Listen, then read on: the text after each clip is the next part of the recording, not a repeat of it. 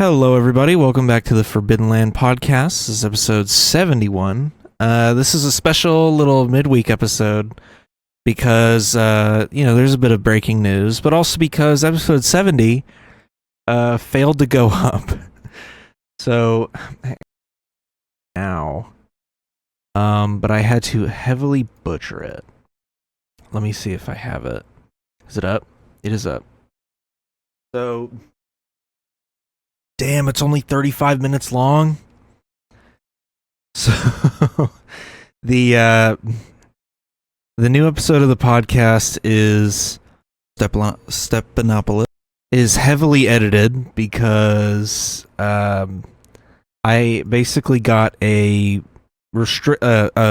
country restriction. It got region locked by Disney. They own ABC, who did the George Stephanopoulos interview, and I watched that interview, and although I agree that my content's fair use, my analysis of the interview was fair use, I am yet a wee boy, so I'm not contending with Disney through the YouTube shitfuck content ID system. And so if you want to listen to the full version of the episode, it's on Spotify, Apple Podcast, not on YouTube Music because that's the YouTube version. And it's also on Patreon, as well as the video portion is also on Patreon. Look, I'm under the full belief that that episode was fully fair use, but I'm not going into legal action with Disney. Because that would be ridiculous. But anyways, sorry I look like a wet rag, by the way. I just went to the gym for 2 hours and murdered myself. But yeah, so some major news went down yesterday. I was making dinner and I cooked up a mean turkey burger. And then I sat down, me and my girlfriend ate said dinner, and I was putting stuff in the dishwasher when suddenly I hear, put on the news, and we pull up the news, and it's, I'll just show the clip. We pull up the news, and it's just a clip of Donald Trump getting shot at. Take a look at what happened.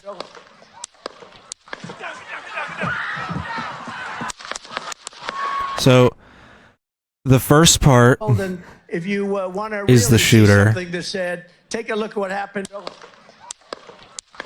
So he feels it hit his ear.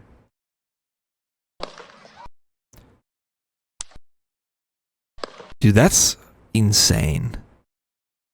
That guy was like a centimeter off of handicapping the president minimum. The convention starts tomorrow.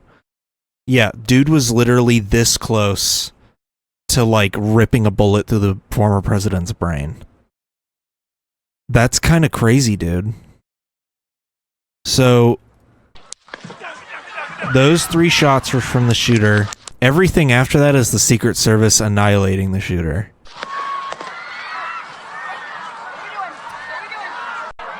So he's on the ground for a bit. Does this show him getting up? No.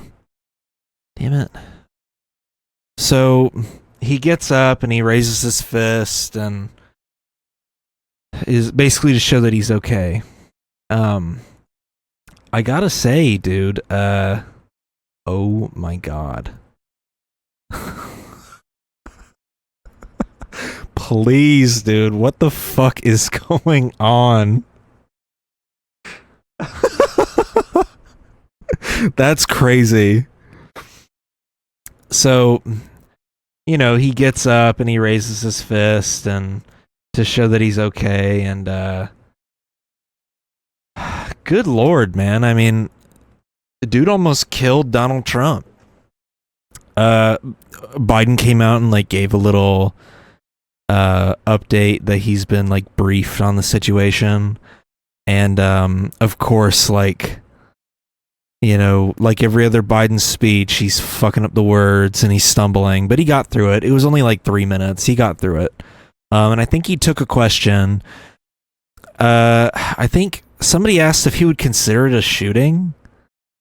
Or no. They asked if he considers it an assassination attempt, and he went, "I can't say." And I'm like, I feel like you could probably say it's an assassination attempt. But yeah, that's some crazy shit. And so we have, like, at this point, it's been not even a full day. I think we have a few details. So we have, like, the shooter's age. I think we have his name, but I didn't read the name. We have his age. He was 20 years old.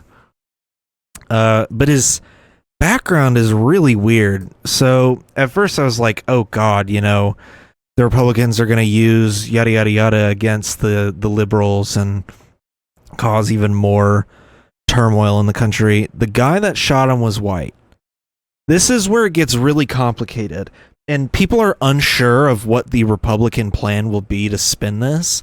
I mean, the realistic way you could spin it is that someone tried to kill the former president, but the details of the guy that tried to do it are really weird and inconsistent.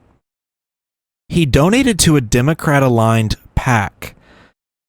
Could have been a super PAC. I don't remember the details of that one, but it's a Democrat organization. He donated to them in the first month of Biden's presidency, so January 2021. But then the next year, he registered as a Republican, presumably for the midterms. So he's a registered Republican. I believe he's been pictured in a gun YouTuber's merch. He is white, so they can't really use race in this instance. Like, the Republicans can't spin race into a campaign thing, but it's really odd that he's a registered Republican. So I want to know more details about him. I think the father declined to take an interview, which also, journalism 101. Why the fuck are you trying to interview the father of the shooter, like, the moment after the Secret Service just killed his son? That's a little sus. I have a little bit of journalistic integrity there. That's a big ask nowadays. But I'm wondering what we'll find out when people find his social media accounts and stuff like that. Because, like, you know, a lot of people end up finding, like, people's Discords right away after incidents like this, or stuff like that, or, like, their Twitters. I don't know what we even know about this guy right now. Let me look it up. Oh, someone from 90210 died at 53. Damn.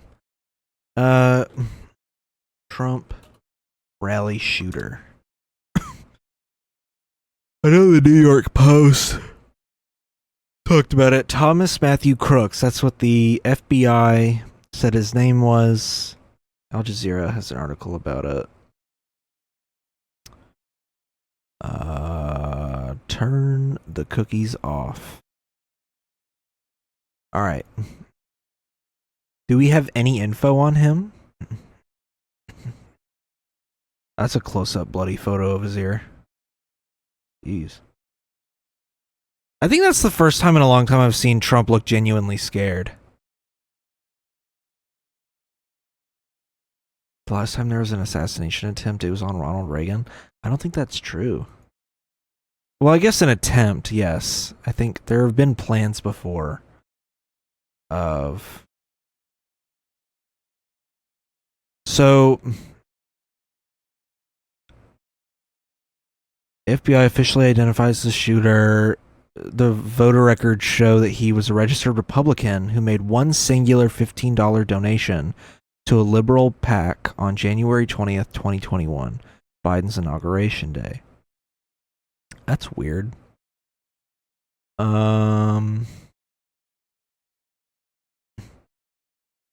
used a rifle?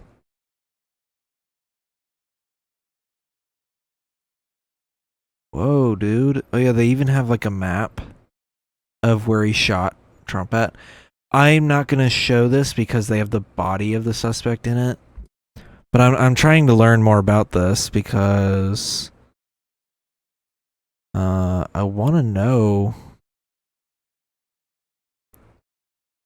more details about the person.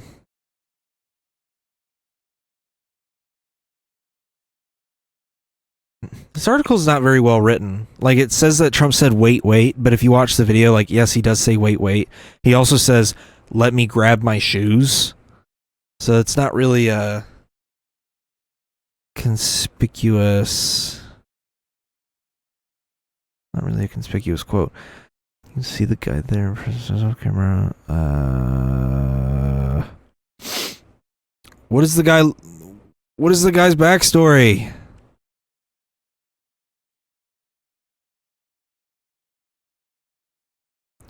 Come on, man. The ATF showed up at his address.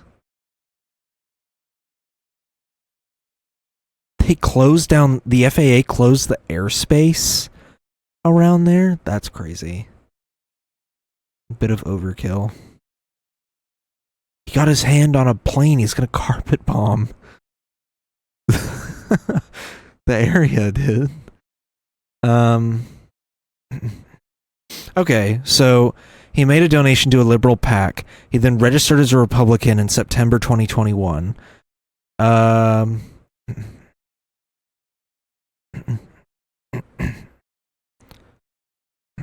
It is the same guy. Those wondering, individuals under 18 can make political donations. Well, yeah, no shit.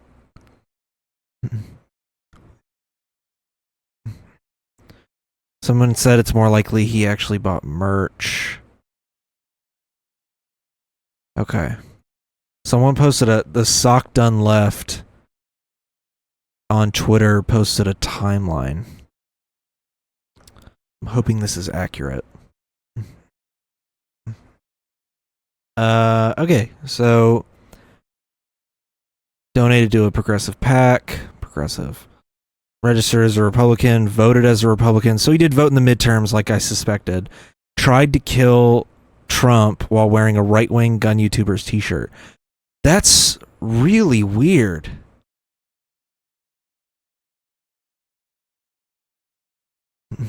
Huh.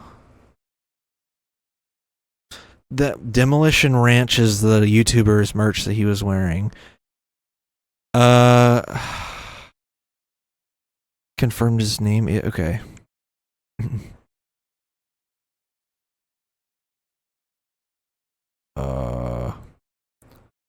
is not deeply political, but the channel is certainly right wing. Well, yeah, anybody with fucking eyeballs can figure that out.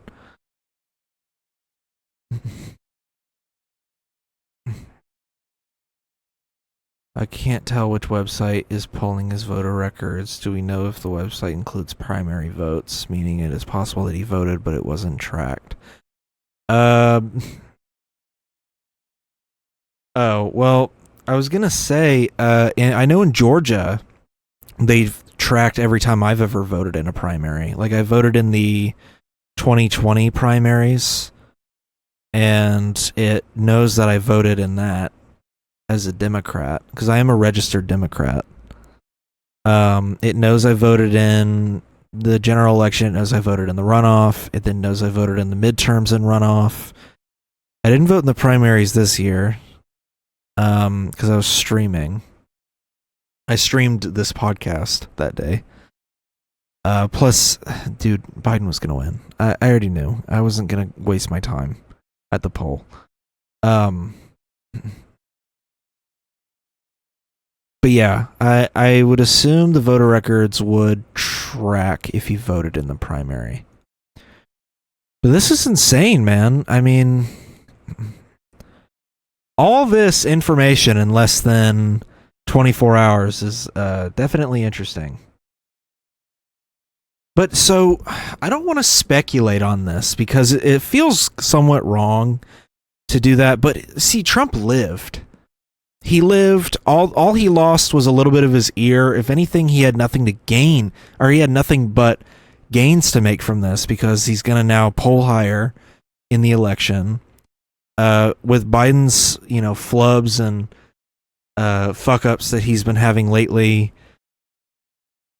Trump was already gaining him in the polls. So, and I think someone had a perfect way of wording it that now it's literally, who are you going to vote for? The guy that just survived an assassination attempt and got up and yelled, fight, fight, fight? Or the dude that can't even string a sentence together and literally looks like he's going to die in the next 5 minutes every time you see him? So the election's not looking great, but I feel like I can speculate on this whole situation due to the fact that Trump did not die and he's not critically injured. In fact, bro could literally step up to a podium right now. Bro's okay. He even released a statement on this saying that he's fine. He just got shot in the ear, which, insane. I would like to know what gun he was using. People kept saying it was a pistol. Somebody else said it was a rifle. He follows a gun YouTuber. Like, I kept making jokes. This is why you don't let a liberal. This is why, we know he's a liberal because liberals can't shoot. Like, shit like that. But now we know that he's not a liberal. He might have been a little lib-leaning when he was younger, when Biden took office. But it seems like after we pulled out of Afghanistan, that kind of lines up with the timeline of him flipping to Republican. He clearly got really into gun content. He then voted in the midterms as a Republican. So it is a little weird that, like, why would he want to kill Donald Trump? Is he like a conservative, like moderate Republican, and that's why he doesn't like Trump? He's more of like a not even DeSantis. He's more of like a Lincoln Project type of Republican, if you can even still call the Lincoln Project Republican. I don't know. Something's off about this whole thing. I'm not gonna obviously push a conspiracy that the Trump campaign hired him. Is there some world where that's a possibility, or that comes out in the future? Maybe. But I'm not going to go with that narrative, only because of the fact that Trump did actually get shot in the ear, it seems. And somebody in the crowd died. That's the other part I haven't mentioned, is that somebody in the crowd died and another person's critically injured. And then obviously Trump got hit in the ear with a bullet. So, I mean, it's just crazy how close we were to history being permanently altered. But this kind of shakes everything up, because he's not a Democrat. He's not a liberal, it seems. He seems like a moderate Republican that went so extreme into, like, I don't even know. I'm struggling to wrap my brain around it right now. Like, if he doesn't like Trump, I wonder if he wrote this down, or if we're gonna find more info about this later on.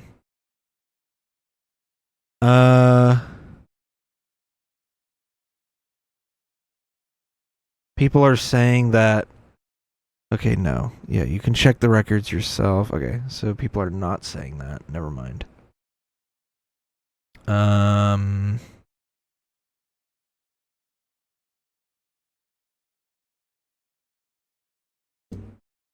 Someone's saying it could actually be a different person.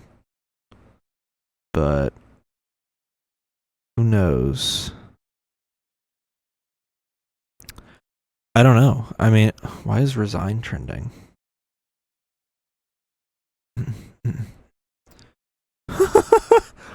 Mike Collins from Georgia?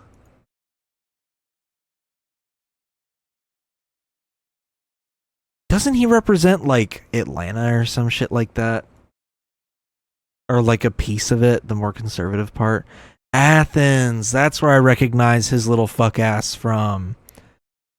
Oh my God. Mike Collins saying Joe Biden sent the orders. Dude, suck a fat cock. I don't like Joe Biden, but like, come on.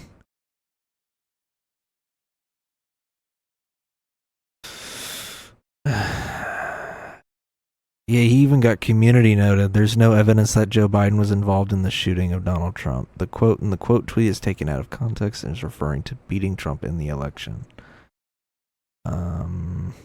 Dude, I'm starving. I already ate some veggies. Was that not enough? Alright. So,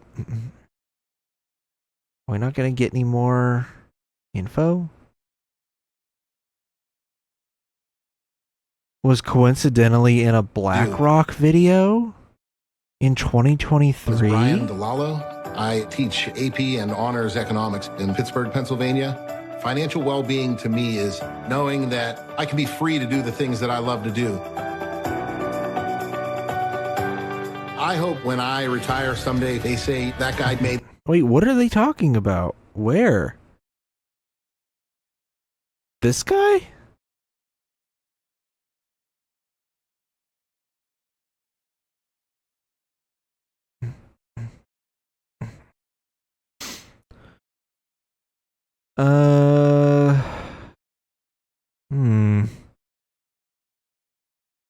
I don't know. That's kind of weird if he did appear in this video. I don't know what he looks like, so... Okay, so it is this guy. People are saying that's him? Weird.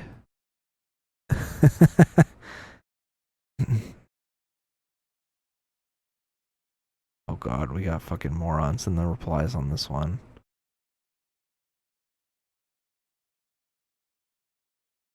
Oh my god, what the hell was that? Anyways, this is weird. Huh. I like how people, Dude, I love that people fucking found this random Instagram account that clearly is trolling, and they're saying, this guy's not right-wing. Fucking idiots. God damn.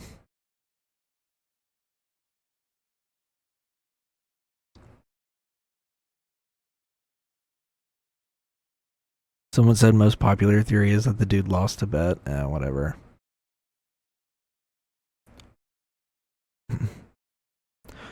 Odd. So we'll just stick to the fact that he was a fan of a somewhat right-wing leaning gun YouTuber. But the gun YouTuber is seemingly a Trump supporter. Right? Make America Texas again. I don't know. So much of this is so confusing.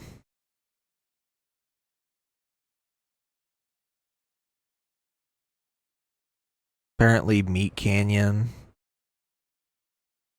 has worked with him before. So maybe he's not as right-wing as I thought. But this picture kind of makes it seem like he's a Republican. Either way, we have his voting records, so we know that he is indeed a Republican. That's what makes the whole thing weird, is that the dude is a Republican. So I would assume he didn't want someone like Trump to beat Biden in the election. He would want somebody different. I just really hope he wrote all this down. I hope there's a Discord somewhere, or a journal, or like a Twitter or something, or an Instagram, or friends of his. But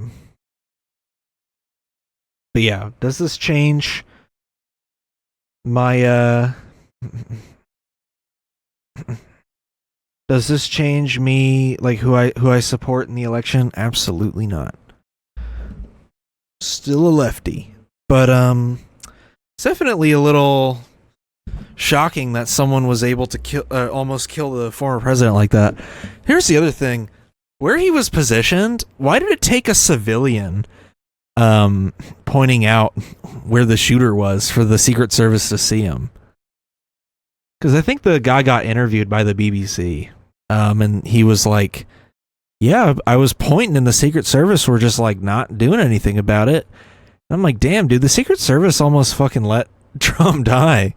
That's kind of crazy. The Secret Service is just notoriously shit at their job, it seems.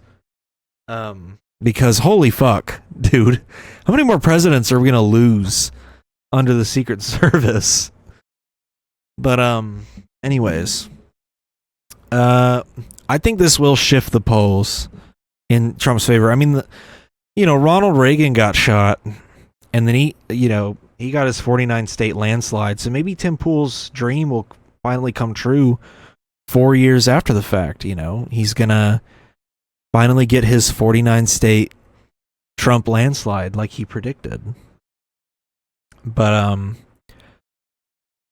yeah, I mean, I don't really have much else in my notes. This is just an early episode to kind of discuss hot stuff. There will be hopefully a main episode on Friday. But anyways, real quick before I end it, go watch my latest stream. I finally streamed after all this time detected nearby. I'm playing this game called Once Human. It was actually really fun. I was playing with my friend. He was streaming as well. But yeah, it was a really fun stream. A few times. Yeah, here's his perspective. His voice actor sounds like an English dub. Yeah. So that's his perspective. Go watch that. Once Human's actually pretty fun. It's kind of like The Forest, but with like cool sci-fi elements. It's like metahumans, and you have to capture deviants, and there's like zombie-like people that walk around, and you have to kill them. You have to set up base. You have to learn skills and stuff. You have to go loot like facilities and whatnot. So yeah, it was a pretty fun game. Hopefully I can stream it again at some point, because I actually did have a lot of fun playing it. But anyways, yeah, I like that I just like sat down and started recording this. I didn't even bother to change my gym outfit or anything. I have been going to the gym a lot more. My keys out of the shot. I have been going to the gym a lot more. Got my fitness journey going. So maybe I'll talk about that in the Friday episode. Who knows? Go listen to this on Spotify, Apple Podcasts, YouTube Music. If you want the audio versions, if you want to support this podcast, you can go to patreon.com/forbiddenlandpod. There I upload all the audio versions of the episodes. In the future I hope to do some bonus content. There's about 3 bonus episodes on the Patreon right now, if you want to go watch those or listen. Episode 70 in its entirety is also on Patreon, so you can go listen to that. And yeah. Alright, that's the end of the podcast. Have a great rest of your week, and I'll see y'all on Friday, hopefully. Bye-bye.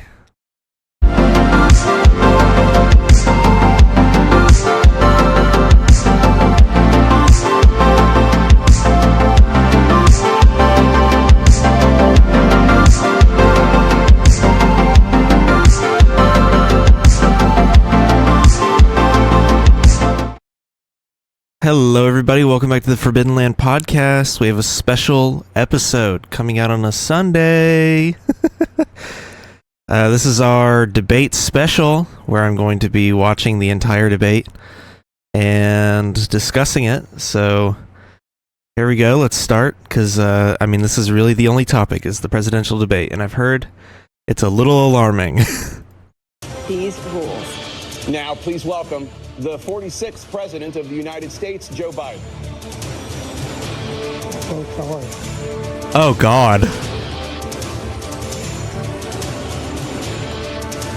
be here. Thank you.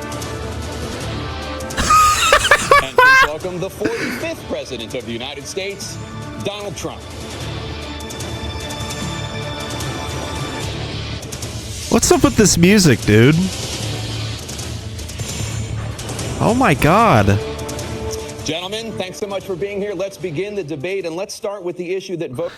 You know what's really interesting is how, I don't know if it's the mics or what, but Biden looks horrible in that first part. Hey folks, what's going on? Like he has no idea what's going on in the room. Voters consistently say is their top concern the economy.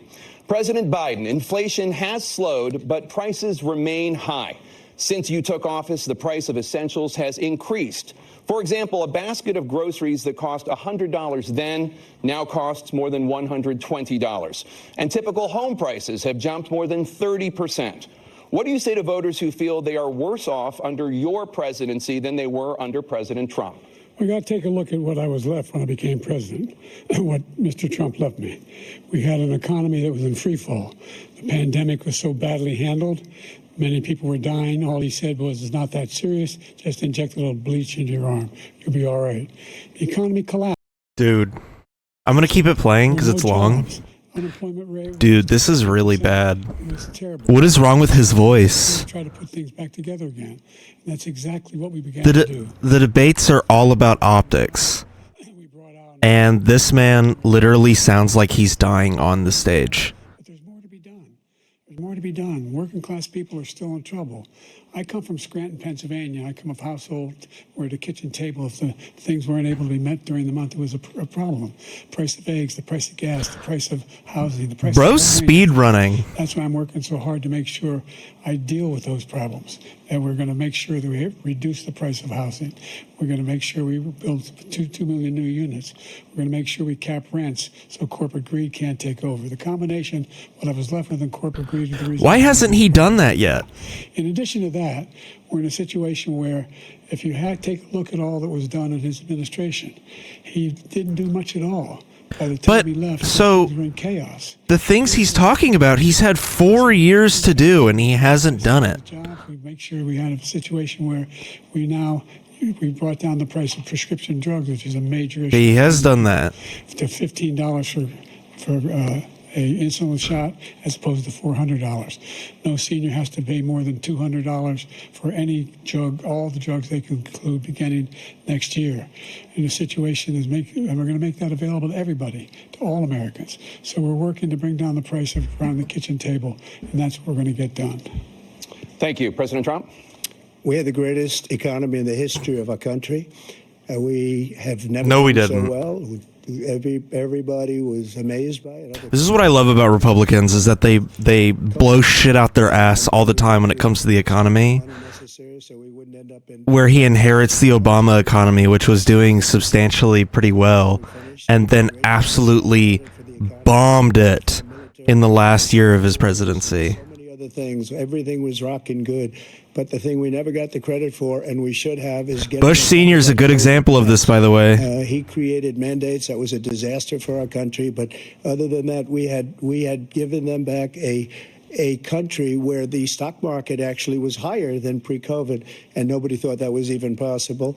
The only jobs he created are for illegal immigrants and bounce-back jobs, the bounce back from the COVID. He has not done a good job. He's done a poor job, and inflation's killing our country. It is absolutely killing us. Thank you, President Biden. That was a really short look, the greatest opening. economy in the world. He's the only one who thinks that, I think. I don't know anybody else who thinks he had the greatest economy in the world. And, you know, the fact of the matter is that we found ourselves in a situation where his economy, he rewarded the wealthy. He had the largest tax cut in American history, $2 trillion. He raised a deficit larger than any president has in any one term. He's the only president other than Herbert Hoover who's lost more jobs than he had when he began, since Herbert Hoover. The idea that he did something that was significant, and the military, you know, when he was president, they were still killing people in Afghanistan. He didn't do anything about that. When he was president, we were still finding ourselves in a position where you had a notion that we were this safe country. The truth is, I'm the only president this century that doesn't have any, this decade, that doesn't have any troops dying anywhere in the world like he did.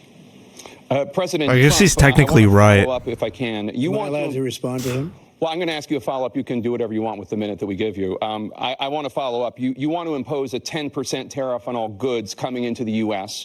How will you ensure that that doesn't drive prices even higher? It's not going to drive them higher. It's just going to cost countries that have been ripping us off for years, like China and many others, in all fairness to China.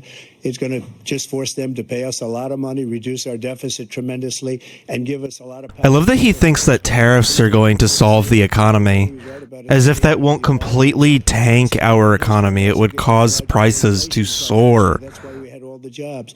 And the jobs went down, and then they bounced back, and he's taking credit for bounce back jobs. You can't do that. He also said he inherited 9% inflation. No, he inherited almost no inflation, and it stayed that way. It's also very Then it blew up under his leadership because they anti-free market of the Republicans to want to raise tariffs. They don't know what they were doing. It was the worst, probably the worst administration in history. There's never been. And as far as Afghanistan is concerned, I was getting out of Afghanistan, but we were getting out with dignity, with strength, with power. He got out. It was the most embarrassing day in the history of our country's life. President Trump, over the last 8 years, under both of your administrations, Country's life. President Trump. So I have to pause for a second because I can't keep talking over them while they're speaking. I love that he won't give any details of his Afghanistan plan. I've always said that I think Biden pulling out of Afghanistan is one of the best things he did as a president, and which is a very unpopular opinion. A lot of liberals got scared of the optics and immediately were like, oh my god, we left stuff in Afghanistan, it's the end of the world.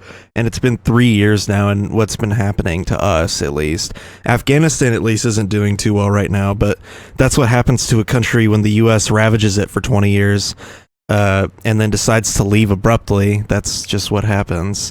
There was no good scenario where Afghanistan wasn't immediately taken back by the Taliban following a U.S. withdrawal. So I would love to know the details of Trump's plan that makes it any better than what Biden did, because it wouldn't have mattered if Obama did it, if Trump did it, or if Biden did. Well, Biden did do it, but it wouldn't have mattered if those three administrations had done it. We shouldn't have gone into Afghanistan in the first place. We shouldn't have gone into Iraq, but that's a whole separate conversation. And so I would love to know what part of Trump's plan. And I hate that they won't press him on it, because they CNN is in this really odd position of having to appear fair and balanced because the right-wing Trumpers are all staring at it with a fucking spyglass, waiting for them to slip up and target the former president. But I would love them to ask a follow-up question about what are the details of your Afghanistan withdrawal plan that were different from what Biden did. And of course the answer would be fueled by hindsight and whatnot. He can obviously manipulate his answer towards a more favorable outcome because we have hindsight now. We know what didn't work and what would have, theoretically. So he can get away. I was wearing the wrong glasses. I should be wearing my blue light ones. He can get away with giving a bullshit answer that's curated towards what would have maybe worked a little better than what Biden did. But I'd love to at least hear it. I don't want to hear we would have left with strength and dignity. I'm like, is that a new weapon that we were developing called strength and dignity? Like, what part of the plan would have made it where we left with strength and dignity?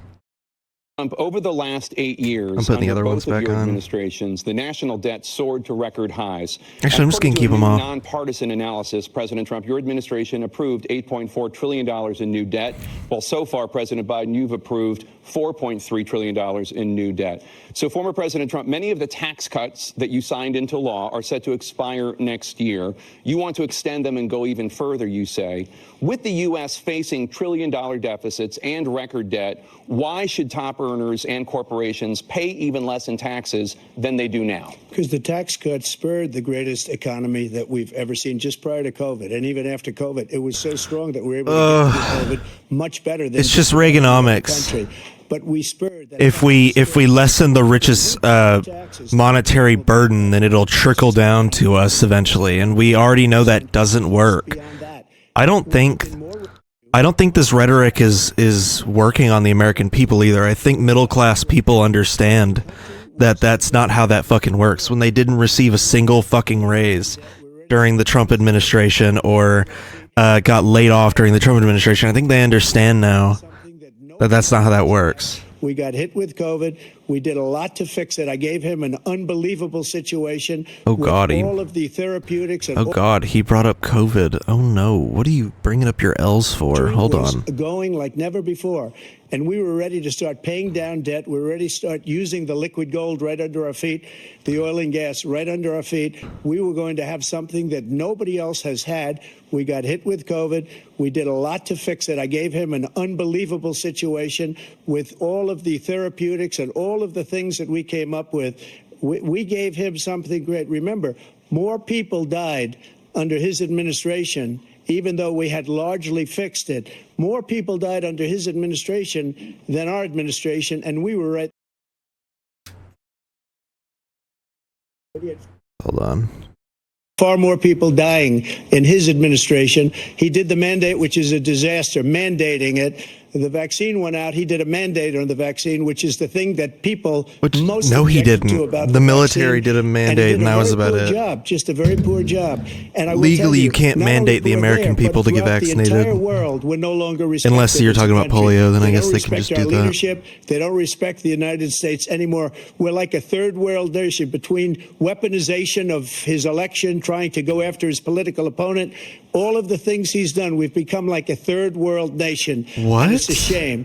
The damage he's done to our country. What? And I'd love to ask him. Wait. A third world nation between weaponization of his election, trying to go after his political opponent.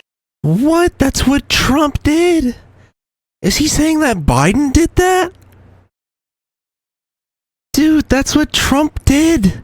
He literally said to Ukraine, we're not going to give you money unless you give me information on my opponent. That's exactly what Trump did. He used the presidential office to get information on his political enemies. That's literally fucking Nixon type shit. And he got impeached. Oh my God.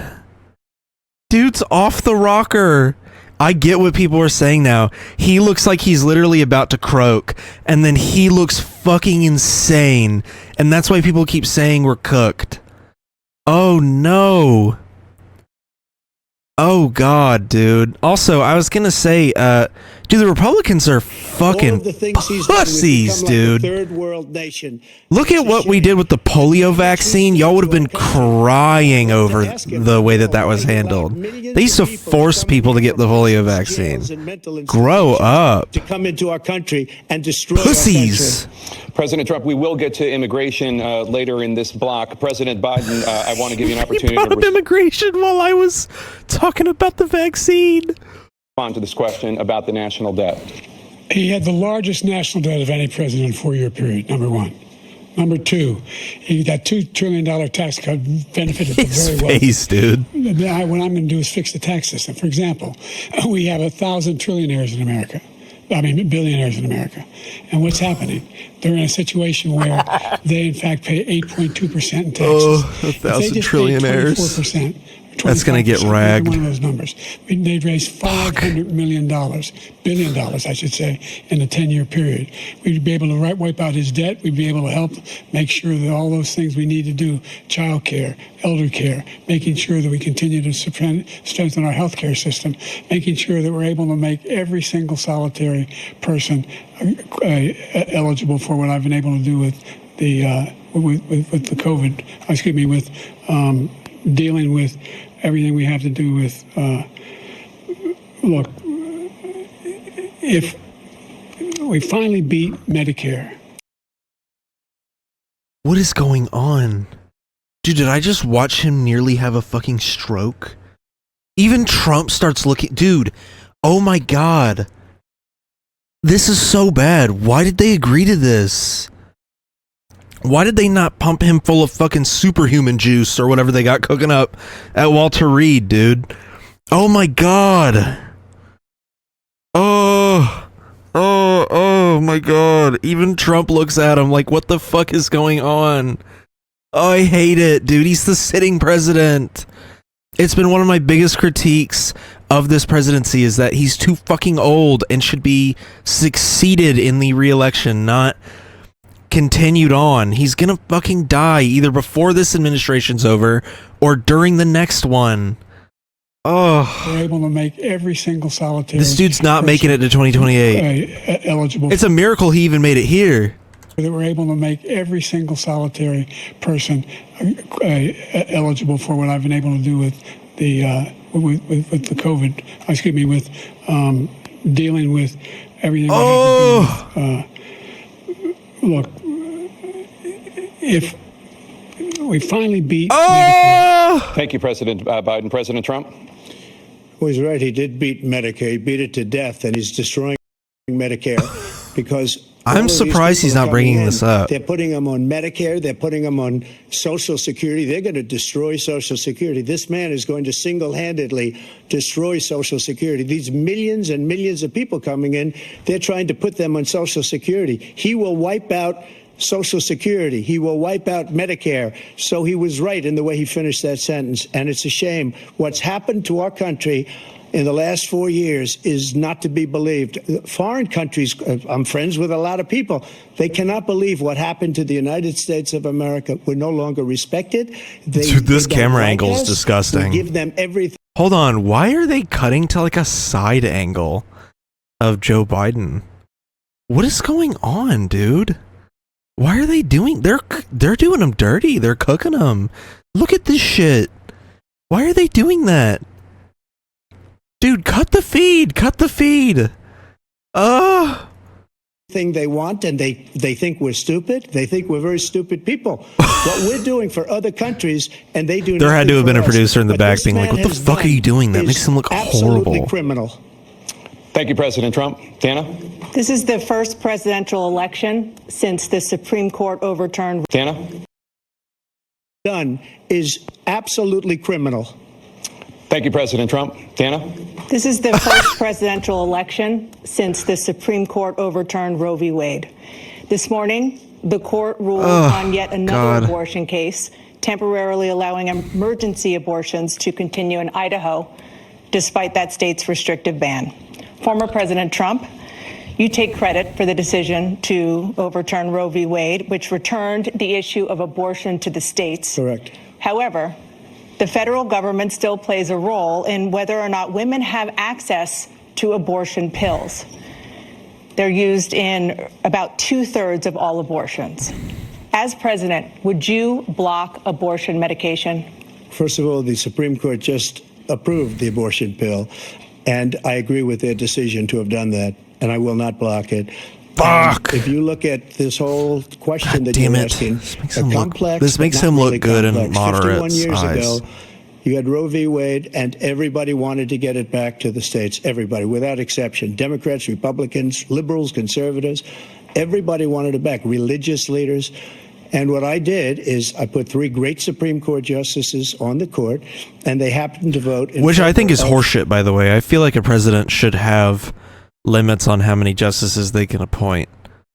Of course, there's some problems there. There would have to be a carve out for certain scenarios. But I feel like if there's 3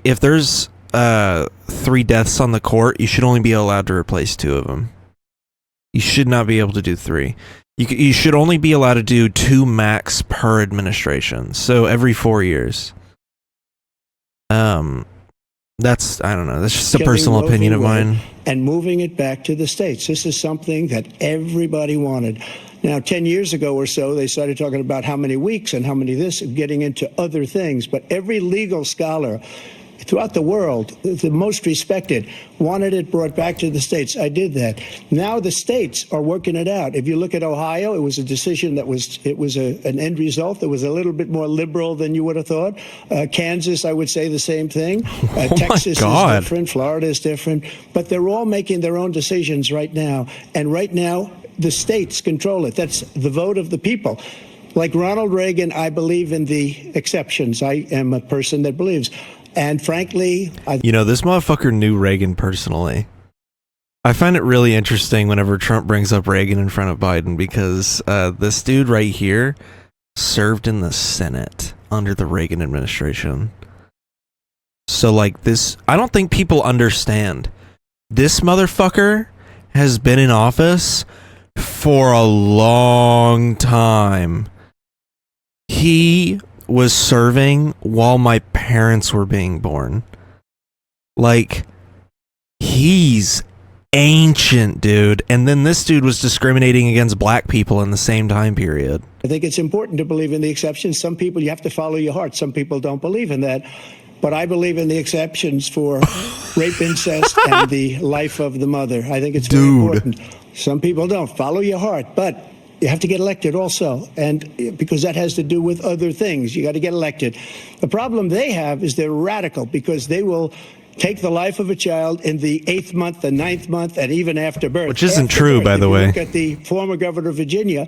He was willing to do this. He said, we'll put the baby aside and we'll determine what we do with it. Hold the phone. That Virginia story, one, is like ancient history at this point. That shit was 6 years ago. That was also not what he said. It's also where that infamous clip of Alex Jones yelling at Eddie Bravo comes from on JRE, where he's like, they took a vote in the goddamn fucking Senate. I love that fucking clip so much. It's so funny. That was back when I used to somewhat still watch the Joe Rogan Experience. Holy shit, what a clip. The baby, meaning we'll kill the baby. It's also not we true. We brought it back to the states, and the country is now coming together on this issue. It's been a great thing. Saying we brought it back to the states after saying that the Virginia governor wanted to kill babies is hilarious, because you basically just said the Virginia governor wanted to murder 9-month-old fetuses, and I basically just gave him the power to do so. It's been a terrible thing, what you've done. The fact is that the vast majority of constitutional scholars supported Roe when it was decided. Supported Roe. And that's this idea that they're all against it is just ridiculous. And this is the guy who says the state should be able to have it. We're in a state where in 6 weeks, you don't even know whether you're pregnant or not, but you cannot see a doctor, and have him decide on what your circumstances are, whether you need help. The idea that states are able to do this is a little like saying we're going to turn civil rights back to the states, let each state have a different rule. Look, there's so many young women who have been, including a young woman who just was murdered, and he went to the funeral. The idea that... Bro just said you hate black people. Holy shit. That's basically what he just said, that you just want to return.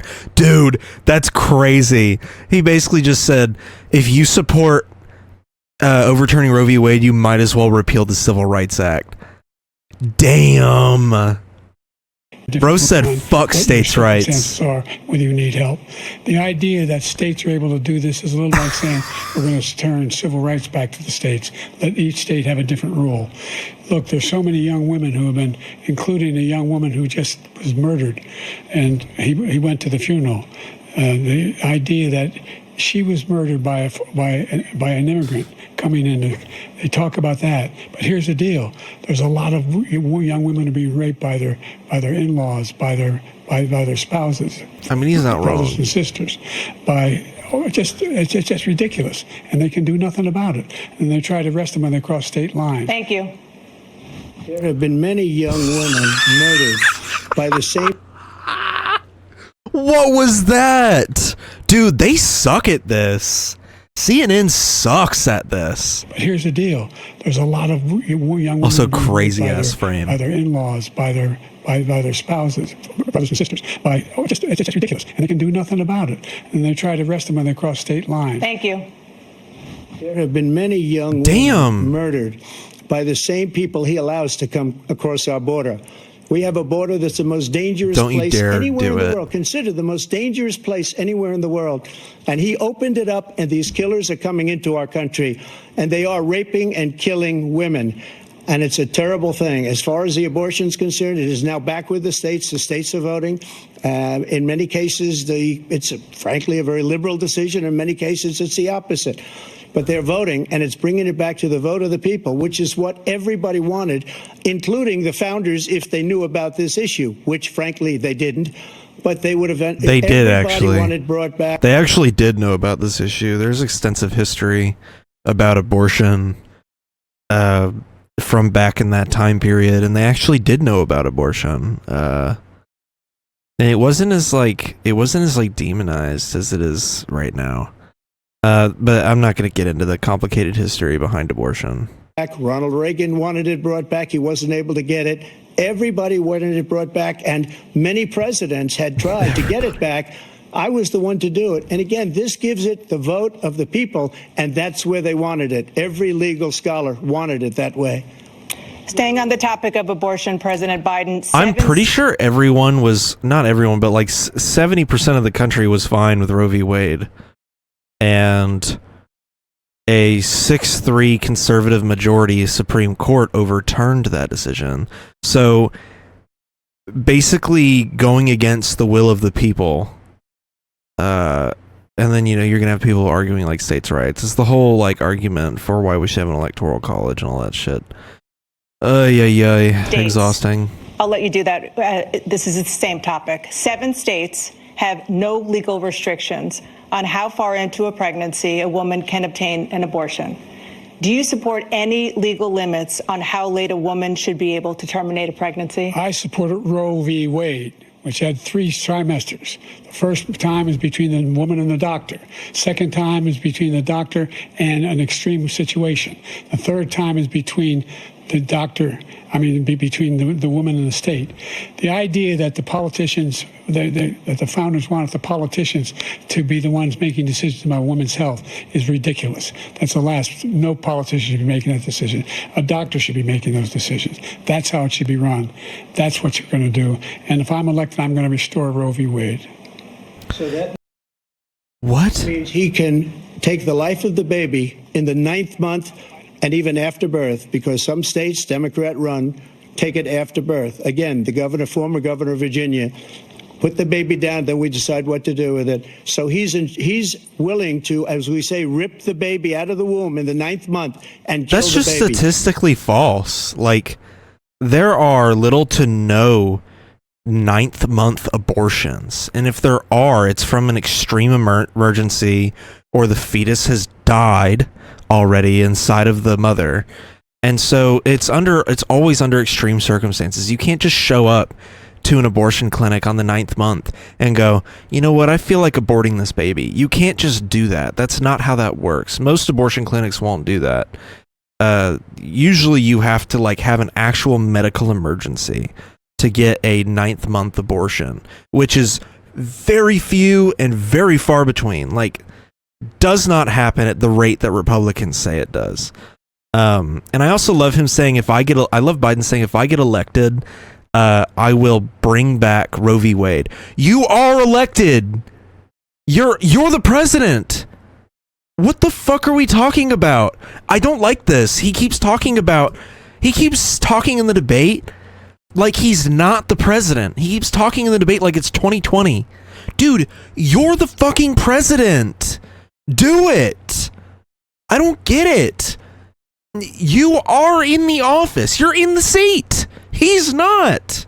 Just do it. Codify that shit. I don't get this. I don't understand this whole debate so far. He keeps talking about, oh, if I get elected this, if I get elected that. Dude, you are elected. You're the president. Do it. I hate this shit. All this shit about fucking abortion, immigration, whatever else they're going to talk about in this debate. Probably about healthcare. I think they already talked about fucking Medicaid and shit and like healthcare and all that. Do it, dude. All this shit you said you were going to do in 2020, you haven't done it. Why do we need to elect you to a second term so you do it? I don't understand. I don't get it. Why do we have to re-elect him for him to do the shit that he said he was going to do in the first 4 years? I don't understand it. I'm so critical of Biden in this debate because he is the president. If this was the 2020 debate, I'd be railing up Trump's ass the whole time and I did when I talked to my friends about that debate all the way back then, those 2 debates that they had. I talked about how fucking abominable Trump's administration was. Trump was the sitting president during that time. I would have gone in on him. Biden was just the candidate. Of course, former vice president. But what does the vice president do? in all actuality. But Biden is the president now. Trump doesn't have any actual power right now. He has social clout. He doesn't have any actual political power in the government. So, like, I'm going to be way more critical of the guy that signs the bills and can basically say, let's go blow up that place, than I'm going to be of the guy who's on trial right now who could probably go to jail before the election. Nobody wants that Also, to happen. Trump does not have the smoke this debate. Nobody wants it to happen. You're lying. That is simply not true. He's kind of a Roe v. bitch, Wade this does not debate. provide for that. That's not the circumstance. Like, literally, he looks weak in this debate. Trump does. He's usually way more fired up. I feel like he has way more bangers. Maybe we just haven't given him time to load up yet. Only if a woman's life is in danger, she's going to die. That's the only circumstance in which that can happen. But we are not for late-term abortion, period. Period, period. Under Roe v. Wade, you have late-term abortion. You can do whatever you want, depending on the state. You can do whatever you want. We don't think that's a good thing. We think it's a radical thing. We think Haven't the Democrats courts are the radical. universally upheld 9-month abortion bans? Like, haven't the courts universally upheld stuff like that? Those limits? Like, those are very reasonable discretionary limits on Roe v. Wade. Like I said, a lot of abortion clinics will not go through with just a optional 9-month abortion just because you want to get one. Usually it has to be some kind of medical emergency. Radicals, not the Republicans. For 51 years, that was the law. 51 years, Constitutional Scholarship said it was the right way to go. 51 years, and it was taken away because this guy put very conservative members on the Supreme Court. He takes credit for taking it away. What's he going to do? What's he going to do? In fact, if the MAGA Republicans, he gets elected, and the MAGA Republicans control the Congress, and they pass a universal ban on abortion, period, across the board at 6 weeks or 7 or 8 or 10 weeks, something very, very conservative. Is he going to sign that bill? I'll veto it. He'll sign it. Thank you. Let's turn now to the issue of immigration and border security. President Biden, a record number Dude, of migrants he was about to go have illegally hard. crossed the Trump was about to go in on him on that, and they cut his ass off. southern That's border on your awesome. watch. Overwhelming border states They went, we gotta move and on. overburdening cities such as New York and Chicago, and in some cases causing real safety and security concerns. Given that, why should voters trust you to solve this crisis? Because we worked very hard to get a bipartisan agreement that not only changed all of that, it made sure that we are in a situation where you had no circumstance where they could come across the border with the number of border police there are now. We significantly increased the number of asylum officers. Significantly, by the way, the Border Patrol endorsed my position. In addition to that, we found ourselves in a situation where when he was president, he was separating babies from their mothers, putting them in cages, making sure the families were separated. That's not the right way to go. I just want to remind everybody that Biden's doing the exact same thing. I've changed it in a way that now you're in a situation. The Democrats and Republicans are pretty fairly aligned on immigration. It's better than when he left office. The Democrats are just a lot quieter about it. Total ban on the total initiative relative to what we're going to do with more Border Patrol and more asylum officers. President Trump? I really don't know what he said at the end of that sentence. I don't think he knows what he said either. Look, we had the safest border in the history of our country. All he had to do was leave it. All he had to do was leave it. Oh, my He decided to open up our border, open up our country. Someone put him on a Dayquil and then an Adderall, man. Come on, give him some Hunter's crack. Institutions, insane asylum, terrorists. Give him those steroid packs. Coming into our country right now. All terrorists, all over the world, not just in South America, all over the world. They come from the Middle East, everywhere, all over the world. They're pouring in. The Middle East. And this guy just left it open. And he didn't need legislation because I didn't have legislation. I said, close the border. We had the safest border in history. In that final couple of months of my presidency, we had, according to Border Patrol, who is great, and by the way, who endorsed me for president, but I won't say that, but they endorsed me for president. Let's remind the audience here that Biden has upheld Title 42, has actually used it, which is hilarious because COVID's no longer a major threat. So there's no real reason to keep using it. He's also deported more people in the first year of his presidency than Trump had in like 3 years. So like I said, the Democrats and Republicans are very aligned on this problem.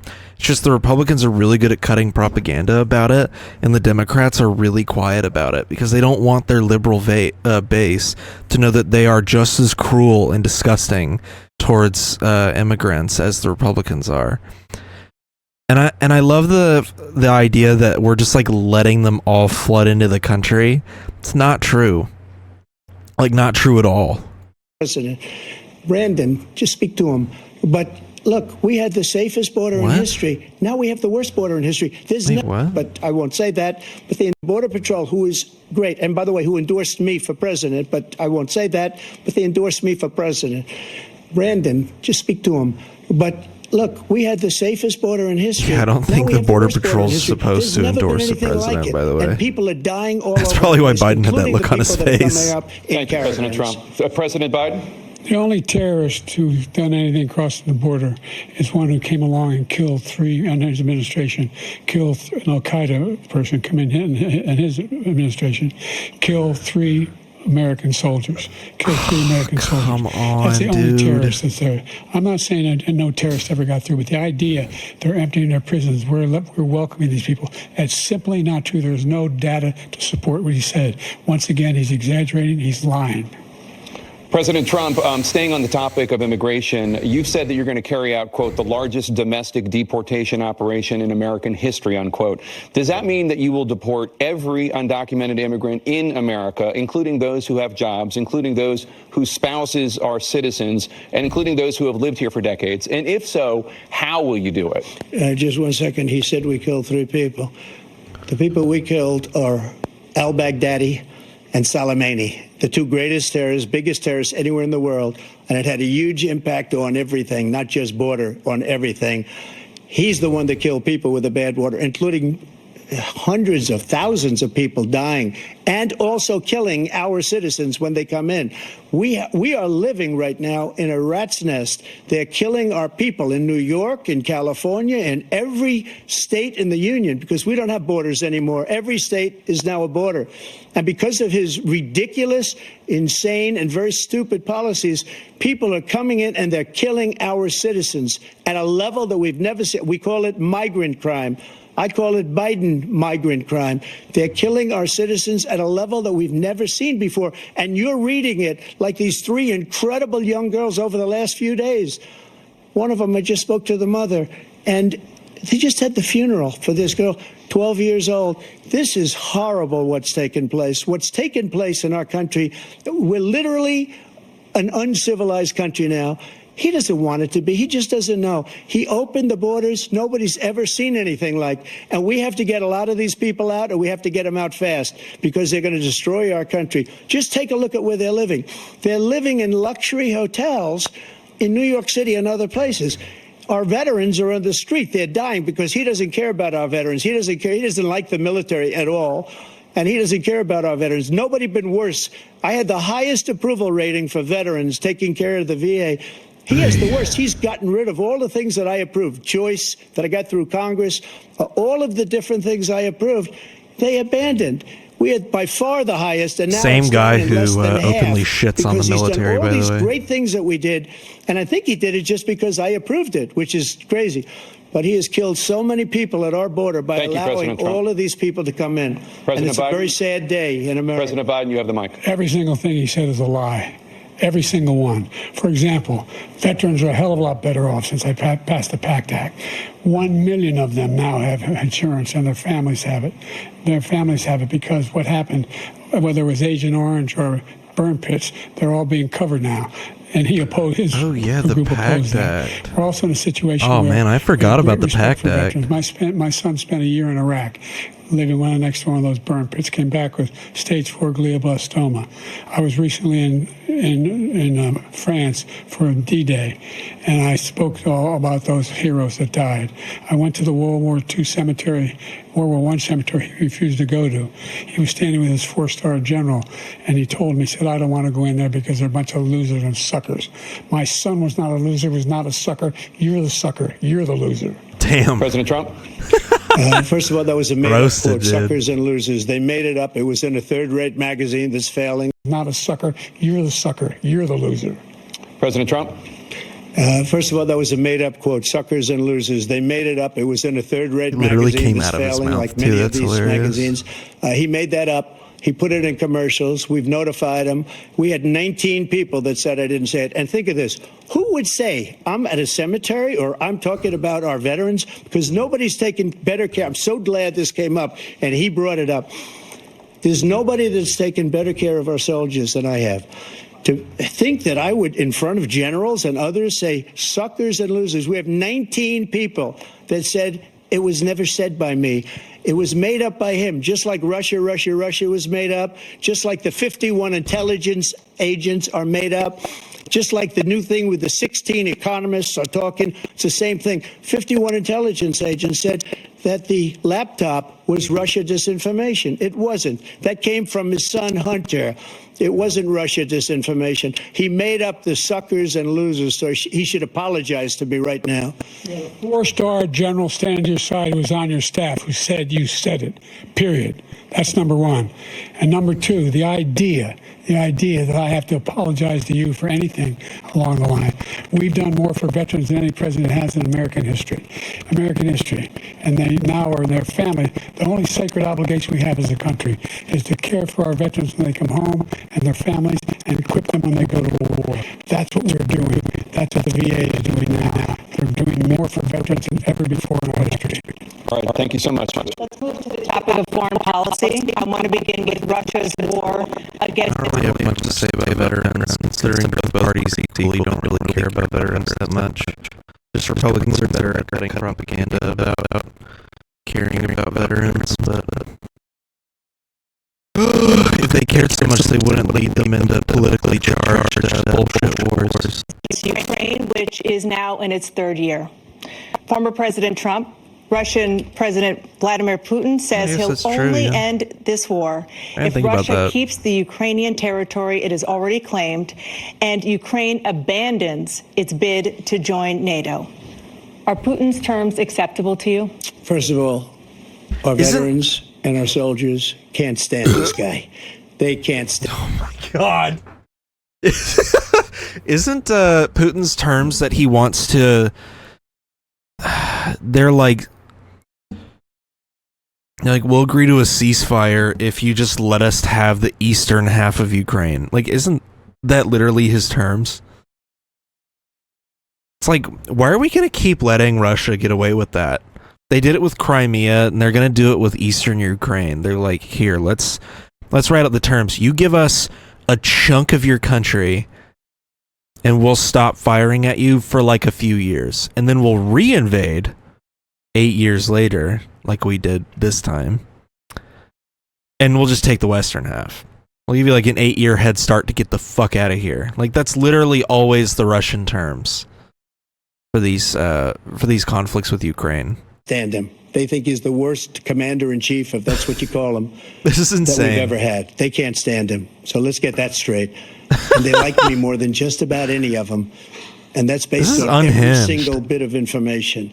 As far as Russia and Ukraine, if we had a real president, the president that knew, that was respected by Putin, he would have never invaded Ukraine.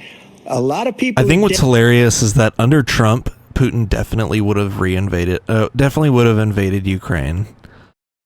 And under Trump, Israel would have for sure glassed the fuck out of Gaza by now. Those are two conflicts that he said would never have happened if he was the president. However, Trump is the reason why October 7th happened in the first place. He recognized the Golan Heights as being Israel's. He moved the embassy to Jerusalem. So it's like, all this would have happened under a Trump administration, like the glassing of, the genocide in Gaza, the Ukrainian invasion, the soon-to-be Northern Front in Israel against Lebanon. All of this would have happened. The only difference would have been it would have had full, unwavered support from Trump instead of like like we're gonna act like we care, but we're gonna like behind the scenes support it anyways, the way that Biden has been doing. So yeah. Dead right now, much more than people know. They talk about numbers. You can double those numbers, maybe triple those numbers. He did nothing to stop it. In fact, I think he encouraged Russia from going in. I'll tell you what happened. He was so bad with Afghanistan. It was such a horrible embarrassment, most embarrassing moment in the history of our country, that when Putin watched that and he saw the incompetence, that he should have fired those generals, I fired the one that you mentioned. And so he's got no love lost, but he should have fired those generals. No general got fired for the most embarrassing moment in the history of our country, Afghanistan, where we let Bro's gonna billions say of dollars Afghanistan behind. We caused lost the 13 Ukrainian beautiful soldiers, invasion. and 38 soldiers were obliterated. And by the way, we left people behind too. We left American citizens behind. Dude. When Putin saw that, he said, you know what? I think we're going to go in and maybe take this was his dream. I talked to him about it, his dream. The difference. That's almost as insane as India. Oh shit. That's almost as insane as India claiming that they stopped the Ukrainian invasion to save Indians that were there. Says he never would have invaded. That's what Modi said. Ukraine, never. Just like Israel would have never been invaded in a million years by Hamas. You know why? Because Iran was broke with me. I wouldn't let anybody do business with them. They ran out of money. They were broke. They had no money for Hamas. They had no money for anything. You know what's hilarious is that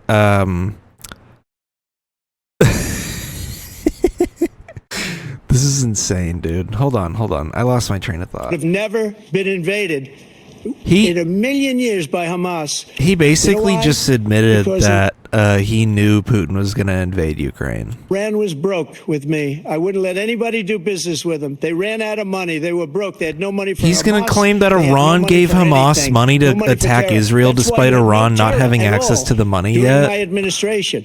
This place, the whole world is blowing up under him. President Biden. That makes no I've never heard so sense. much malarkey in my whole life. Look, the fact of the matter is that President Biden. I've never heard so much malarkey in my whole life. Look. Oh, Jesus Christ. All that money that he's talking about, by the way, is money that South Korea was withholding from Iran. It was Iran's money. And then finally South Korea decided to give Iran the money. Well, the money hadn't reached Iran yet by the time October 7th happened.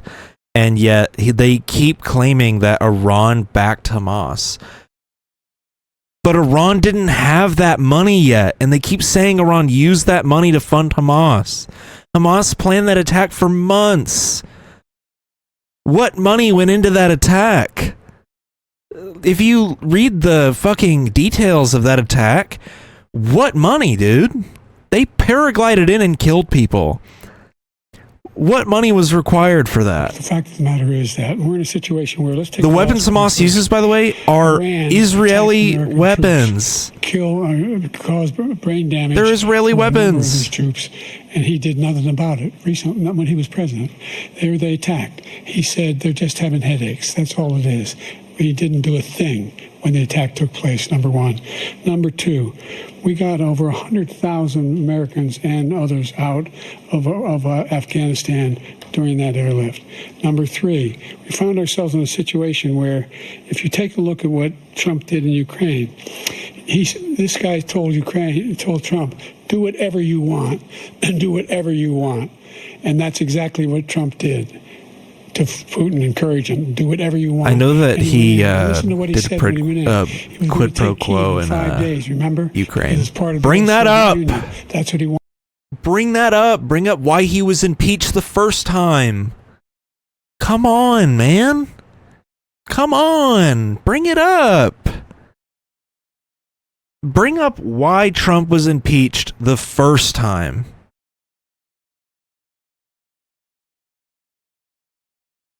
He has direct involvement in Ukraine.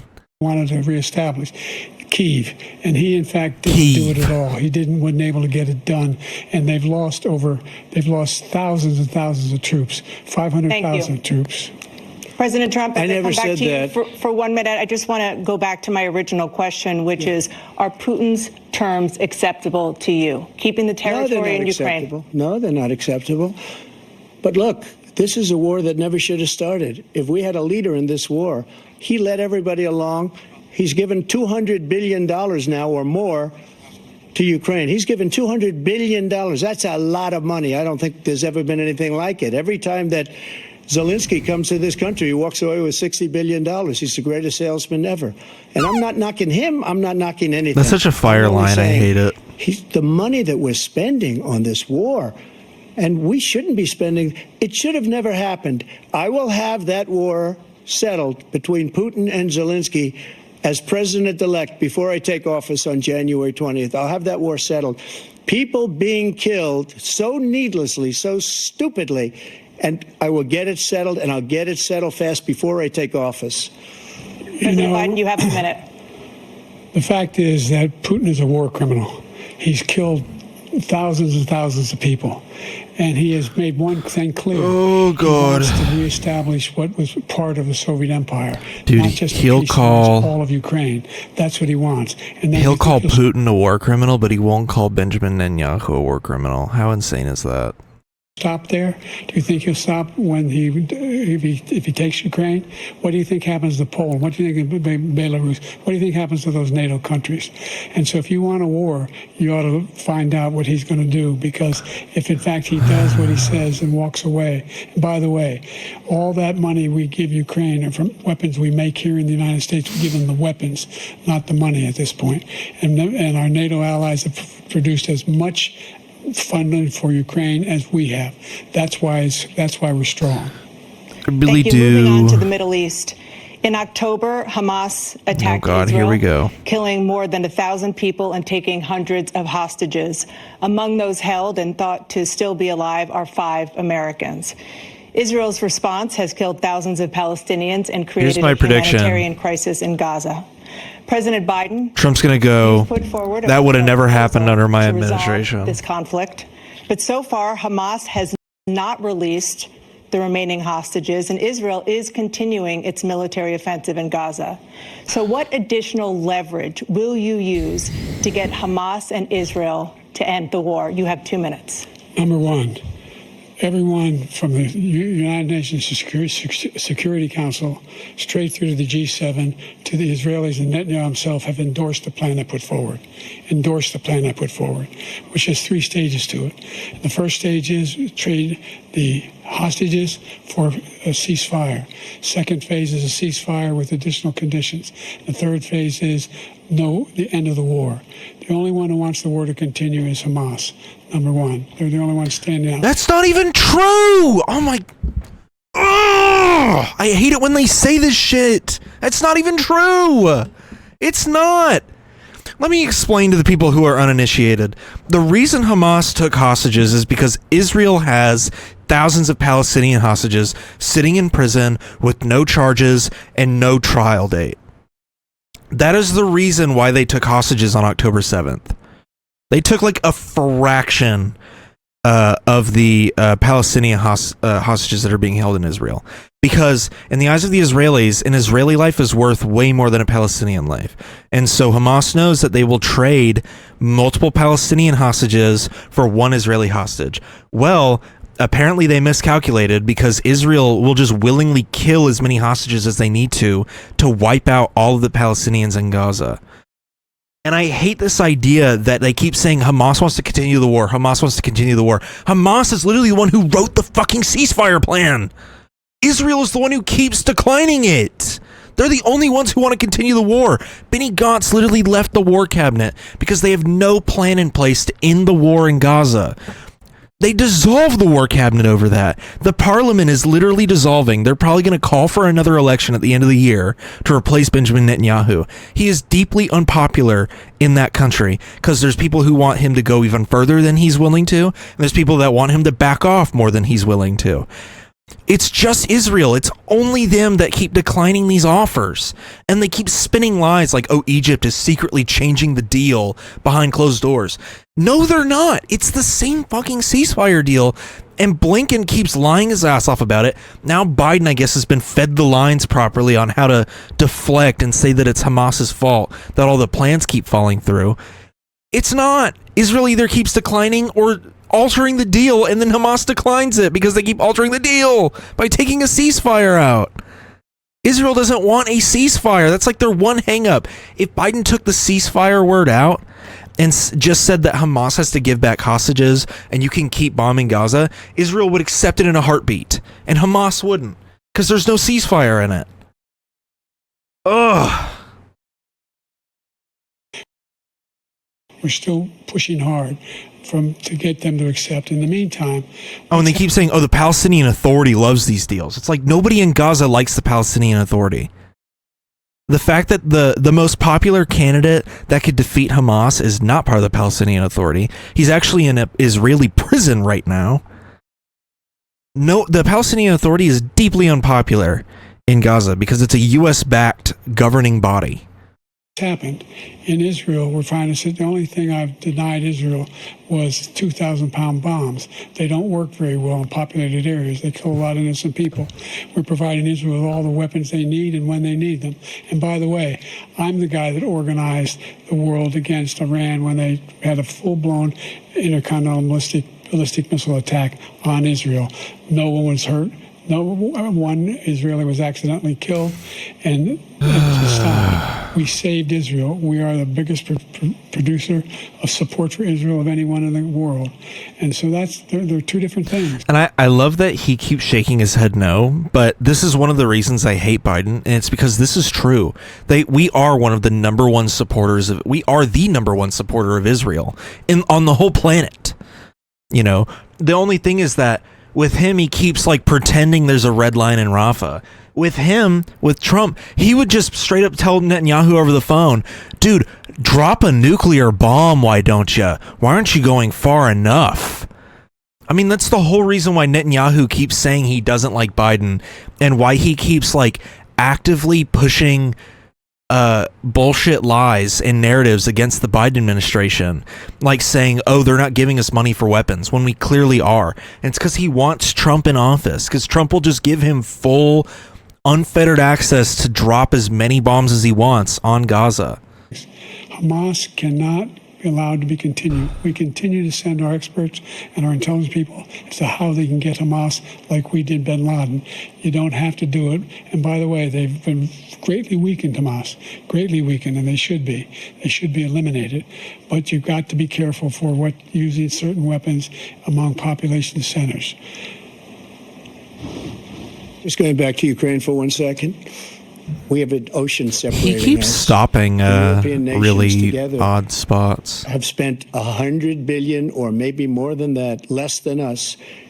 Why doesn't he call them and say, you got to put up your money like I did with NATO? I got them to put up hundreds of billions of dollars. The Secretary General of NATO said Trump did the most incredible job I've ever seen. They wouldn't have any. They were going out of business. We were spending almost 100% of the money was paid by us. He didn't do that. He's getting you got to ask these people to put up the money. We're over $100 billion more spent, and it has a bigger impact on them because of location, because we have an ocean in between.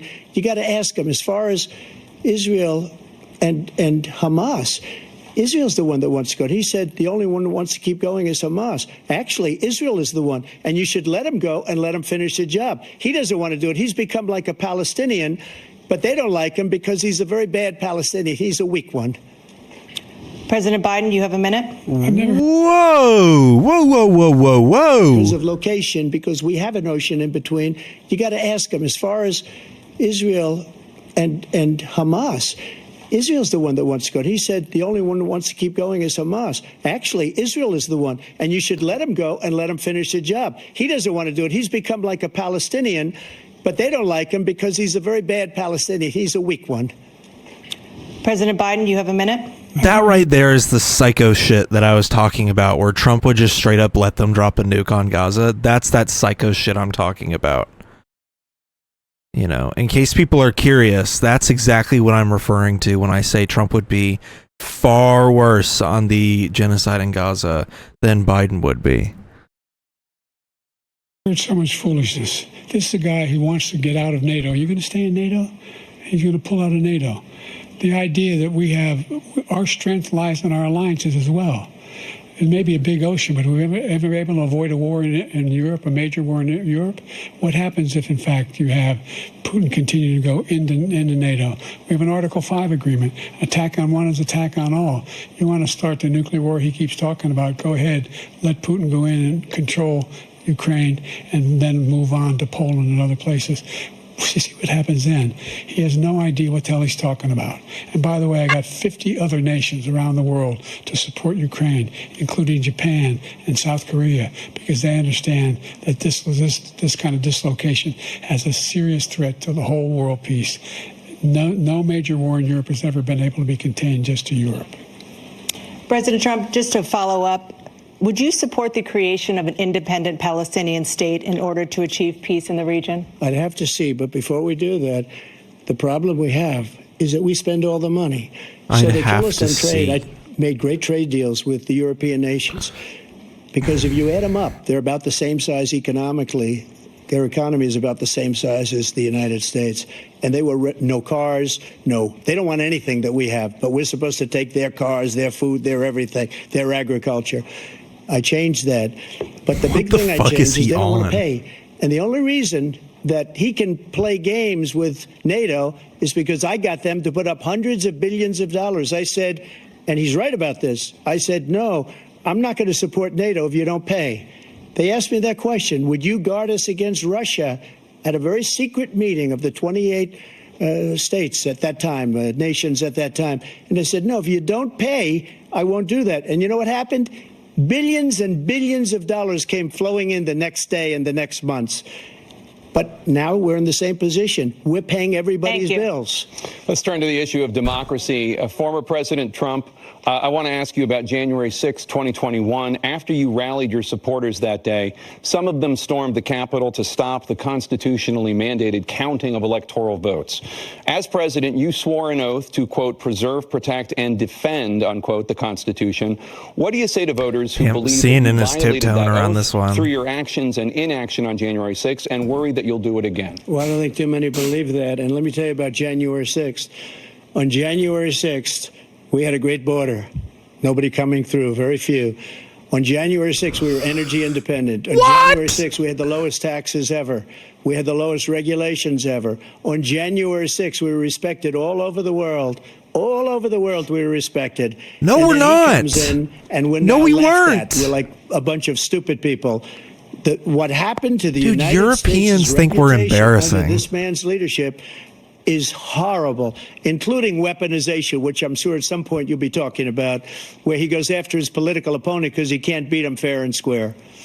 You have 80 seconds left. My question was, what do you say to those is he referring to the federal case of Jack Smith and the documents and all that? Who believe that you violated your constitutional oath through your actions and inaction on January 6, 2021, and worry that you'll do it again? Well, I didn't say that to anybody. I said peacefully and patriotically. And Nancy Pelosi, if you just watched the news from 2 days ago, on tape to her daughter, who's a documentary filmmaker, they say, but she's saying, oh, no, it's my responsibility. I was responsible for this because I offered her 10,000 soldiers or National Guard, and she turned them down. And the mayor of, in writing, by the way, the mayor, in writing, turned it down, the mayor of D.C. They turned it down. I offered 10,000 because I could see, I had virtually... I love what a load of shit that is.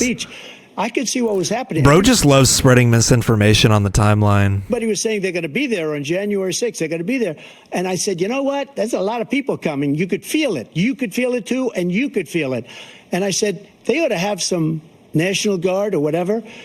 And I offered it to her, and she now admits... They ought to have some National Guard or whatever. I think so. This is my analysis. I think he's surprised at how old and decrepit Biden seems this time around. But he's still like unhinged and crazy. And then Biden is like old and decrepit, right? But he's horrified at some of the like crazy ass shit coming out of Trump's mouth. Like, because Trump is a lot more unhinged now than he used to be. Trump back then was willing to like boss up a little bit, you know, throw some jabs here and there. But ultimately he was the president. So he had to put on some kind of face of like a bit of humility. Now he's like, man, I'm not the fucking president. we're gonna storm the, like, literally he's like, and the Jews are doing this, and we're gonna kiss Putin on the mouth, and we're gonna fuck Zelensky in the ass, and I'm gonna give Israel a bunch of gold. Like, it's just like unhinged mouth shit. And then Biden's over here like, where am I? Oh, I just shit my pants. Like, that's literally what we're dealing with right now. In the last debate, it was like, I'll fight you behind the gym, Jack. And then Trump is like, fuck you, Jack. Fuck you, motherfucker. Like, that's literally what the last debate was like. This one's way more off the rails. She turned it down. And it was the same day she was, I don't know, she can't be very happy with her daughter because it made her into a liar.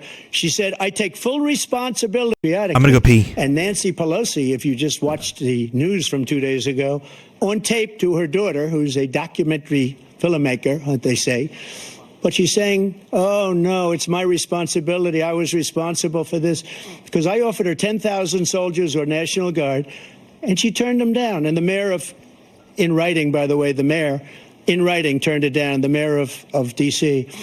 They turned it down. I offered 10,000 because I could see, I had virtually nothing to do. They asked me to go make a speech. I could see what was happening. Everybody was saying they're going to be there on January 6th. They're going to be there. And I said, you know what? There's a lot of people coming. You could feel it. You could feel it, too, and you could feel it. And I said, they ought to have some National Guard or whatever. And I offered it to her, and she now admits that she turned it down. And it was the same day she was, I don't know, she can't be very happy with her daughter because it made her into a liar. She said, I take full responsibility for January 6th. President Biden? Look, he encouraged those folks to go up on Capitol Hill, number one. I sat in the dining room off the Oval Office. He sat there for 3 hours watching, begging, being begged by his vice president and a number of his colleagues on the Republican side as well to do Did I miss something, anything? to call for a stop, to end it. Instead, they talked about these people being patriots and great patrons of America. In fact, he says he'll not forgive them for what they've done. They've been convicted. He says he wants to commute their sentences and say that no. But he went to every single court in the nation. I don't know how many cases, scores of cases, including the Supreme Court. And they said, no, this guy is responsible for doing what was done. He didn't do a damn thing. And these people should be in jail. And they should be the ones who are being held accountable. And he wants to let them all out. And now he says if he loses again, such a whiner that he is, that there could be a bloodbath. Thank you, President Biden. President Trump? They've done to some people that are so innocent, you ought to be ashamed of yourself. What you have done, how you've destroyed the lives of so many people. What? When they ripped down Portland, when they ripped down many other cities. You go to I'm sorry? Hold on, I'll let him finish. Minnesota, Minneapolis, what they've done there with the fires all over the city. If I didn't bring in the National Guard, that city would have been destroyed. When you look at all of the... I think what's hilarious is that, so the January 6ers are going to prison, right? Understandably so. When you storm a government building, especially the capital of the United States, typically you should go to prison. But I distinctly remember during the George Floyd protests and riots, unmarked federal agent vans rolling up and grabbing people off the street and throwing them in jail. I distinctly remember that shit. But the big difference is that all those people doing those riots and protests, a lot of them were on public streets. Obviously, some broke into buildings and lit them on fire and stole stuff. That obviously happened. A lot of those people, though, went to jail or had their identity sealed under like a mask. So you can't put them in jail because you don't know who they are. And you can't... What was that? And you can't just put people walking in the street in jail. You can't just do that. So I don't understand this point. Like, if there were people participating in the protests, you can't just arrest people for being on a public street in a protest. That's not how that works. But when you storm the Capitol and you're in the federal Capitol building, you're actively participating in the Capitol riot. You're in the building. That's a big difference. If you're just out on like the outer part before you even get to the steps, I don't think you're going to get arrested. That's why a lot of those people that are in the photos but are never pictured in the Capitol building, a lot of them are fine. So I just don't get this. They took over big chunks of Seattle. I was all set to bring in the National Guard. They heard that. They saw them coming, and they left immediately. What he said about this whole subject is so off. Peacefully patriotic. One other thing. The Unselect Committee, which is basically two horrible Republicans that are all gone now, out of office, and Democrats, all Democrats, they destroyed and deleted all of the information they found because they found out we were right. We were right. And they deleted and destroyed all of the information. They should go to jail for that. If a Republican did that, they'd go to jail. Thank you, President Trump. President Biden, I want to give you a minute. The only person on this stage is a convicted felon is the man I'm looking at right now. And the fact of the matter is, what he's telling you is simply not true. The fact is that there was no effort on his part to stop what was going on up in Capitol Hill. And all those people, every one of those who were convicted, deserves to be convicted. The idea that they didn't kill somebody, just went in and broke down doors, broke the windows, occupied offices, turned over desks, turned them over statues. The idea that those people are patriots? Come on. When I asked him the first two debates we had, first time around, I said, will you denounce the Proud Boys? He said, no, I'll tell them to stand by. The idea he's refusing, will you denounce these guys? Why is he shaking his head? Hold the phone. First time around, I said, will you denounce the Proud Boys? He said, no, I'll tell them to stand by. The idea he's refusing. Yes, he did. He said it in the fucking last debate. I don't remember if it was the first debate or the second debate in 2020, but he literally told them to stand up and stand by. That's what he said. Everyone remembers that. I can literally pull up the footage. Denounce these guys? We denounce the people we're talking about now? We denounce the people who attacked that Capitol? What are you going to do? I'm going to give you a minute, President Trump, for a follow-up question I have. After a jury convicted you of 34 felonies last month, you said if reelected, you would, quote, have every right to go after, unquote, your political opponents. You just talked about members of the Select Committee on January 6th going to jail. Your main political opponent is standing on stage with you tonight. Can you clarify exactly what it means about you feeling you have every right to go after your political opponents? Well, I said my retribution is going to be success. We're going to make this country successful again, because right now it's a failing nation. My retribution is going to be success. But not exactly what he was felon, implying. His son is a convicted felon at a very high level. His son is convicted, going to be convicted probably numerous other times. Should have been convicted before, but his Justice Department let the statute of limitations lapse on the most important things.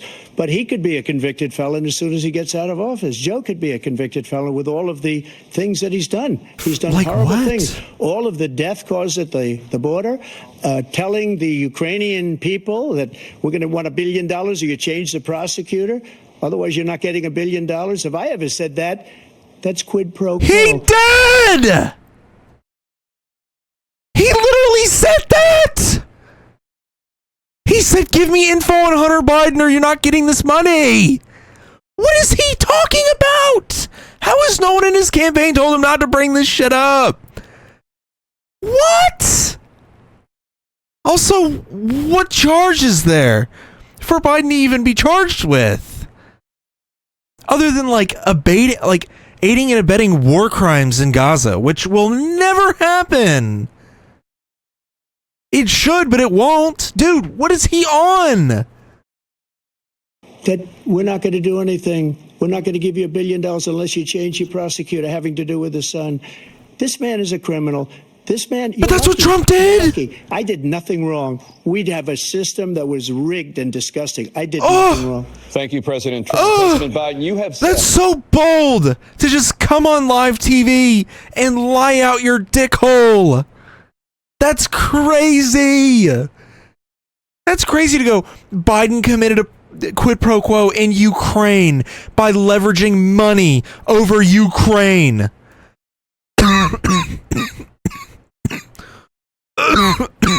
What? That's what Trump did. He literally went, "You're not getting this money unless you give me info on Hunter Biden and the Biden family." What? That's crazy. Ed, I'm coming right to you, sir. You want to respond? Go ahead. I'll give you a minute to respond. The idea that I did anything wrong relative to what you're talking about is outrageous. It's simply a lie, number one. Number two, the idea that you have a right to seek retribution against any American just because you're president is wrong. It's simply wrong. No president's ever spoken like that before. No president in our history has spoken like that before. Number three, the crimes that you are still charged with, and think of all the civil penalties you have. How many billions of dollars do you owe in civil penalties for molesting a woman in public, for doing a whole range of things, of having sex with a porn star on the night while your wife was pregnant? I mean, what are you talking about? You have the morals of an alley cat. Give you a minute, sir. I didn't have sex. You have the morals of an alley cat. Of an alley cat? I didn't have sex with a porn star. Oh, so number old. one. Number two, that was a case that was started and moved. They moved a high-ranking official, a DOJ, into the Manhattan DA's office to start that case. That case is going to be appealed and won. We had a very terrible judge, a horrible judge, Democrat. What? The prosecutor were all high-ranking Democrats, appointed people, and both the civil and the criminal. He basically went after his political opponent because he thought it was going to damage me. But when the public found out about these cases, because they understand it better than he does, he has no idea what these cases are. But when they found out about these cases, you know what they did? My poll numbers went up, way up. You know that because you're reporting it. And we took in more money in the last 2 weeks than we've ever taken in the history of any campaign. I don't think any campaign has ever taken. Hundreds of millions of dollars came pouring in because the public knows it's a scam. And it's a guy that's after his political opponent because he can't win fair and square. Thank you, President Trump. President Biden, you have said, quote, Donald Trump and his MAGA Republicans are determined to destroy American democracy. Do you believe that the tens of millions of Americans who are likely to vote for President Trump will be voting against American democracy? The more they know about what he's done, yes. The more they know about what he's done. And there's a lot more coming. He's got a lot of cases down the road coming around. He's got a whole range of issues he has to face. I don't know what the juries will do, but I do know he has a real problem. And so the fact that, could you ever think you heard any president say that I'm going to seek retribution? Do you ever hear any presidents say that I thought Hitler had some good ideas? What got me involved around the first place after my son died, I decided in Iraq, because of Iraq, I said I wasn't going to run again until I saw what happened in Charlottesville, Virginia. People coming out of the woods carrying swastikas on torches, and singing the same anti-Semitic bile they sang when back in Germany. And the young woman got killed. I spoke to the mother, and they asked him. They said, "What do you think of those people? The ones who got killed, the one who tried to stop it, and the ones," he said, "I think they're fine people on both sides." What American president would ever say Nazis coming out of fields carrying torches, singing the same anti-Semitic bile, carrying swastikas were fine people? And this is a guy who says Hitler's done some good things. I'd like to know what they are. The good things Hitler's done, that's what he said. This guy has no sense of American democracy. President Trump. Jake, both of you know that story has been totally wiped out because when you see the sentence, it said 100% exoneration on this. So he just keeps it going. He says he ran because of Charlottesville. He didn't run because of Charlottesville. He ran because it was his last chance. He's not equipped to be president. You know it, and I know it. It's ridiculous. We have a debate. We're trying to justify his presidency. His presidency is, without question, the worst president, the worst presidency in the history of our country. We shouldn't be having a debate about it. There's nothing to debate. He made up the Charlottesville story, and you'll see it's debunked all over the place. Every anchor every reasonable anchor has debunked it. What? Dude, even he's like, what the fuck? What? Dude. Oh my, I'm gonna lose my mind. Also, fuck Jake Tapper and Dana Bash. I fucking hate these moderators, dude. Fuck them. The fact that they're not stopping him and going, "Sir," or cutting the footage. You know they're going to bring this stuff up. be like, sir, actually, you did say this stuff, because we want to have some, you know, vision of like, oh, there's civility and, oh, we have to make it fair. We can't. There is footage of him saying this stuff. There's footage of this protest, of this Nazi rally that happened like 7 years ago. There's footage of it. Oh, but, you know, CNN are a bunch of spineless fucking pussies who refuse for the last, however long it's been, what, 8 years? Who refuse for the last 8 years to push back on anything Trump says. Anything with substance, at least. Like, they'll say something he said was wrong, but they won't show it.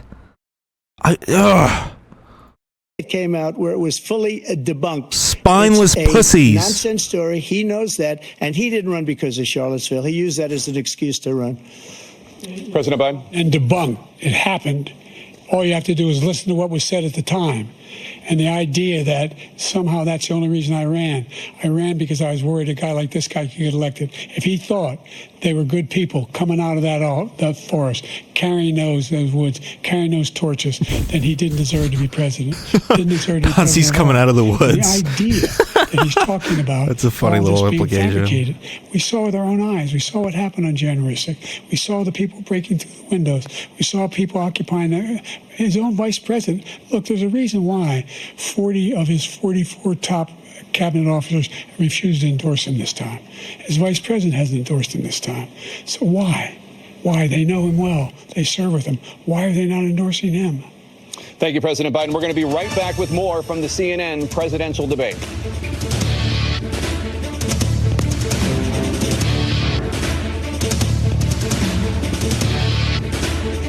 From Georgia. Let's talk about persistent challenges you both faced in your first terms, and you'd certainly face again in a second. All right, I want to skip ahead a little bit because this debate is long as fuck, and I kind of just want to move on. I took 2 tests, cognitive tests. Oh, here we go. The This. juice. Thank you. Former President Trump, to follow up, you would be 82 at the end of your second term. What do you say to voters who have concerns about your capabilities to serve? Well, I took 2 tests, cognitive tests. I aced them, both of them, as you know. We made it public. He took none. I'd like to see him take one, just one, a real easy one. Like go through the first 5 questions. He couldn't do it. But I took 2 cognitive tests. I took physical exams every year. And, you know, we knock on wood wherever we may have wood, that I'm in very good health. I just won 2 club championships, not even senior, 2 regular club championships. To do that, you have to be quite smart, and you have to be able to hit the ball a long way, and I do it. He doesn't do it. He can't hit a ball 50 yards. He challenged me to a golf match. He can't hit a ball 50 yards. I think I'm in very good shape. I feel that I'm as in good a shape as I was 25, 30 years ago. Actually, I'm probably a little bit lighter, but I'm in as good a shape as I was years ago. I feel very good. I feel the same. But I was willing to take a cognitive test, and you know what? If I didn't do well, I aced them.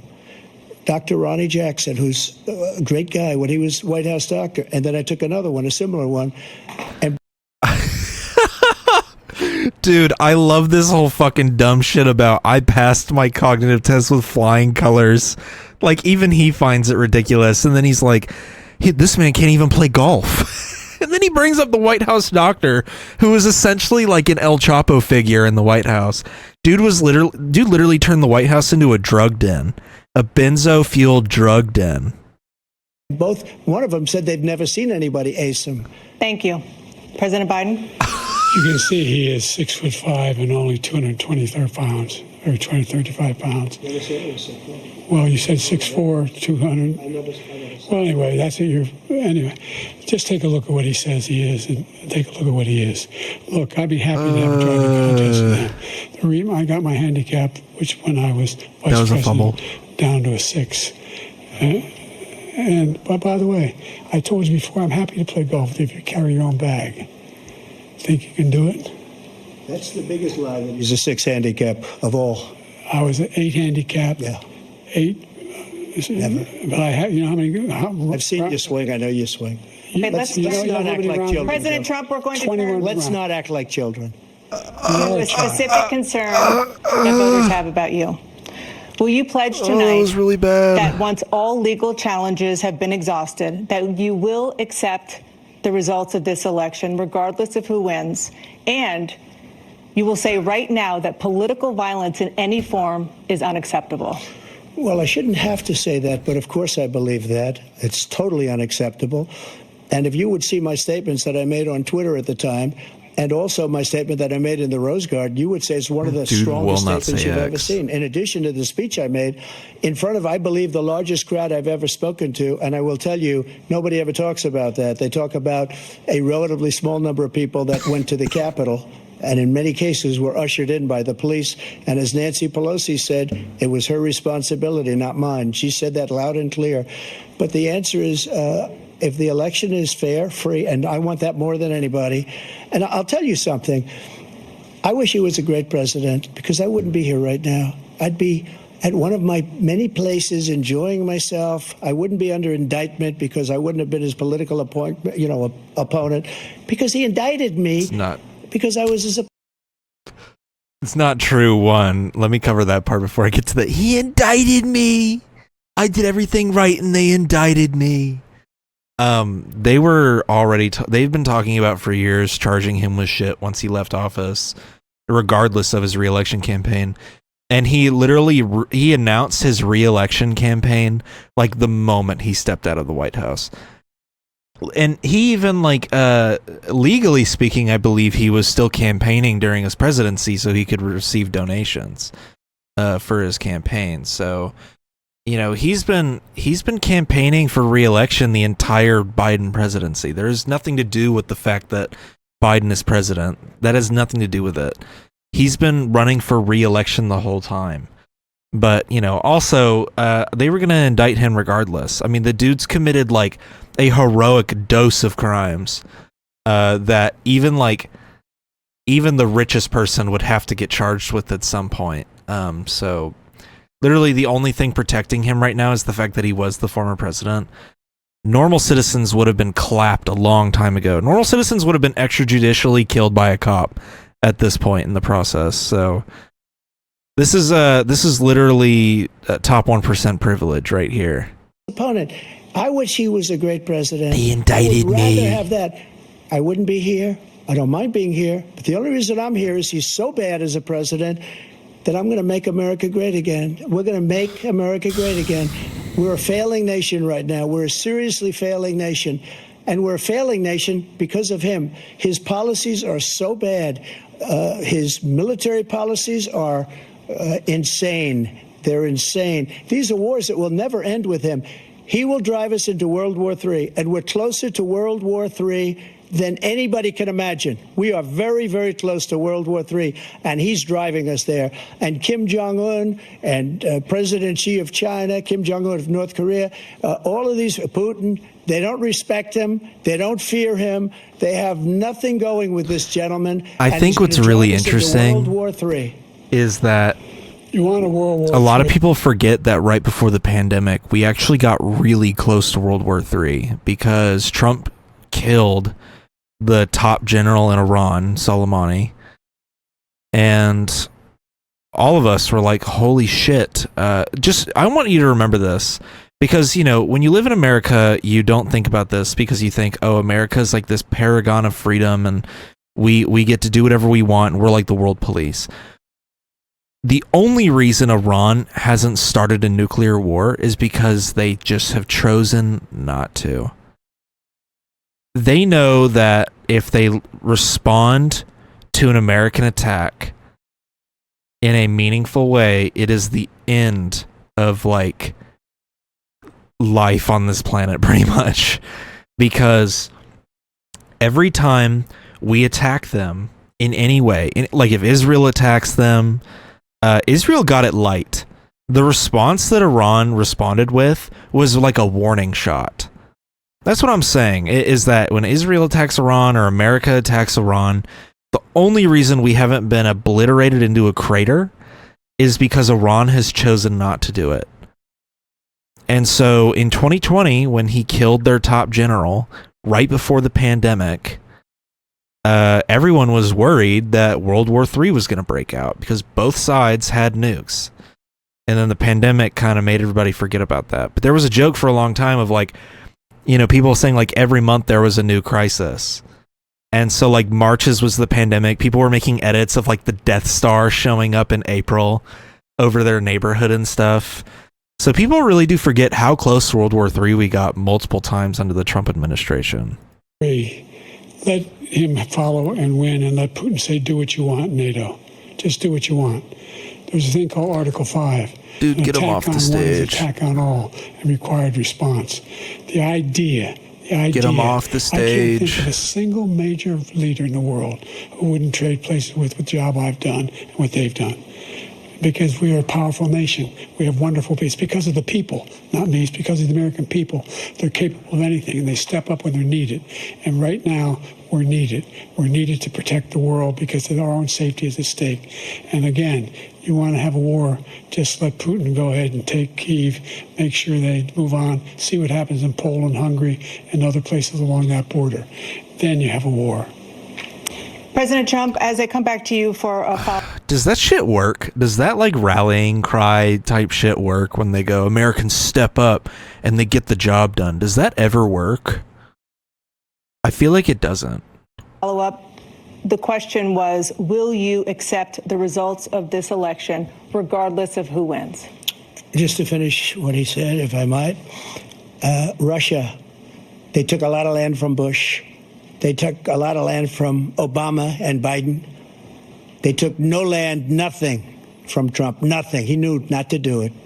He's not going to play games with me. He knew that. I got along with him very well, but he knew not to play games. An arguably more popular Republican president than Trump. But now he's going to take the whole thing from this man right here. That's a war that should have never started. It would have never started ever with me. And he's going to take Ukraine. And, you know, you asked me a question before, would you do this? He's got us in such a bad position right now with Ukraine and Russia because Ukraine's not winning that war. He said, I will never settle until such time. They're running out of people. They're running out of soldiers. They've lost so many people. It's so sad. They've lost so many people, and they've lost those. Answer the election question, man. I don't give a fuck about Ukraine now. All because of him and stupid decisions. Russia would have never attacked. President Trump, the question was, will you accept the results of the election, regardless of who wins? Yes or no, please. If it's a fair and legal and good election, absolutely. I would have much rather accepted these. And it never will be if he loses, but it will be if he wins. Everything else was ridiculous. And if you want, we'll have a news conference on it in a week, or we'll have another one of these in a week. But I will absolutely, there's nothing I'd rather do. It would be much easier for me to do that than I'm running again. I wasn't really going to run until I saw the horrible job he did. He's destroying our country. I would be very... Dude, this reminds me of like siblings when they argue, when the older sibling says something and then the younger sibling flips it back on him and then tries to make that the reality when it never was before. Biden saying he only ran because Trump seemingly endorsed the neo-Nazis in the Charlottesville rally. I don't believe that for a second. I think the Democrats saw Biden as a safe option because he was the vice president. He's got a lot of pull with moderates, or did at least. And, you know, that was also the whole reason why he was chosen as the VP pick for Obama in the first place, is that he would capture the white moderate that maybe necessarily wouldn't be willing to vote for a black guy for president. But then Trump turns that around and goes, I wasn't going to run until I saw what a bad job Biden was doing. And that's not true either, because Trump has been campaigning to run again for years. We knew he was going to do that. No primary was going to stop him from doing that. You know, Ron DeSantis primarying Trump the way that he did failed cataclysmically. We pretty much knew it wasn't going to be that close in the beginning of it anyways, when it was rumored that he might do it. So it's just both sides being like, I wasn't going to run until I saw what a bad job you were doing. I wasn't going to run until I saw what a bad job you were doing. And it's like, neither of that is true. You guys know why you each ran. Biden because the DNC needed a safe candidate to put up against an atrocious Trump administration. You know, nothing revolutionary. Trump because he's an egomaniac with a fascist agenda that the Heritage Foundation and the Federalist Society and the fucking Republican Party want to push. that's their reasonings for running. Trump is an effective conservative, bordering on, he's a neo-fascist, effective conservative president who has a lot of controversy preventing him from getting a sure 100% victory against Biden. Biden is a white guy who's not very left-leaning, very liberal and moderate. So there you go. To be someplace else, in a nice location someplace. And again, no indictments, no political opponent stuff, because it's the only way he thinks he can win. But unfortunately, it's driven up my numbers and driven them up to a very high level because the people understand it. Well, let's see what your numbers are when this election is over. Let's see. You're a whiner.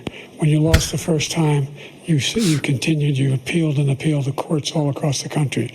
Not one single court in America said any of your claims had any merit, state or local, none. But you continue to provoke this lie about somehow there's all this misrepresentation, all this stealing. There is no evidence of that at all. And I tell you what, I doubt whether you'll accept it because you're such a whiner. The idea if you lose again, you accepting anything, you can't stand the loss. Something snapped in you when you lost the last time. We'll be right back, dude, with more from the CNN president. Shit, what the fuck? Dude, Biden kind of popped off on him on that one. Jesus. Candidates to deliver their closing statements as predetermined by a coin toss. We're going to begin with you, President Biden. You have 2 minutes. We've made significant progress from the debacle that was left by President Trump in his last term. We find ourselves in a situation where, number one, we have to make sure that we have a fair tax system. I ask anyone out there in the audience or anyone out watching this debate, do you think the tax system is fair? The fact is that I said nobody even making under $400,000 had a single penny increase in their taxes and will not. And if I'm reelected, that'll be the case again. But this guy has increased your taxes because of the deficit, number one. He's increased inflation because of the debacle he left after the way he handled the pandemic. And he finds himself in a position where he now wants to tax you more by putting a 10% tariff on everything that comes into the United States of America. What I did, when, for example, he wants to get rid of the ability of Medicare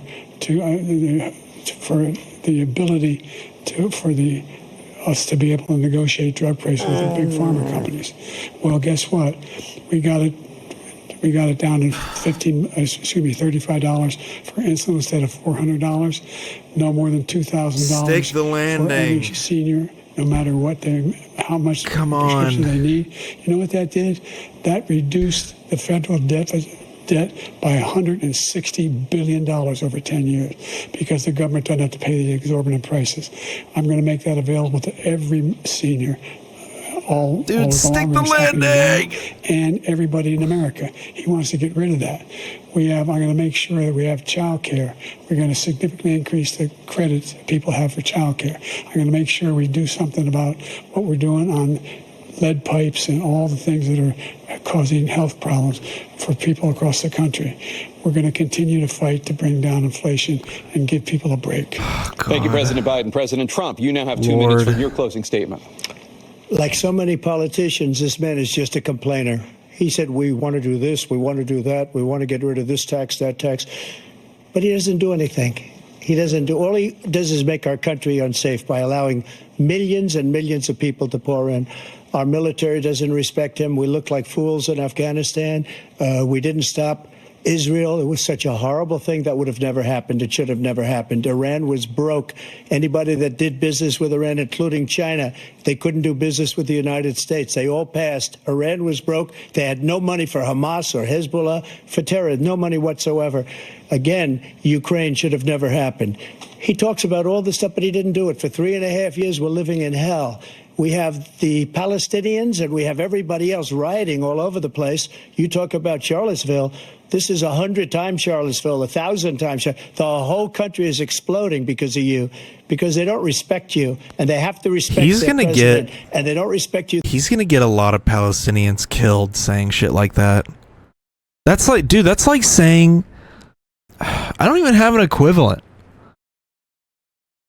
I don't even have an equivalency there. That's literally just saying that Palestinians all in no specific place are rioting everywhere. It's like, dude, now you're gonna have way more people just brutally beating and killing Palestinians in the US. Throughout the world. What we did was incredible. We rebuilt the military. We got the largest tax cut in history, the largest regulation cut in history. The reason he's got jobs is because I cut the regulations that gave jobs, but he's putting a lot of those regulations back on. All of the things that we've done, nobody's never seen anything like, even from a medical standpoint, right to try, where we can try space-age materials instead of going to Asia or going to Europe and trying to get when you're terminally ill. Now you can go and you can get something. You sign a document. They've been trying to get it for 42 years. But you know what we did for the military was incredible. I don't even know what to say to this one. He just sounds like he's fucking crazy. Instead of waiting for 3 months to see a doctor, can go out and get themselves fixed up and readied up and take care of themselves, and they're living. And that's why I had the highest approval rating in the history of the VA. So all of these things, we're in a failing nation. History of the VA. It's not going to be failing anymore. We're going to make it great again. Thank you, former President Trump. What a narcissist. President Biden, stay with us because we have full analysis of this debate. Anderson Cooper and Aaron Burnett starts now on CNN. Thanks for watching. Stay updated about... Oh, Lord, dude. That was horrible. I mean, that was a rough watch. You know, that was a really tough watch. I'm not going to lie. I don't even know what to say about that one. I mean, I saw some funny tweets. I'll show these. I saw some funny tweets. Just people like making fun of it. What are your views on the economy? And then like, we're gonna find and kill the Grinch. Mark my words. I just, you know,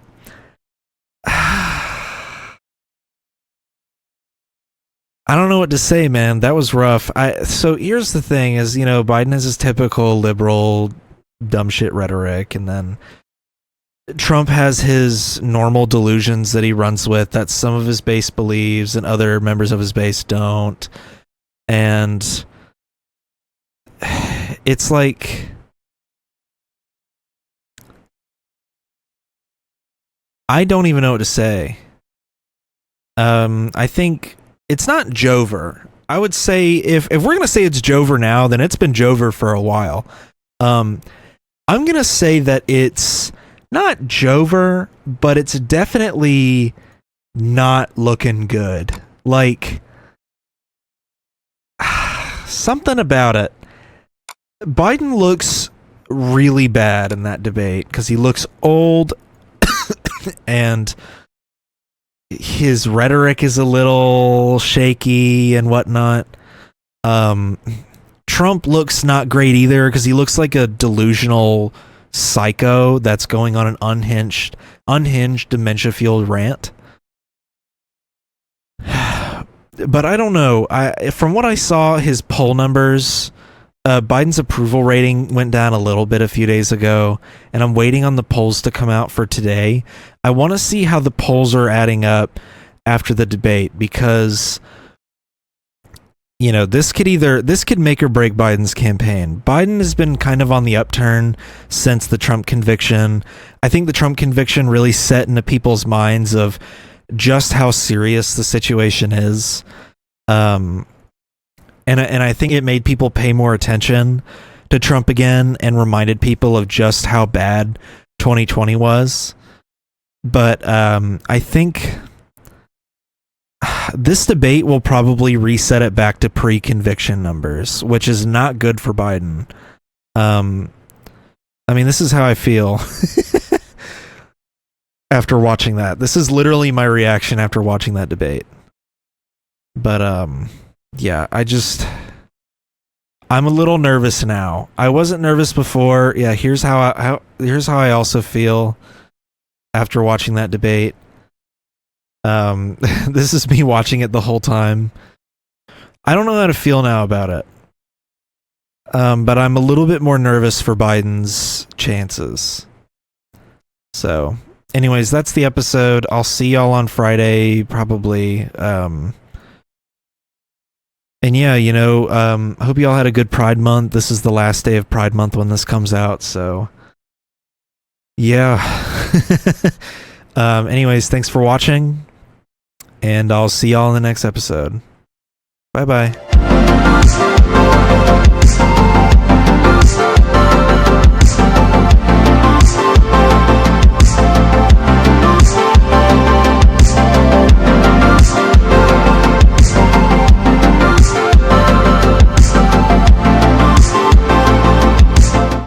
All right, everybody, welcome back to the Forbidden Land podcast. This is episode 69. Yeah, awesome. Nice. It's no longer Pride Month, it's now America's Month, where we celebrate people who are American. And speaking of being American, the most American thing of all time, making the president an immune God King. And I know a lot of people have heard that term thrown around, but hold on, let me get a little sip of something. I know people have heard that term thrown around a lot, but I cannot stress enough that the president is now quite literally the king of the country, because this is the problem. So yesterday it came out that the Supreme Court ruled 6-3, all the conservatives versus all the liberals on the court. They ruled that the president can now no longer be prosecuted for official acts in the White House, even if they can be classified as illegal. So, and they didn't clarify what's considered an official act as the president. So effectively, this now means that the president can go, I'm gonna, as the commander-in-chief, order SEAL Team 6 to, I don't know, let's give an example. SEAL Team 6 can, raid a daycare and kill every child in said daycare. And it's an official act, so legally, the president cannot be prosecuted on this crime. On the murder of all these children. Now, for Donald Trump, this is the first step in Project 2025 that has been enacted before Trump is even elected president. Do I think Trump will win the presidency? I think it would be really stupid to bet against him winning. I think it would be really dumb to not bank on him winning the election. I think he's going to win at this point. It's not like 2020 where it seemed like a pretty decent chance that he would lose, and you had people like Tim Pool being like he's gonna win in a 50-state landslide. That's what we think is gonna happen, folks. He's gonna win in a 50-state landslide. I think this time it's way more likely that he wins. Not by a landslide, but I think it'll be by a very narrow margin. So, oh God. So, yeah, what is this map? Anyways.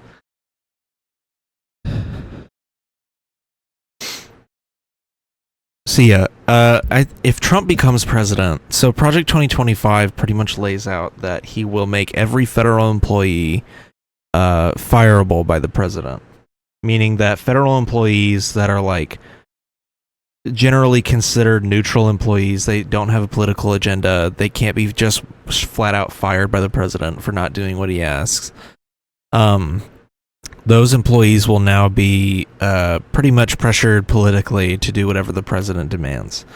So I think somebody gave a good example of, let's say you work at the National Weather Service, then you could be ordered by the president to make up whatever he wants. So let's say he pulls up a fake map during a press conference and it shows a hurricane moving inland to destroy Virginia. There is no such hurricane. There's nothing like that exists. But now that he's said it, he can now order the National Weather Service to go along with that, which would mean every weather model would show that being a thing. Every weather model in America would show that. The European models wouldn't. Literally any other model wouldn't show it. So, that's like one of the first stages of Project 2025. But now he can literally do whatever he wants. Now, the other part of this is that AOC is saying she wants to file articles of impeachment against the conservative judges because making the president immune on a large-scale level, making him immune to prosecution for what's considered official acts as the president. Oh, God. It violates the Constitution, which I know you might be thinking like, oh, well, the Supreme Court's job is to interpret the Constitution. No part of this is a reinterpretation or is an official interpretation of the Constitution. It's a, hold on, I'm blurry right now. It's a basically revision of the Constitution because the Constitution says, I take a shot every time I say that. It says that pretty much the way that like impeachment is laid out implies that the president is not above the law, and that the Constitution pretty much spells it out that no man is above the law. And so this completely nulls the act of impeachment. If we impeach the president, you know, you file the articles, they get approved by the House, now they've been impeached. The conviction part of that in the Senate will never happen. Like, there will never be a conviction because the defense every time would be, well, this was an official act by the president. He can't be impeached for this because it's an official act. And so it's completely destroyed the concept of impeachment.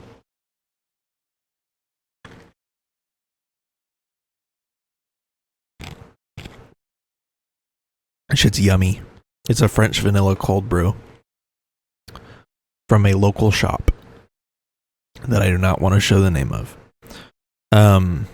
But yeah, so that's pretty much what it does. It violates the Constitution. I believe that's why she's impeaching the judges over corruption and probably some kind of constitutional violation. But I mean, some of those justices need to be impeached anyways. Like Clarence Thomas has taken more bribes than anyone else on the court. Supreme Court is pretty much immune to being removed over bribes because they've ruled that only the Supreme Court can take bribes.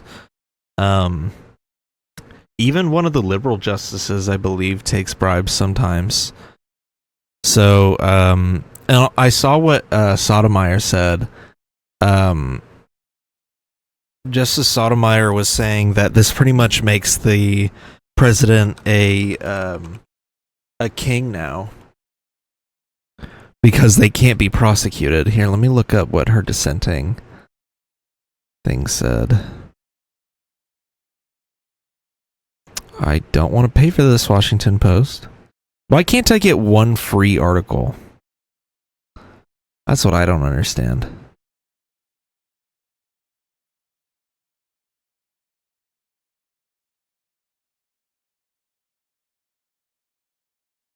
Lord, I can't even open up this article. I wanted to read her dissent, but Washington Post needs more money. Wow, Google. I didn't even think about finding her dissent before this. Here, CNN doesn't paywall, so... Oh, well, okay. I guess I have to watch a segment. Obviously, there is a crisis of confidence in the U.S. Supreme Court, among many other institutions in America.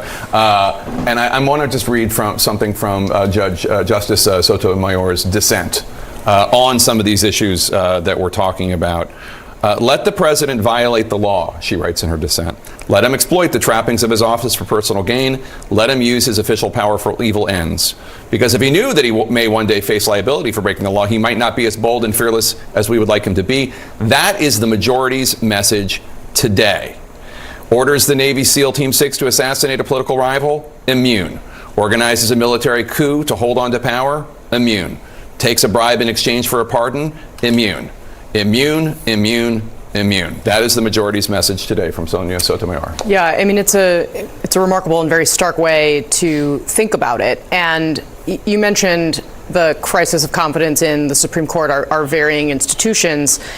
I can't help but think, while on the one hand, yes, this is a decision that's going to affect presidents far into our future, you can't pull it apart from the immediate political context in which we are living. What does that mean? What? Hold on. What did she just say? So you actually signed on to a brief earlier this year, arguing autoplay to the next thing. What does that mean?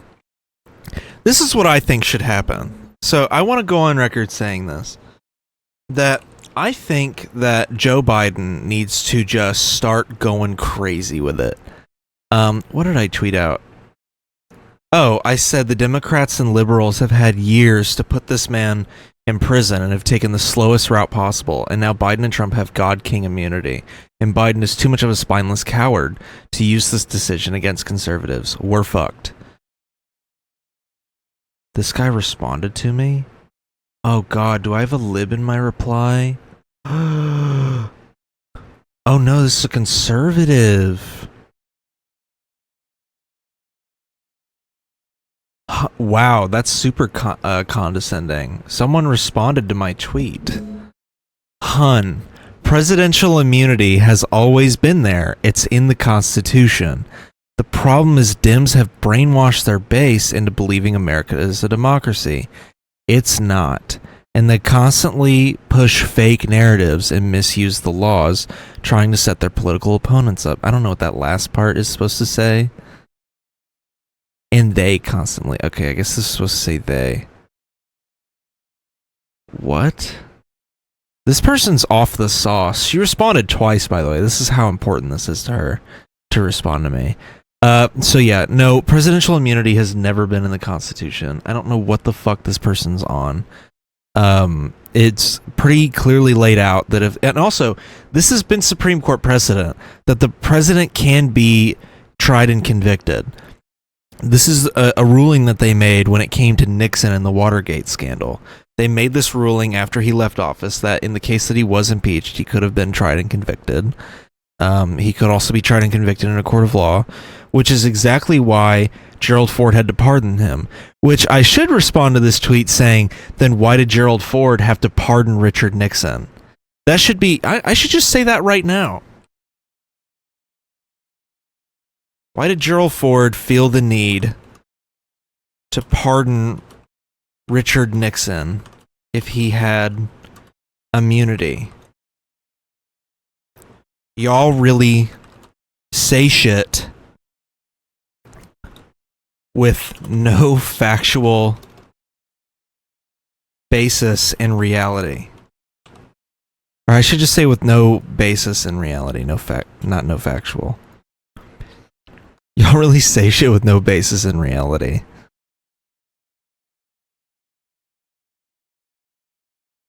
Yeah, this person's a fucking idiot. They also said, which is exactly why none of it sticks, every ruling they have pushed in their corrupt courts has gotten overturned. Remember that 34 count conviction or whatever it was?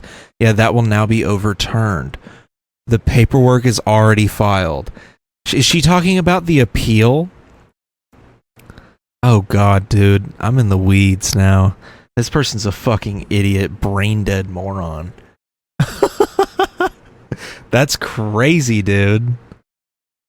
I hate it when conservatives talk out their ass. It's one thing if liberals do it. When liberals do it, it's like fun to argue with them because you get to watch their like whole worldview crumble around them. With conservatives, they're so brainwashed into it that like, dude, you could show them footage of Trump murdering someone and they'd be like, but like, what did that person do to deserve it? Like, that's how far they would go. But if Joe Biden sneezes in the wrong direction, they go impeach him right now. That's the other thing I hate conservatives for is they make me defend Joe Biden. I hate it when they make me defend our moronic, lame-ass president. But anyways, so this ruling essentially makes it where the president can do whatever they want, which this is my problem, is I want Joe Biden to use this against conservatives, because this should scare conservatives that the Democrats can now do whatever they want against them. And I want him to. I want him to immediately start doing shit, because this is what's going to happen. He's going to go, all right, Jack, all right, DOJ, go and kidnap Ron DeSantis and throw him in prison. He's now a political prisoner. We're going to put him in Guantanamo Bay. Mr. President, we can't do that. Says who? I want him to just start rounding up Republicans and throwing them in jail. Or better yet, send in SEAL Team 6 and start doing the other thing that I can't really say on here. Because guess what? Legally, he can do that. You know, if you're the president, you can now legally murder people. So if he does that, which he won't, by the way, the Democrats are spineless pussies. They're not going to do it. They like upholding the, the image of civility and professionalism, that they are above the Republicans. The whole thing where they said, when they go low, we go high. That dumb high horse morality shit that the Democrats love doing. If Joe Biden starts abusing this newfound power, he could literally go tomorrow and go, we now have free healthcare. I'm signing it into law. Mr. President, you can't do that. Says who? I will now be enforcing it. If you don't give them free healthcare, we arrest you and throw you in jail. Nothing can stop him from doing that.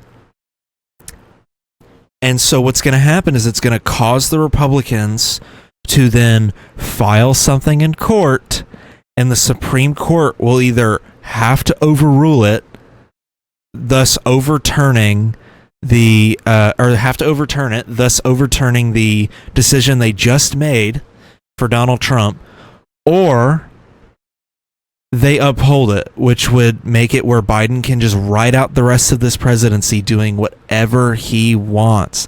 But the Democrats won't do that, will they? The liberals are going to just...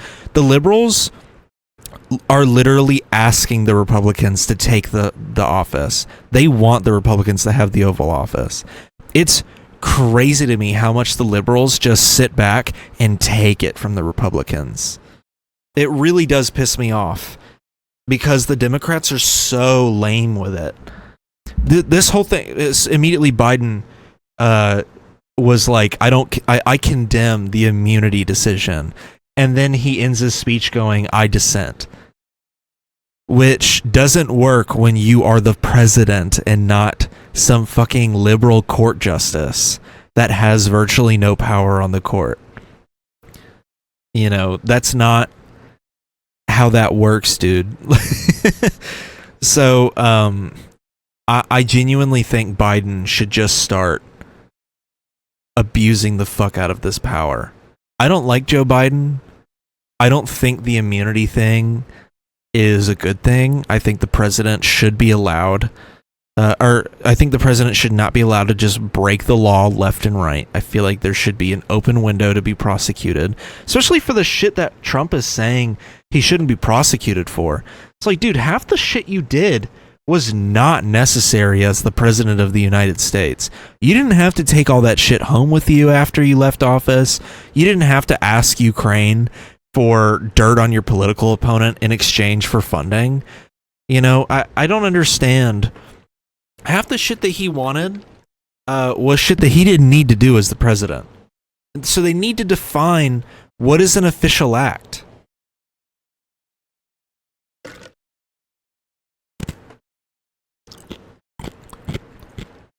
Yum.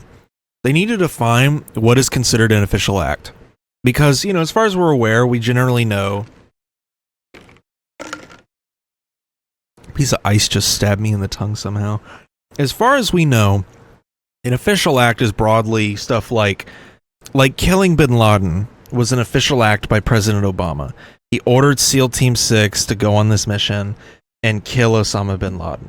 That would be an official act in like the most basic of terms, is when the commander-in-chief orders the military to do something that's not explicitly declaring war. Like, whenever Obama would order a drone strike, that's an official act. It's also a crime, but now Obama is immune to ever being prosecuted for any of the drone strikes he did. You know, when Trump goes, we have a Muslim ban, like, that's an official act.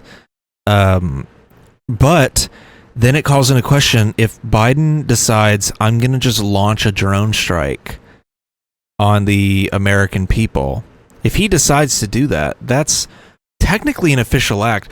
Before, or no, it is legal now, so that one doesn't really count. I think that one's been legal since the Obama era. But here, let's pick a different one. Let's say the president wants to send the military into a Democrat-run city, and he wants to just arrest anybody he wants. Before, you couldn't really like call on the military on the actual country. Like, you could deploy the military if there was an invasion, but you couldn't just deploy the military for no reason onto American soil. That wasn't really a thing. It's to deter the president from like starting a military coup, pretty much. But now you can just do it, and it's an official act because you're calling on the military to do something for you. So now it's, even if it's, you know, legally gray, or even if it's like full on illegal, the president can just do that now. And that's what I'm saying, is that I think Joe Biden should use this. I mean, he could literally arrest Donald Trump. He could literally send feds in and arrest Donald Trump. If Trump wins this election, when he's inaugurated, do not be shocked if he immediately like arrests Hillary Clinton or some shit like that. I would not be surprised. I wouldn't be surprised if she left the country after this, because, you know, even if she did commit crimes, which I think she did, especially when it relates to Epstein, even if she committed crimes, there's not a lot of evidence to like convict her on, but you don't need that when you're the president with full immunity. You can just arrest people, no trial, no conviction. You just put them in jail. Who's going to stop you? That's the whole thing here. Who's going to stop this guy? The president is now the most powerful individual on the planet.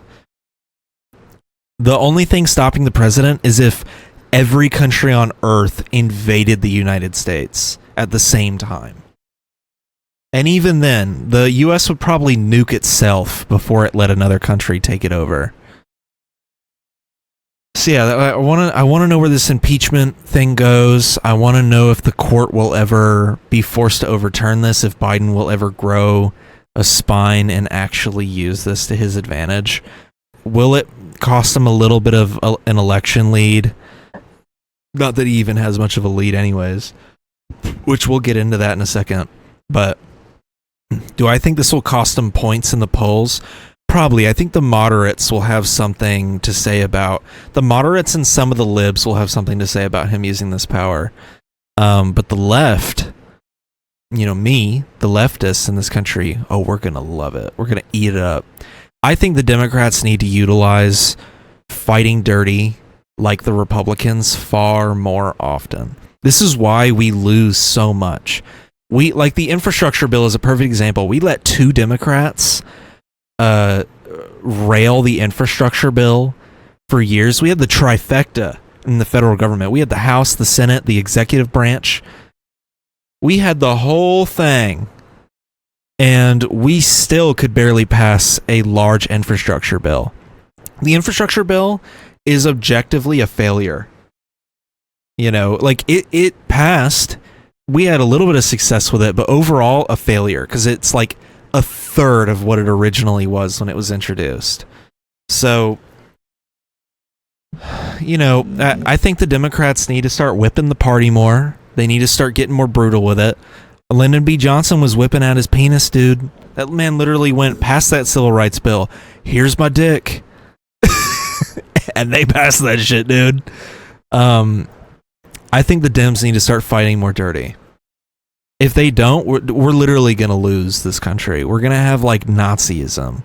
We're going to have the Fourth Reich if the Democrats don't step it the fuck up.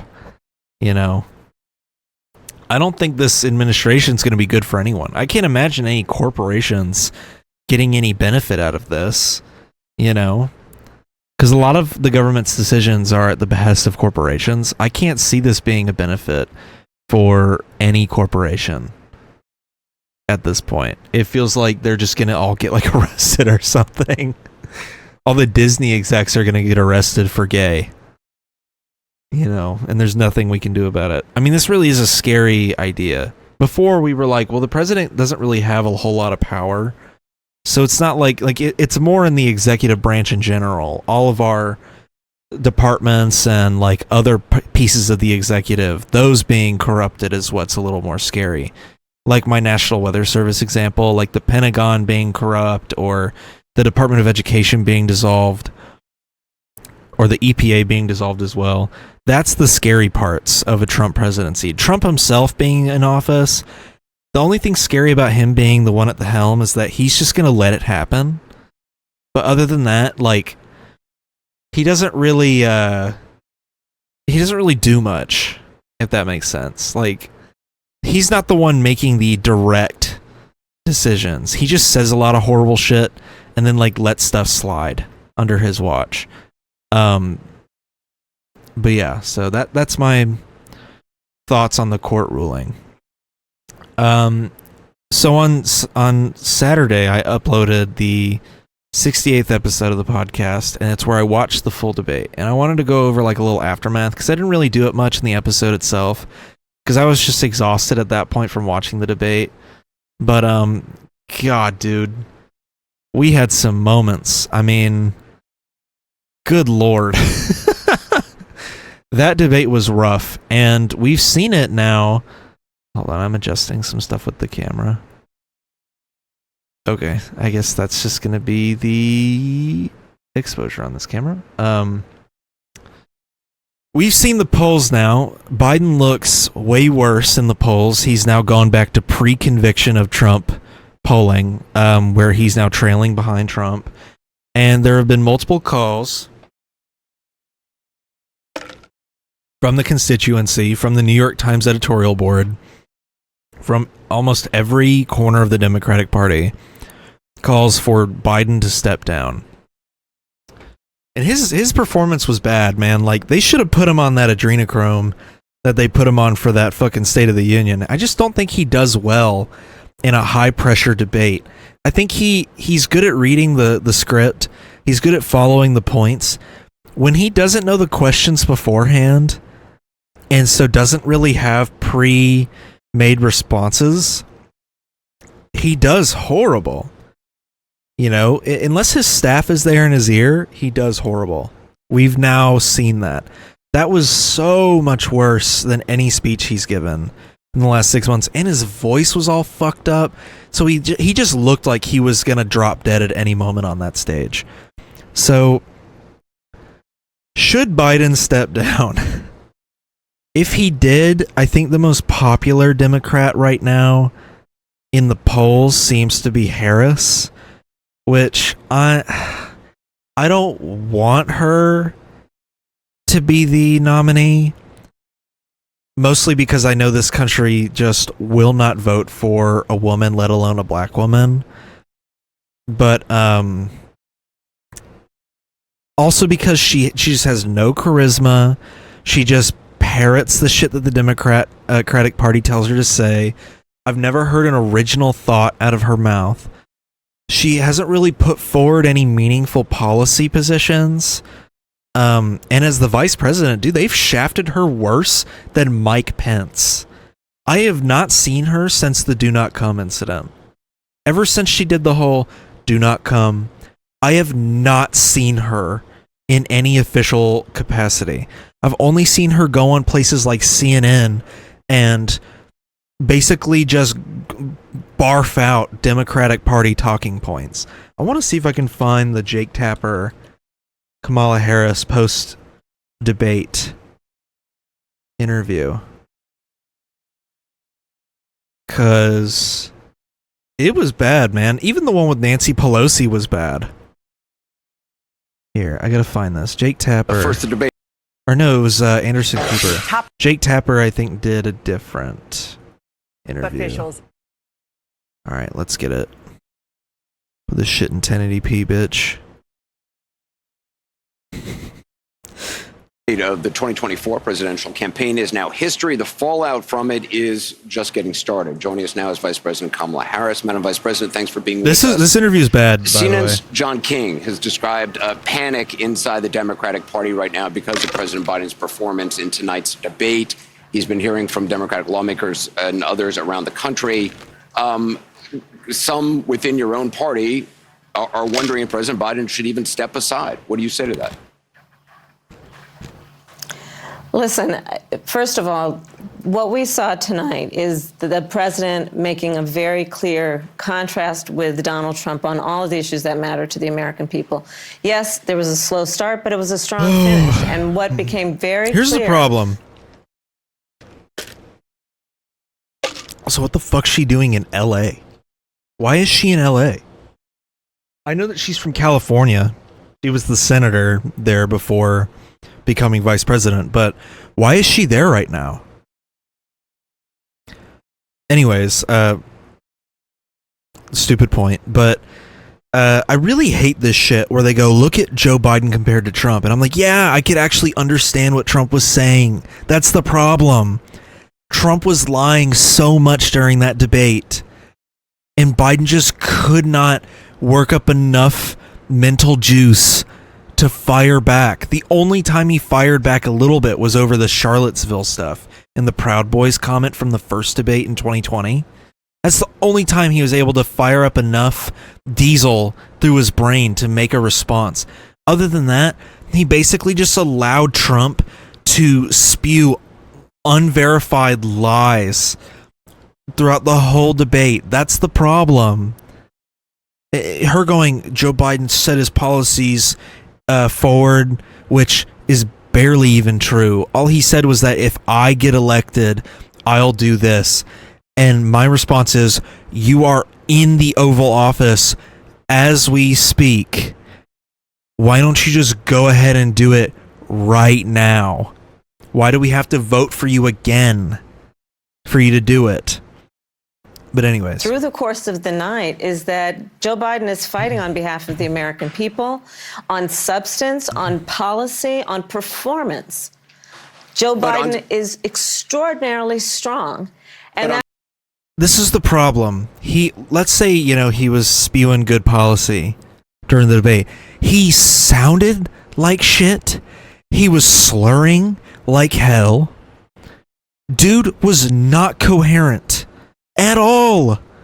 There were multiple moments where even I was like, I don't even know what he just said.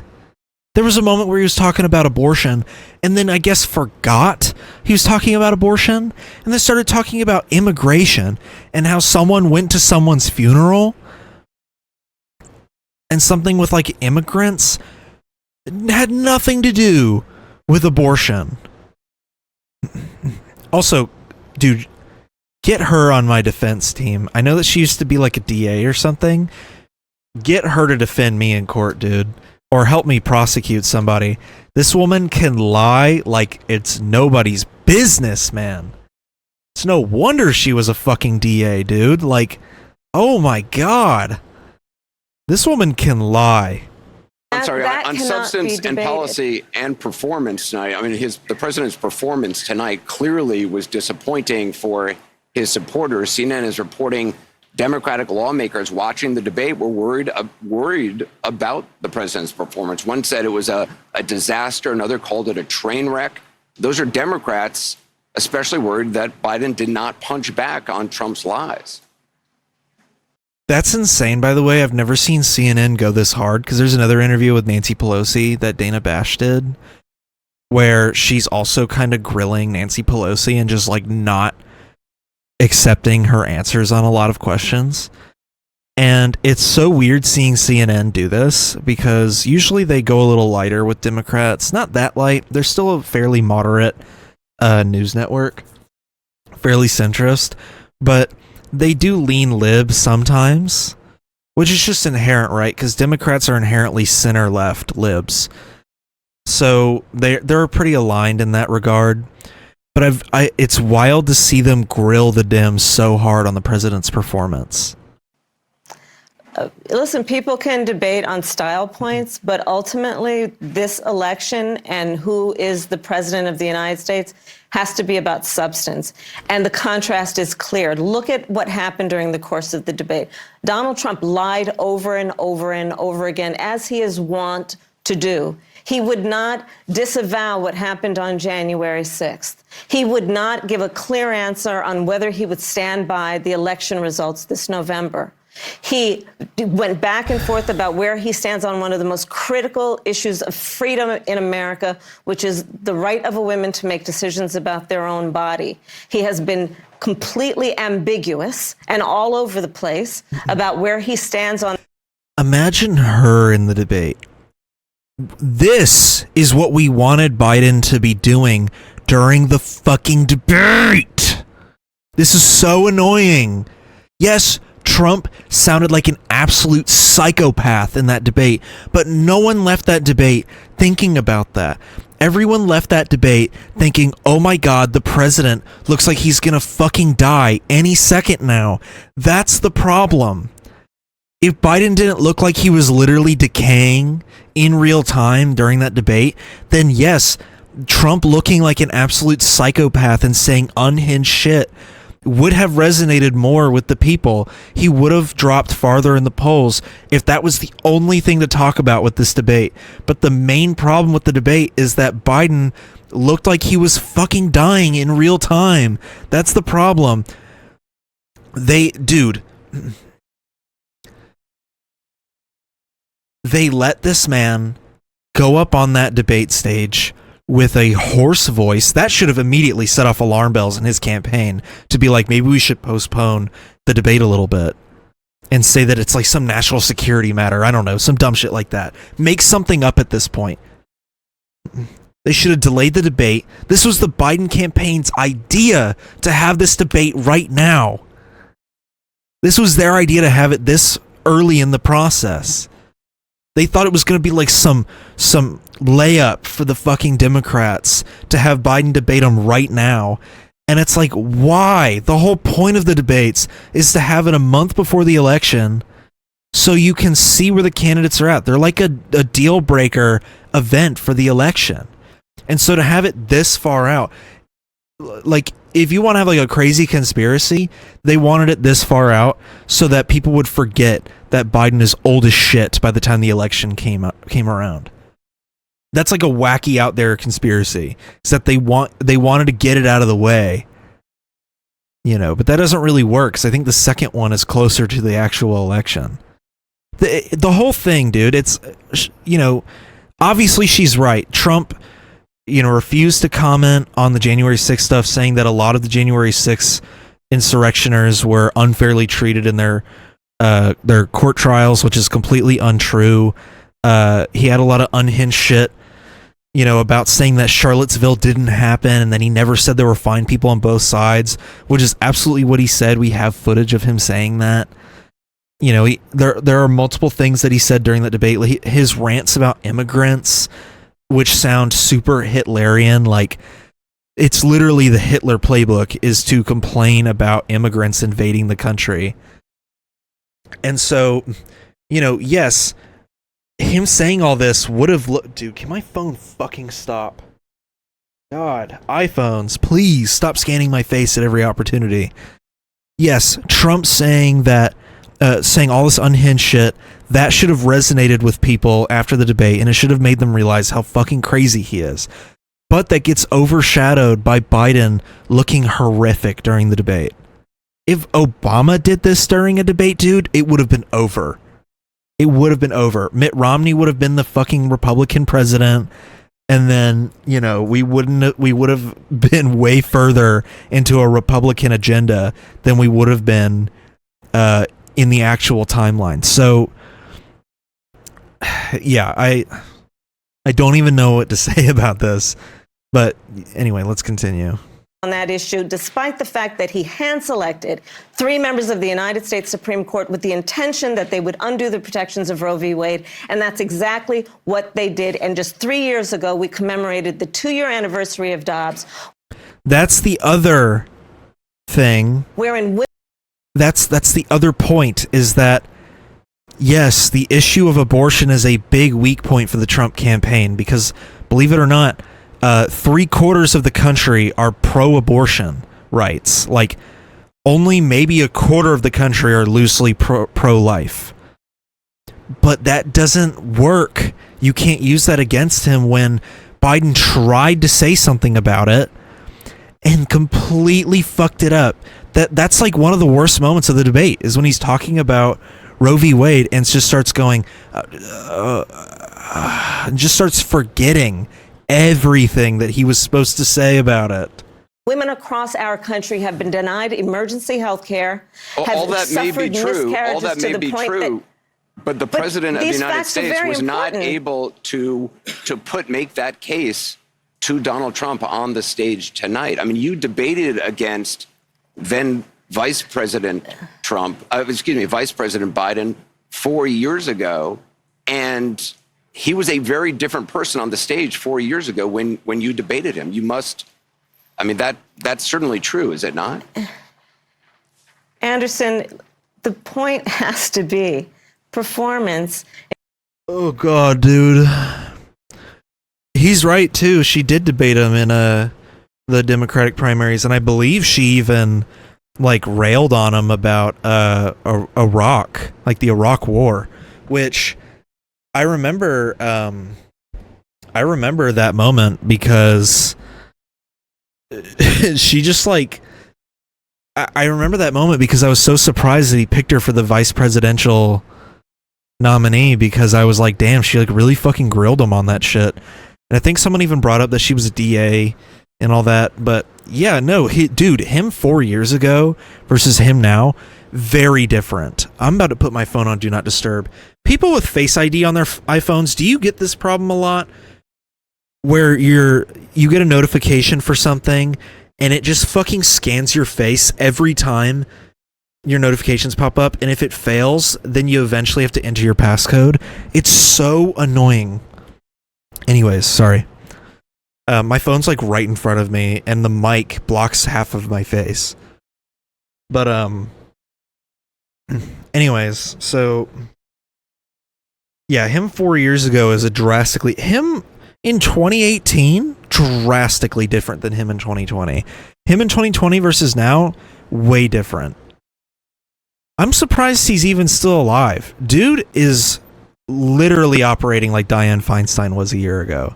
Y'all remember if y'all have watched the podcast long enough, you know that last year I was making episodes about Dianne Feinstein because it was very obvious she was literally at death's door.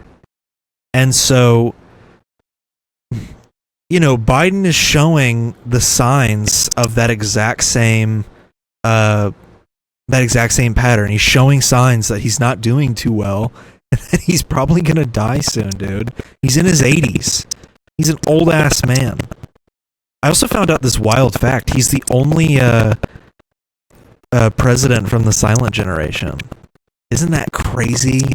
That in the 21st century, in the 2020s, we've had our first silent generation president. Our first pre-baby boomer, post-greatest generation president. That's insane to me, dude. I can't believe that. And a member of the greatest generation is still alive. Jimmy Carter. Dude, throw Jimmy Carter on the fucking ballot. Put that 99-year-old man on the ballot. Isn't Jimmy Carter eligible for the presidency too? Because he never had a second term. In terms of what a president does, president who incites an insurrection against the Capitol. No, but I got the point that you're making about a 1.5 hour debate tonight. I'm talking about 3.5 years of performance in work that has been historic. But whether it be the man who we saw on the stage tonight, is that the person you see in meetings every day? The person that you saw on the debate stage that has, for the last 3.5 years, up until today, performed in a way that has been about, whether it be in the Oval Office, negotiating bipartisan deals so that we have an infrastructure, a real infrastructure plan where we're putting trillions of dollars on the streets of America to upgrade our infrastructure. Oh my God, infrastructure this, infrastructure that. That's the only thing y'all have done this entire 4-year term. What's next? Next term we're going to get another infrastructure bill and call it a win? We have gotten no health care plan outside of just propping up the Affordable Care Act, which seems to be the only thing the liberals care about, is having a embedded in capitalism, deeply flawed, subsidized healthcare plan that barely works because people in this country are still getting railroaded by the healthcare industry. We still have no public transit. You know, as much as Biden loves trains, where are the fucking trains at? We have, even though he's been somewhat pro-union, he still has shafted the railroad unions. He has barely supported a lot of the federal unions. He supported, like, the automobile industry union. Like, that's about it. We have seen little to no progress under this president. He was, like, relatively progressive at the beginning. We pulled out of Afghanistan. I thought that was probably one of the better things he did in his presidency, as much as that's an unpopular opinion to hold. And then he passed the infrastructure bill. That's it. And it was like a kneecapped, neutered version of the infrastructure bill that we wanted. So, I don't know what to say, man. This presidency has not done much. Really has not done much.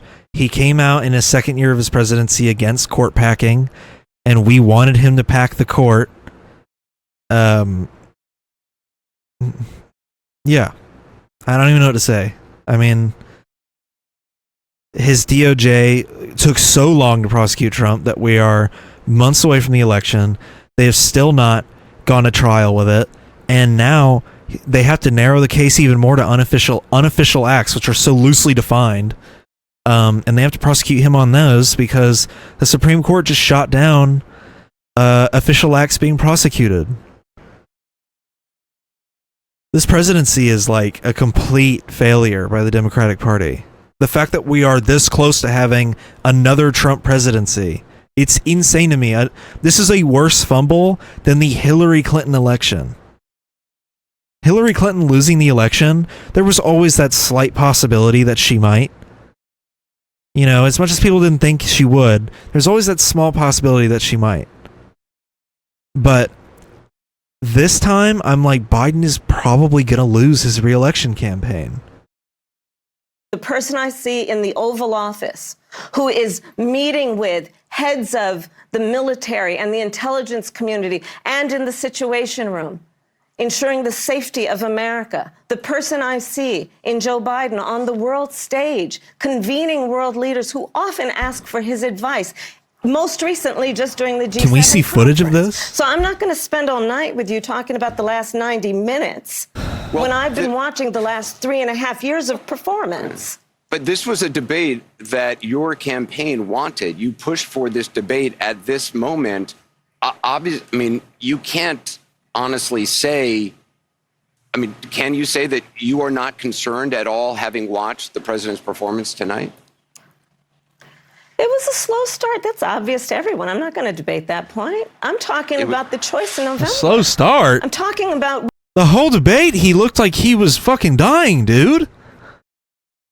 What are we talking about here? The whole debate, he was doing horribly.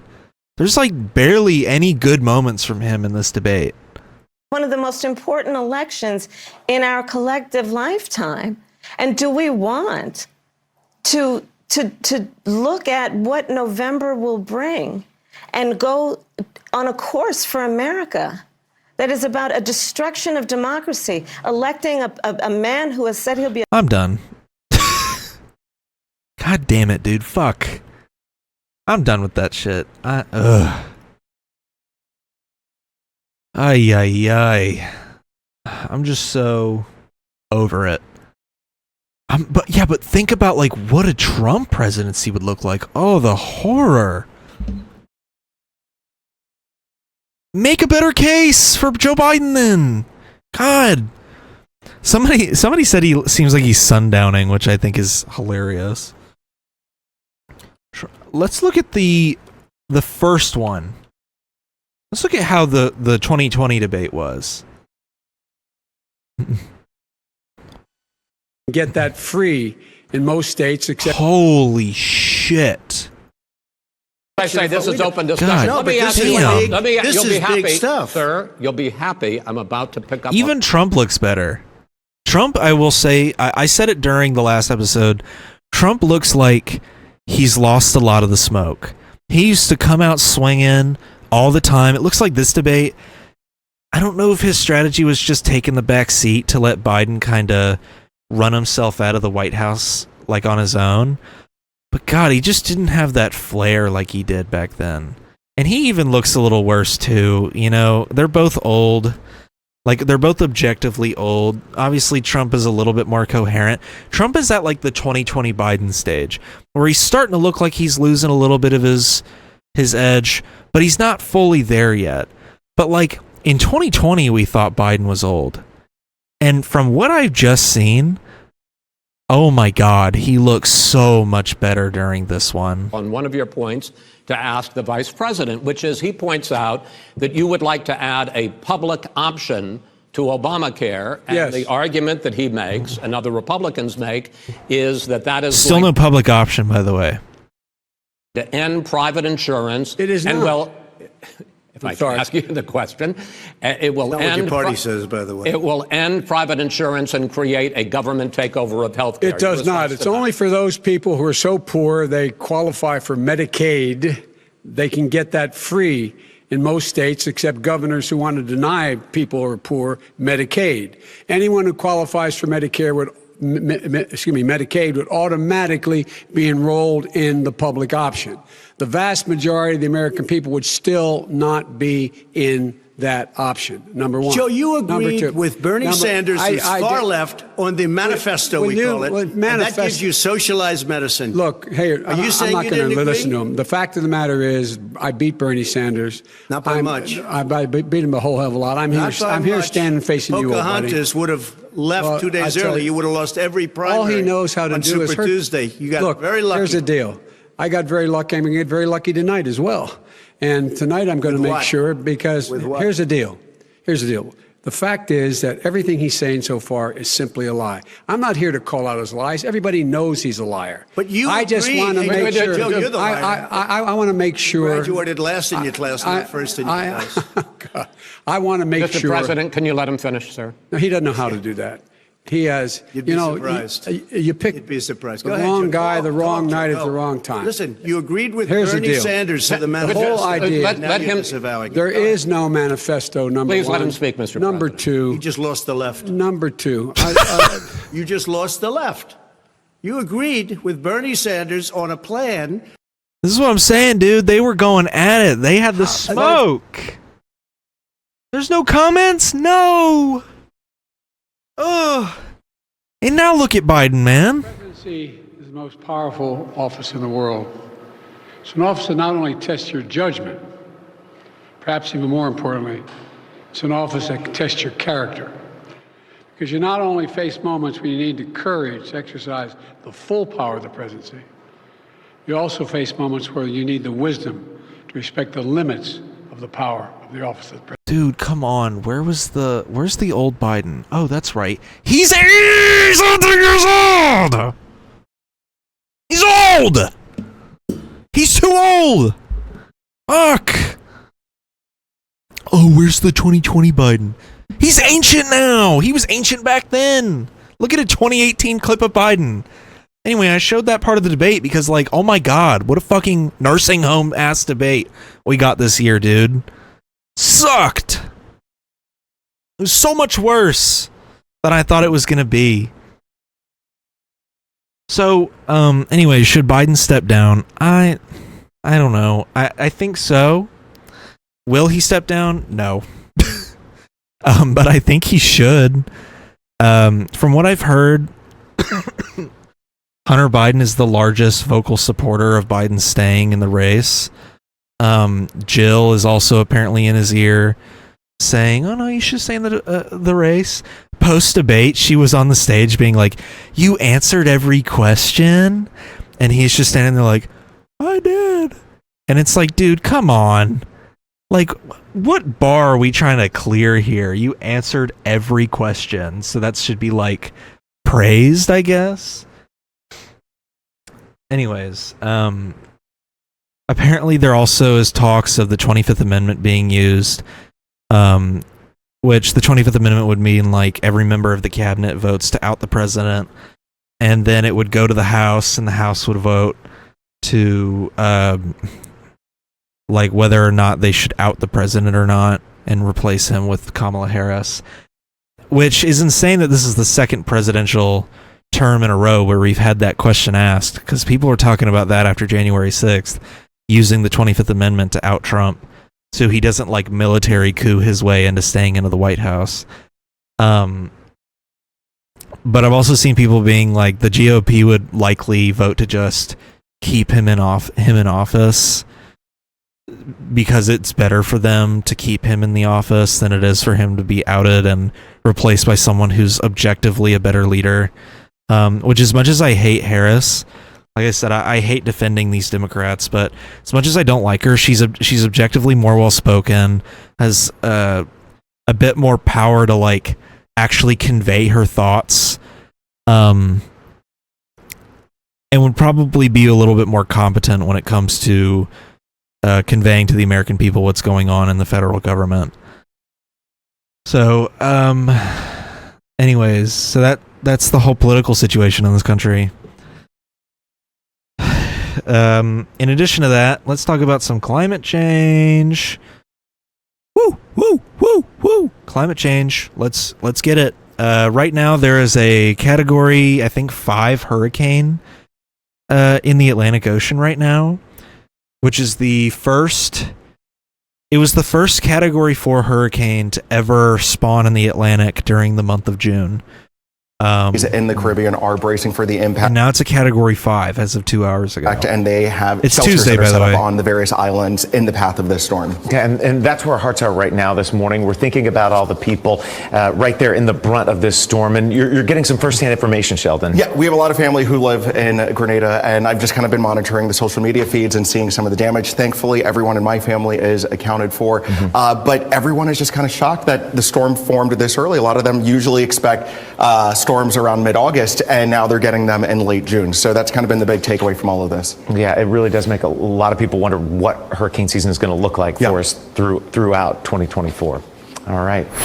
So yeah, we've been prepping for this to happen, where, you know, a lot of meteorologists were saying that hurricane season this year was going to be like 1,000 times worse than it was. Not 1,000 times worse, but like way worse than it has been in previous years. Our first piece of evidence of that now is the fact that a Category 4 hurricane formed in the Atlantic in the month of June, which has never happened before. But now it's a Category 5, and it's the month of July. So, yeah, I don't know the timeline on it. I know it's going to hit all the Caribbean islands. I know it's hitting Puerto Rico right now. Or at least the outer part of the storm is hitting Puerto Rico right now. I know that it's heading straight for the Dominican Republic.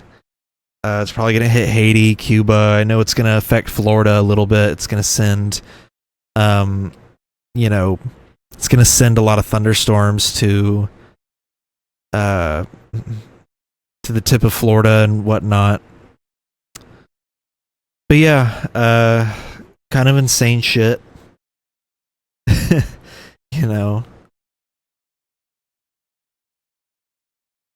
Hold on.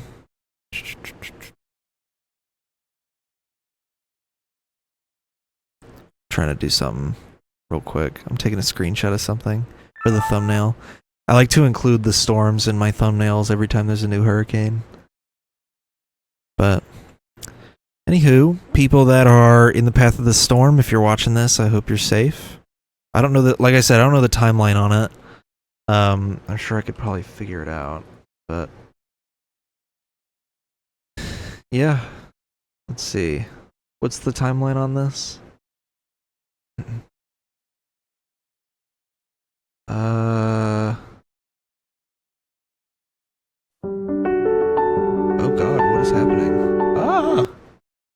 seems the storm will make it to Mexico by Sunday. That's what it's projected. So Thursday, so yesterday, if you're watching this on Friday, yesterday it will have been around Cuba, passing by Cancun today. Saturday and Sunday it'll be in the Gulf and then eventually hit Mexico. So that's insane, dude. Climate change, man, and people are still trying to deny that climate change is real. And it's so clearly fucking real. So anyways. Alright, that's the end of the episode. Hope y'all enjoyed watching. Try not to stress too much about the political state of the country. We have a few more months until a full dictatorship takes over. If you celebrate 4th of July, I guess happy 4th of July, whatever. America! Ah! Enjoy your hot dogs. But, yeah. I don't know. I wonder what's going to happen to people like me. I'm so outwardly left-wing. Like, I'm so outspoken about how left-wing I am. I wonder what'll happen to people like me. Anyways, thanks for watching. Listen to us on Spotify, Apple Podcasts, YouTube Music, and go sub on Patreon. And yeah, that's it. Bye-bye.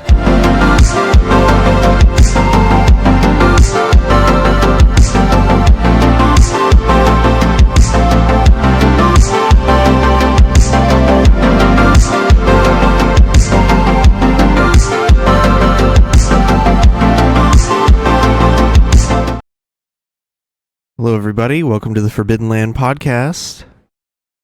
This week, I'm only slightly prepared because I was preparing for a different type of episode. Next week, Forbidden FM will go up on the channel. If you're watching this on Saturday, then tomorrow it'll go live on the main channel, and the VOD will go up next Saturday. So I'm just not realizing my fuck-ass hair sticking up in the back like that. That's a little annoying. I just don't like it. If the frizz was gone, it'd be better. But anywho, I'm just gonna do the topics that I had for Forbidden FM, and then we'll probably rediscuss some of them, like some of the bigger ones, because you already know me and John can yap for hours and hours. I mean, realistically, our podcast episodes together can go for like 3 hours if we really wanted them to. But we got some big news this week, and whatnot. So we'll start with the big one. The Iranian president just died in a helicopter crash.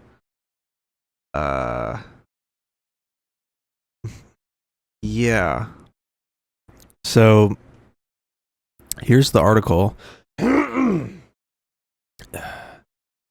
the article. I just, here's the drone footage of the helicopter crash. I just don't get it. If y'all saw, dude, come on, CNN. Please. For fuck's sake. Is there video or footage of what the atmosphere looked like when they took off? Because States and all around the world, I'm Paula Newton, and we are following breaking news out of Iran, where state media has now confirmed the death of President Ibrahim Raisi and the country's foreign minister after a deadly helicopter crash. Now, rescue crews are now at a staging area. Those are live pictures where they are trying to assess. It's foggy as fuck in this clip too. I mean, if you see the videos and the footage, okay, I guess I can't change the quality. Dude, doesn't fucking Time Warner own this company? Just use the HBO Max video player. Good God. But yeah, I mean, you can even see it in this, how foggy it is, you know. From all the photos and pictures and stuff I've seen, it looked foggy as fuck that day. Where exactly the wreckage is and to begin their recovery efforts. Iranian officials say the helicopter ran into trouble amid heavy fog on Sunday afternoon. Images of the crash site in Iran's East Azerbaijan. Look at that. You see all that fog? I mean, that's way less than I remember seeing, but actually that right there might be smoke from the helicopter crash. Or no, that's the helicopter right there, right? So never mind. Yeah, this is all just like mountain fog. Yeah, why did they decide to take off? Also, I feel like so many fucking morons are gonna see this and be like, there's grass in Iran? Province showed the remote mountainous area where the aircraft went down. Thought Iran was all desert. We're looking at a photo of it right there. The president and other officials had been attending a ceremony for the opening of a new dam near the border with Azerbaijan. Rescuers faced difficult weather conditions overnight, including cold and heavy fog, as they scrambled to locate the crash site. So what are they gonna do? I mean, like, what is the process there with you know, like when the president of Iran dies, what do they do exactly? They just hold another election? Oh, they do. Okay, I didn't know that. Wow, so in America, it's like, if Biden died right now, then, you know, Harris would take over. And it just kind of goes down the chain, which I've always thought is really stupid, if I'm being honest. Think about it. Let's say like a chain reaction happens. You know, Biden, Harris, whoever the speaker is right now, I forgot his name, Mike Johnson or whatever his name is. And then the president pro tempore of the Senate. All four of them just simultaneously die at the same time. Then it goes to like whatever highest ranking person in Congress is. And it's like, I feel like that fucks the whole system. Even the president and vice president dying right now, that would elect a Republican for the presidency. If the two main officials in the U.S. government died, I'm pretty sure Mike Johnson takes over, doesn't he? And so then we would have another Republican in office. I just think the system here is really busted. I feel like it's flawed in that way where, I mean, truly, if something happened to both the president and vice president, then a Republican would take office. I mean, how does that make any sense?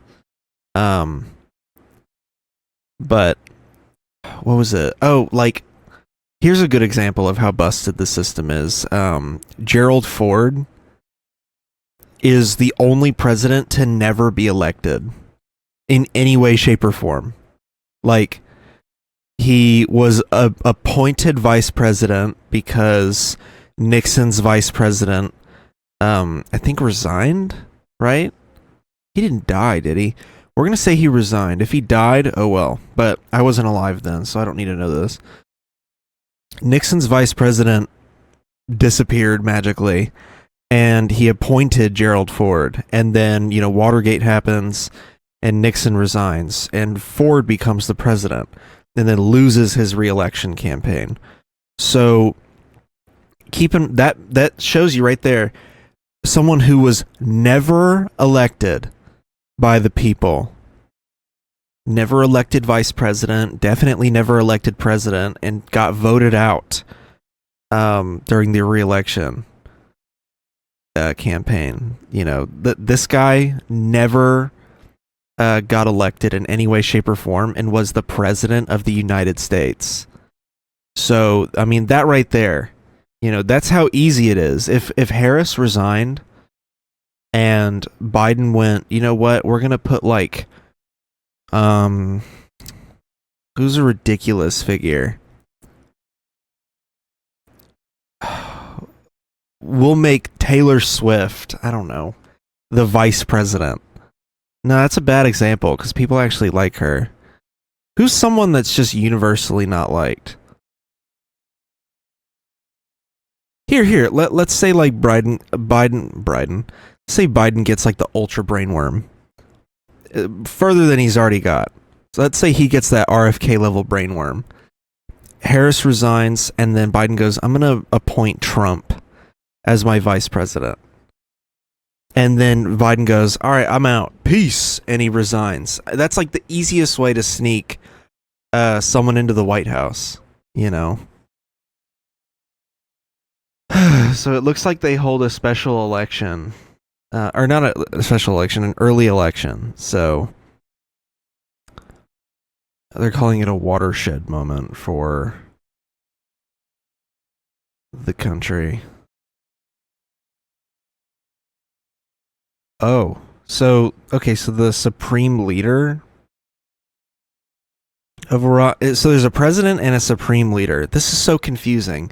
Can we figure it out, please, guys? It's like Israel, how Benjamin Netanyahu's the prime minister, but then there's also a president of Israel. What are we running a company here? Like, why do we have a prime minister and a president? What does the president of Israel even do? You know, what does the supreme leader do that's different from the president of Iran? That's why when I heard, oh, the president of Iran was in a helicopter crash, something sounded kind of off to me, because I'm only ever used to hearing about the supreme leader, that I was like, the president? Did they like change the title? Am I just misremembering something? I didn't know that there was a supreme leader and a president.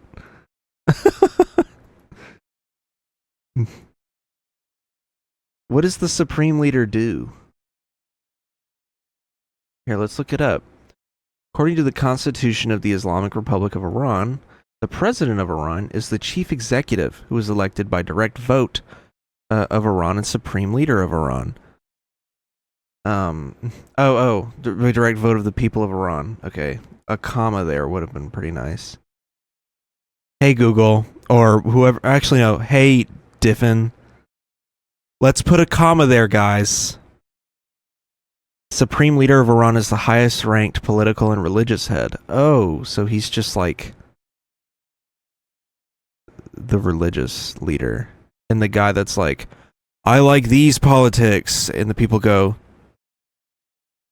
cool. Kind of sounds like his job is redundant.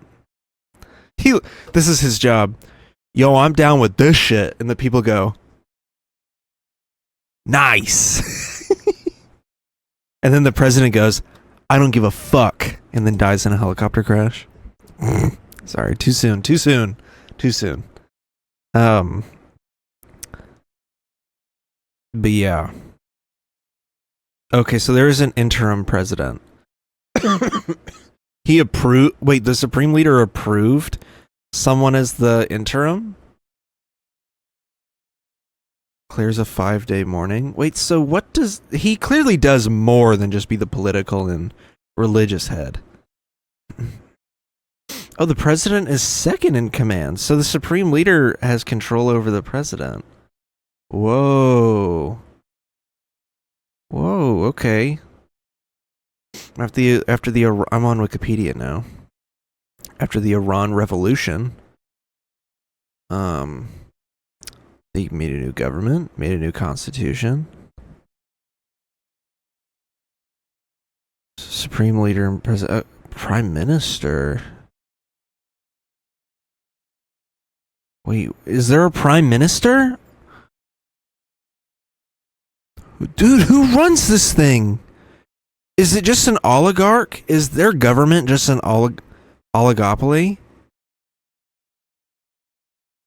Where it's like a group of individuals run the whole thing? Or do they have like a senate and stuff, like a some kind of assembly?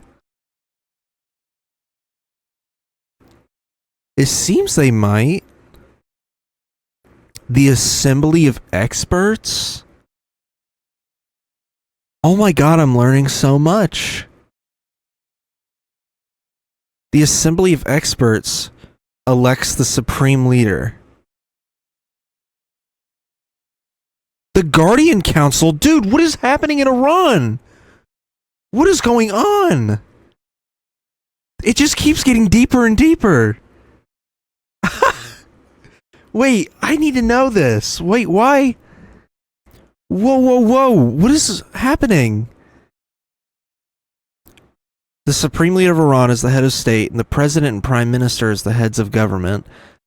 The post of, okay, so the Prime Minister doesn't exist anymore. The post of Prime Minister was abolished in 1989. Got it. But that doesn't answer my question. I guess I can show this, I guess. That doesn't answer my question of, you know, what is happening here? How is the Iranian government set up?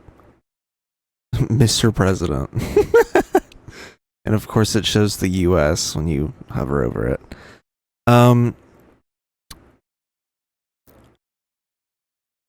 Here, hold on. Actually, I'm not going to show my thing. I don't know if it's going to have like revealing info in my search results. Does it? Yeah, it does. Fuck. Okay, good thing I fucking hid that. Just like stuff about where I live is in my search results. Alright. Iran government structure. Wow. Even these people are like, hold on. What the hell? So here's the weird thing about America, right? Is I look up, you know, Iran government structure. And you know what it gives me is a PBS article where in the header of the article, it says terror and Tehran. Can we stop interjecting politics into this shit, please? I just want to know about Iran. Oh my god, this website's ancient, dude. Hold on. PBS.org? Oh, it's Frontline's old website. Okay. Okay. Let's see. Oh my god. Is it just one giant, like, circle of horseshit? I mean, this website seems to have bullet points about this. This is interesting. This is just going to be... What is Iran? That's basically going to be what the episode is. Okay. So there's a parliament, a supreme leader, a president, an assembly of experts, a council of guardians, an expediency council. I don't know why that was so hard for me to say. Judiciary, a national security and intelligence. Okay, so now we're just getting into like branches of an executive government. At the top of Iran's power structure is the supreme leader. So this is an ancient ass website, so ignore all the bullshit on the side. ISIS is in Afghanistan, but who are they really? Shut up. The supreme leader. Okay.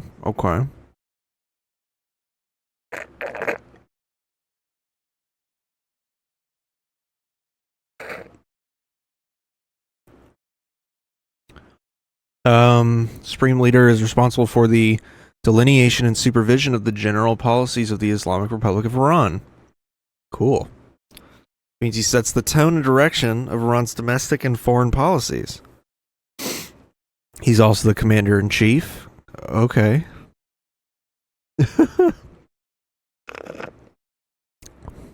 So he controls the domestic and foreign policy. Cool. He's the commander-in-chief, so he's basically the U.S. president, pretty much. Controls their intelligence and security operations. He alone can declare war or peace. Whoa, that's an insane power. That motherfucker can literally go, yeah, we're going to declare war. He has the power to appoint and dismiss the leaders of the judiciary. Wow. So the president in the U.S. has the power to appoint judges. That's the big difference, is that they don't have I don't think they have the power to fire them. I believe those judges have to be impeached. So, yeah, I'm pretty sure that's definitely a lot more power than the president has here. The judiciary, the state radio and television networks, and the supreme commander of the Islamic Revolutionary Guard Corps. He also appoints 6 of the 12 members of the Council of Guardians, the powerful body that oversees the activities of Parliament. Wow. Determines which candidates are qualified to run for public office. Okay, I'm starting to see a trend here.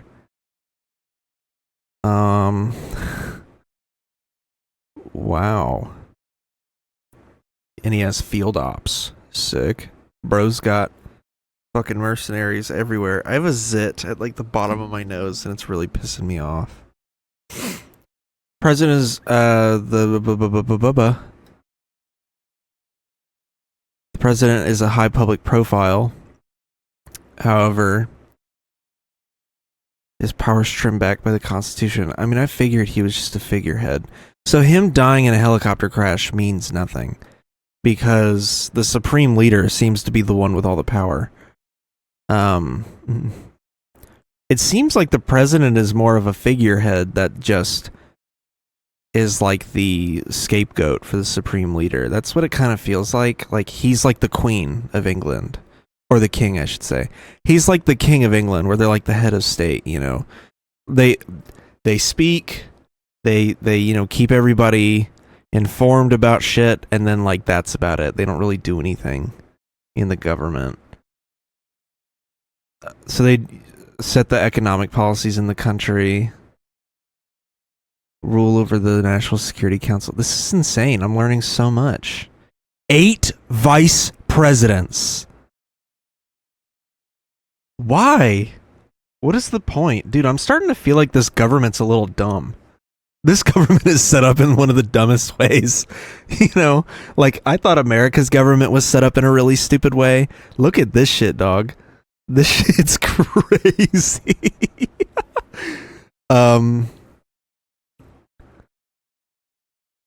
Let's see.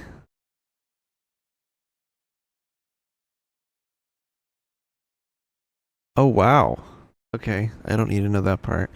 The Parliament is unicameral. Okay, so it's just one body, 290 members. Every 4 years. Okay, they do legislation, treaties, and the country's budget. Is that it? I mean, I guess that's what our Congress does, but our Congress has the power to declare war. So... Damn, dude. Did they have like a little mini revolution at the end of the 90s? Jeez.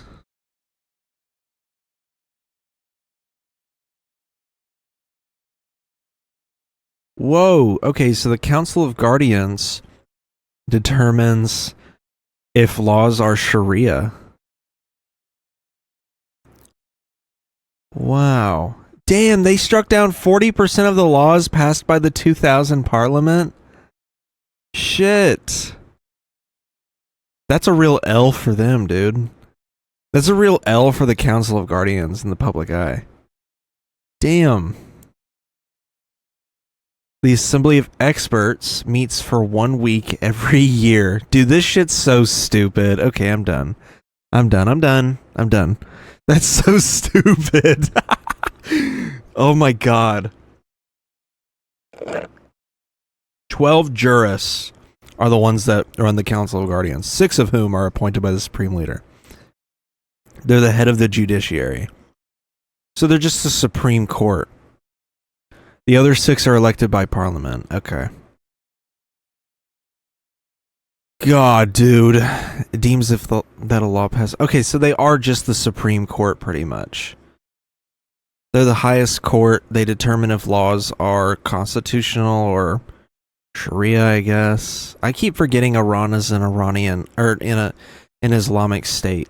That, I guess, yeah, that makes sense that their laws would have to, you know, kind of fall in line with religious values, but God, dude, that's weird. How old is this article? Because all of the stuff in it is about as updated as the year 2000.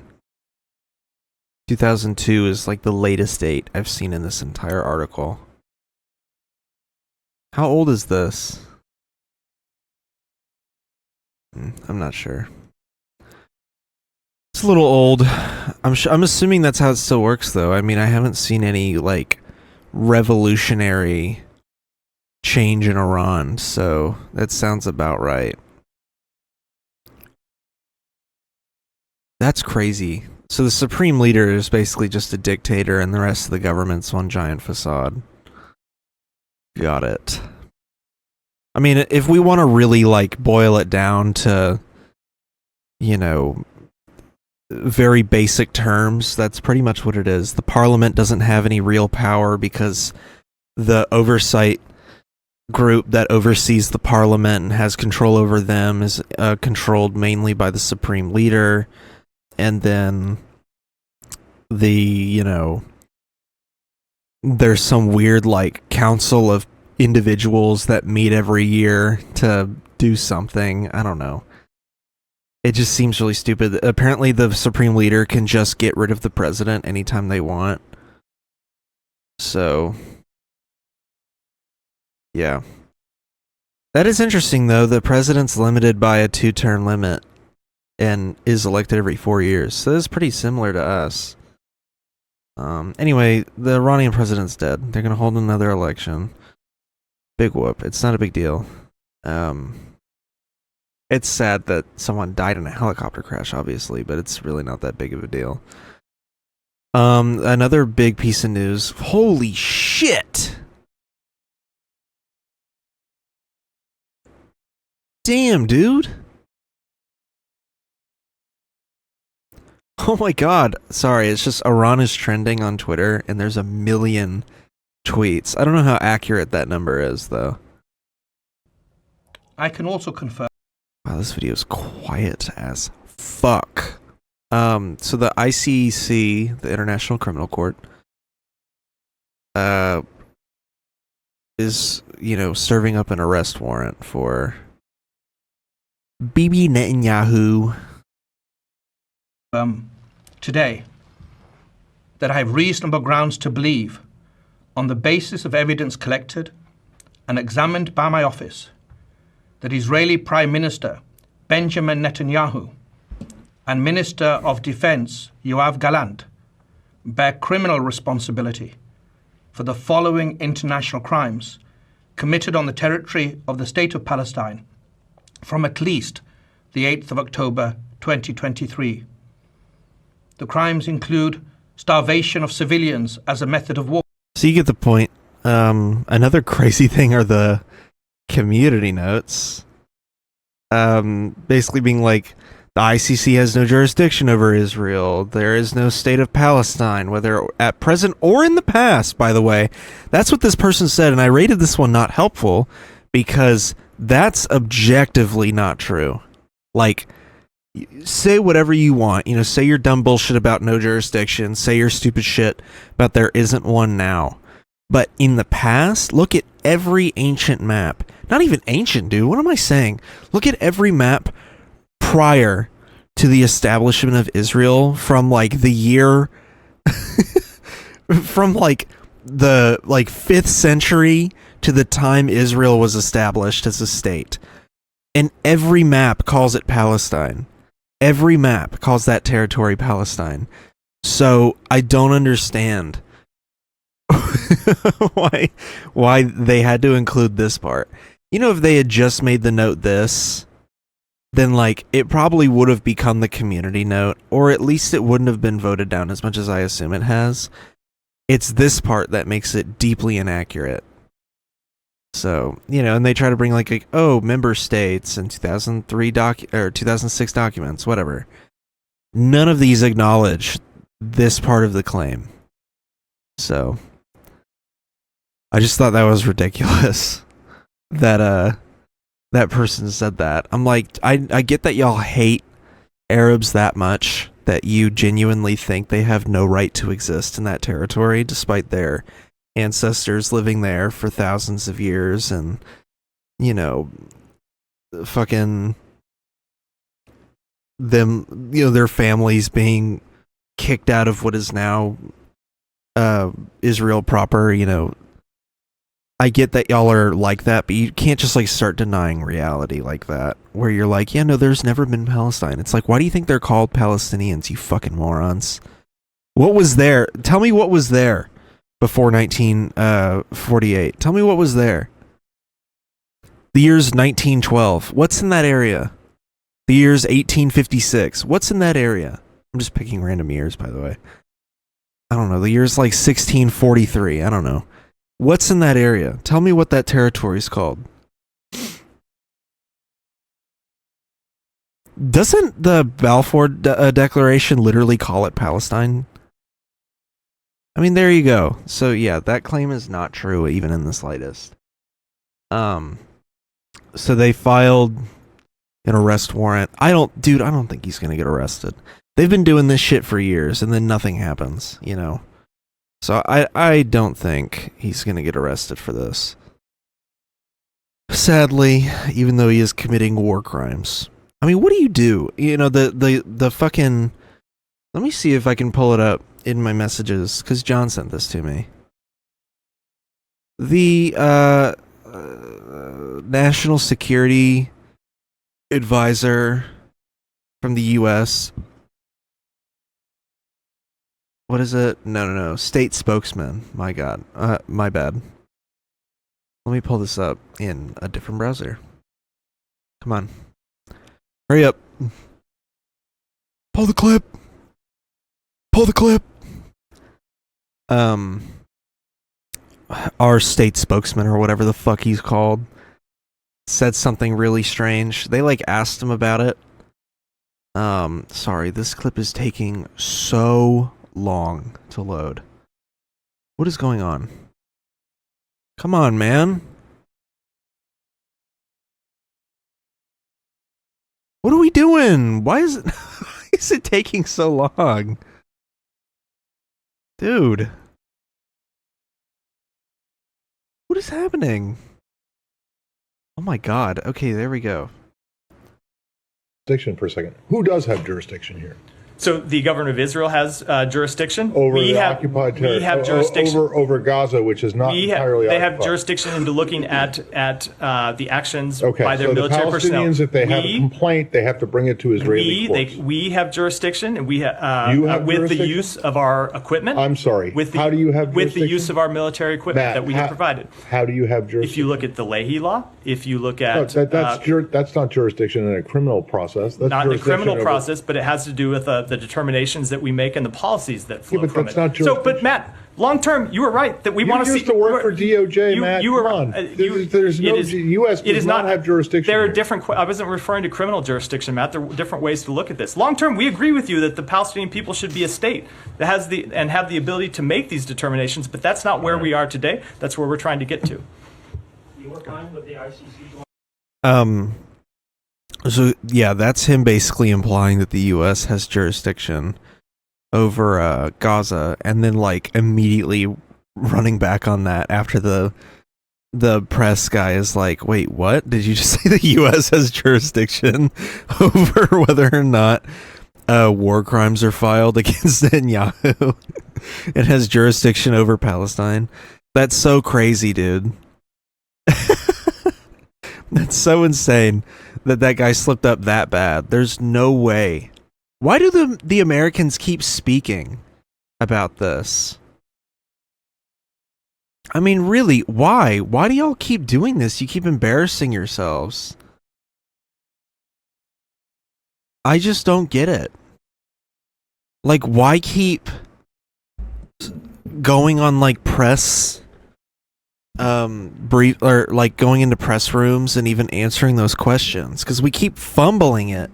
Dude, the pro-Israel like propaganda that the US tries to spin, it fumbles so hard. I mean, the Biden administration is literally suffering right now. And the Trump administration is not going to be any better. I mean, they're going to just have the full support of their base, unlike Biden. And he's going to be even worse. It's going to be like, we're giving him the Golan Heights finally, and we're going to personally go in and we're going to just bomb them ourselves, and then we'll give the territory to Netanyahu. It's like, that's basically what Trump is going to do. With Biden, it's like, I don't know what's going on, Jack. We're just going to let them take everything, Jack. I don't give a fuck. Keep giving them money, Jack. I mean, that's literally what the Biden side of things does. And then it's just like deny, and then Trump's gonna be like, we love genocide, we're killing them all, we'll even go over there and do it with our bare hands, we're not just sending weapons, we're sending men. I mean, that's pretty much how Trump would handle it. All right, let's move on to Marjorie Taylor Gross. I'd like to know if any of the Democrats on this committee are employing Judge Merchan's daughter. Please tell me what that has to do with Merrick Garland.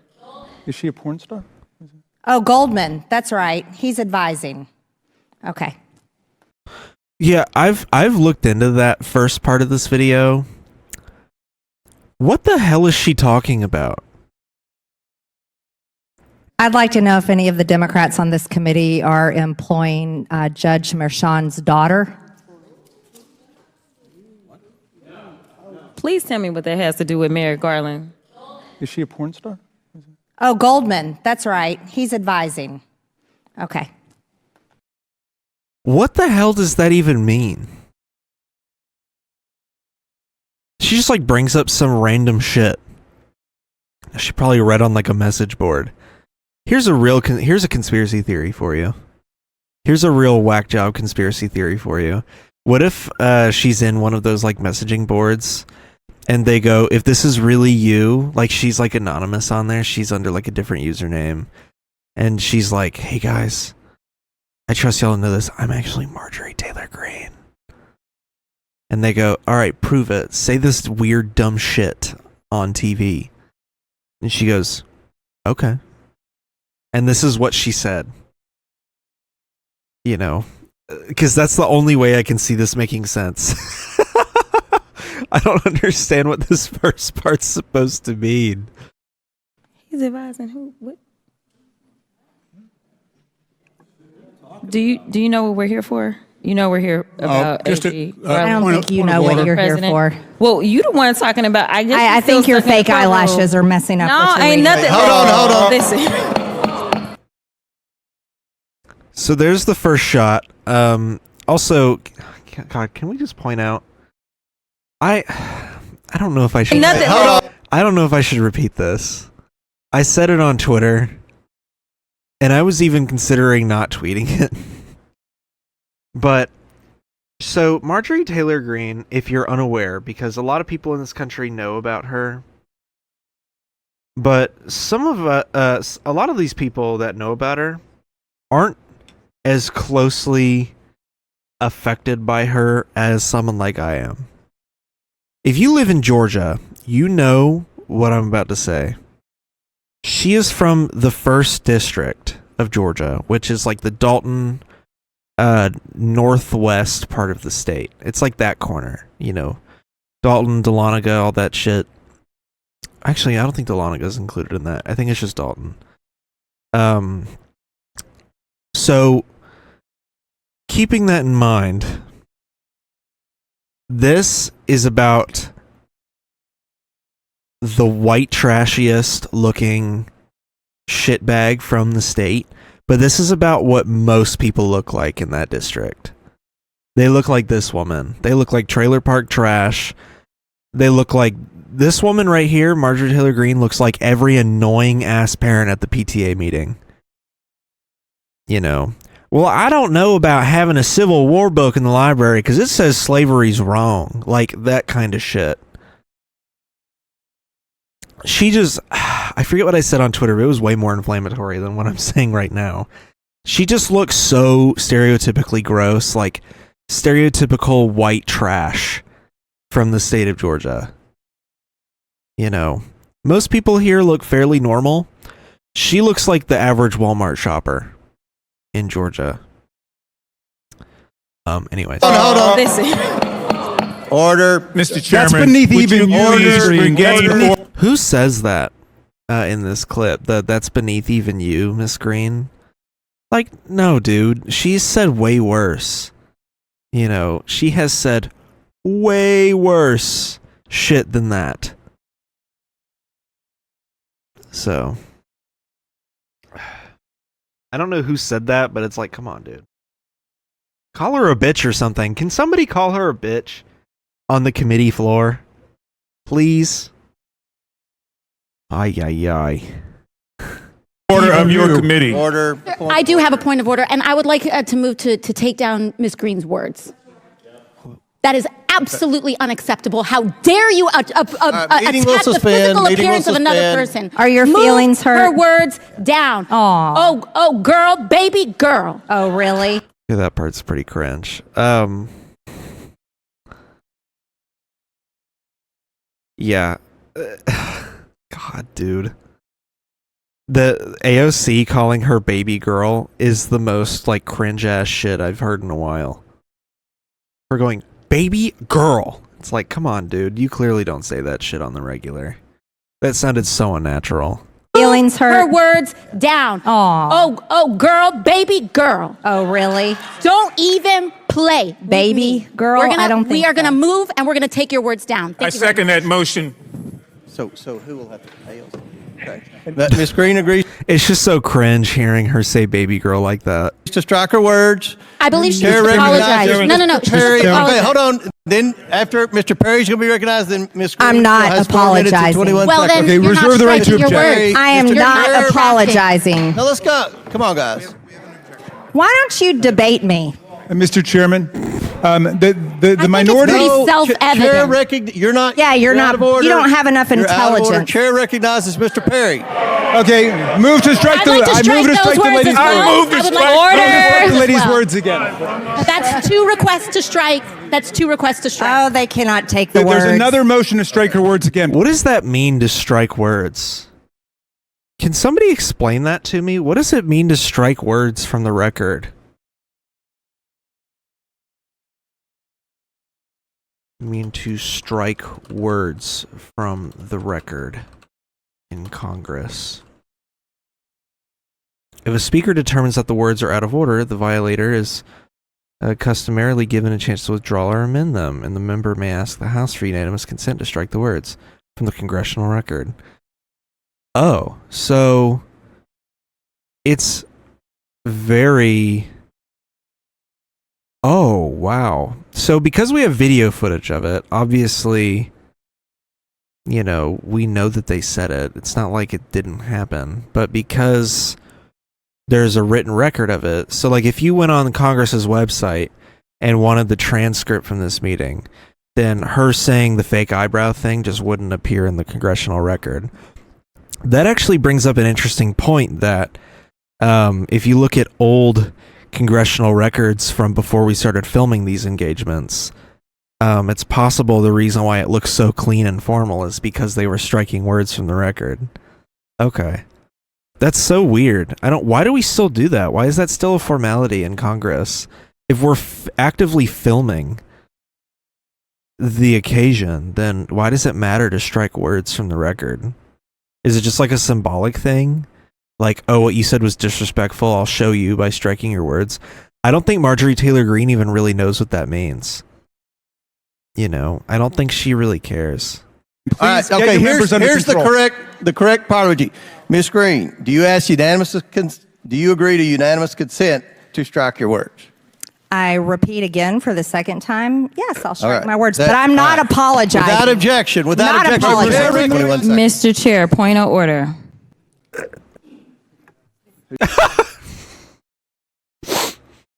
So, Mr. Comer, I just love the look on his face when he realizes, oh, fuck. Because, like, Marjorie Taylor Greene put him in this situation now where he has to put up with a fucking brawl on the committee. Chair, point of order. It's me. Ms. Crockett. I'm just curious, just to better understand your ruling. If someone on this committee then starts talking about somebody's bleach blonde, bad built butch body, that would not be engaging in personalities, correct? A what now? Chairman. God, dude, what a fucking line. I'm glad somebody finally said it.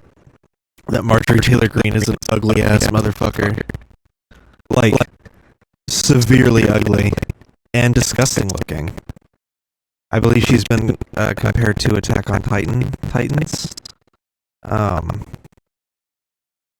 God, don't even let me bring up what I said during the State of the Union. I'll bring that up after this. I make a motion to strike those words. I don't think that's part of I'm trying to find clarification on what Chairman, motion to strike those words. Oh yeah, the white ass Republican bitch that interjects after this. Clarification on what quality. Chairman, motion to strike those I had no idea words. what you just said. We're not gonna do this. Look, you guys earlier literally just said You just voted to do it. Y'all did it first, so you don't want to talk about voted to do it. Order. I'm trying to get clarification. Look at calm down. No, because this is what y'all do. So I'm trying to get Miss clarification. Crockett, you're not recognized. Miss Crockett. I can't hear you with your yelling. Don't want calm me to down. Be, Can you please calm down? Don't tell me to calm down. Calm down. Because y'all talk calm noise down. and then you You're can't out of take control. Because if I Look, come, Chairman, if I can come we and send talk outside to shit take a about break her, for 5 y'all minutes? gonna have a problem. Mr. Chairman. All right, Chair. Let's bring up a deeper issue about racism here. So the woman that just told her to calm down is white, a Republican. Obviously, Miss Crockett is obviously a black woman from the clip. And you know, her saying calm down. Oh yeah, here somebody has the screenshot. That this is the this is the woman telling her to calm down. So, you know, there's something to be said about racism in this instance, that nobody told Marjorie Taylor Greene to calm down or to stop or anything like that. In the moment a black woman tries to strike back, this white woman pulls out the classic racist, you know, trope of being like, "Oh, calm down, you're out of control." Like the out of control black person that needs to be civilized by the white person. I mean, you'll see a lot of people mentioning this, that when she told her to calm down, a lot of people have pointed out how racist it sounds. And that's because it kind of is. I mean, it's been like very well established that when a white person is telling a black person to calm down, I mean, you see it in a lot of police interactions, you know, a white person losing their shit and a cop being like, "Sir, come on, just cooperate." But when a black person expresses just a little bit of disapproval of the situation, the cop is like, "Sir, calm down, or you're gonna be arrested." Like, you see it all the time in those interactions. So this is just an example of it happening in Congress. I mentioned it. Here, let's see. Anybody recognize that or no?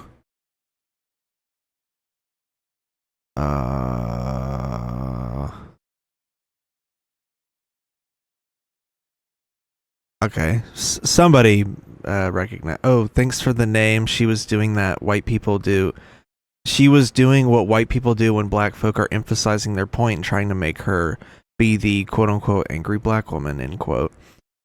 Somebody needs to tell her she's not white. You know, like Ian Coulter did. What? I don't know what the rest of that person's tweet is, but at least they recognize the white people telling black people to calm down thing. Wait, is the representative not white? Wait, what is she? Hold the phone. Wait. The person telling her to calm down isn't white? Are you serious?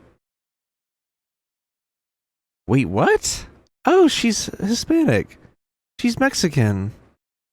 And German, apparently. Oh, okay. She's also Jewish? Wait, then why is she a Republican? If she's like an immigrant, pretty much. I guess her parents are immigrants, I guess. No, her grandparents. Interesting. Well, I mean, I know why she's a Republican. She moved to Florida from California. She's also part of Turning Point USA. Bro, y'all know that she knows that the Republican Party wants to like deport people like her grandparents, right? I say all this like I don't already know the game behind Republicans. They don't care. Well, damn, she's an immigrant. She's out here pulling racist racist moves on a fellow black woman colleague. So, yikes.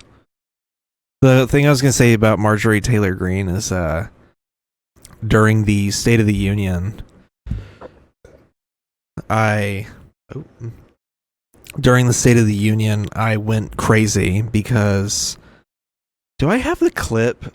I think I downloaded the clip. I don't know if I still have it, but I know I deleted it from the VOD. Where's the clip at, though?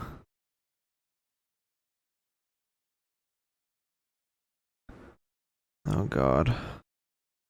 I don't know where the clip would have gone, but I had a moment where I had a freak out on stream because Marjorie Taylor Greene was at the State of... If you remember the State of the Union this year, you remember that Marjorie Taylor Greene was wearing a shirt that said "Say Her Name."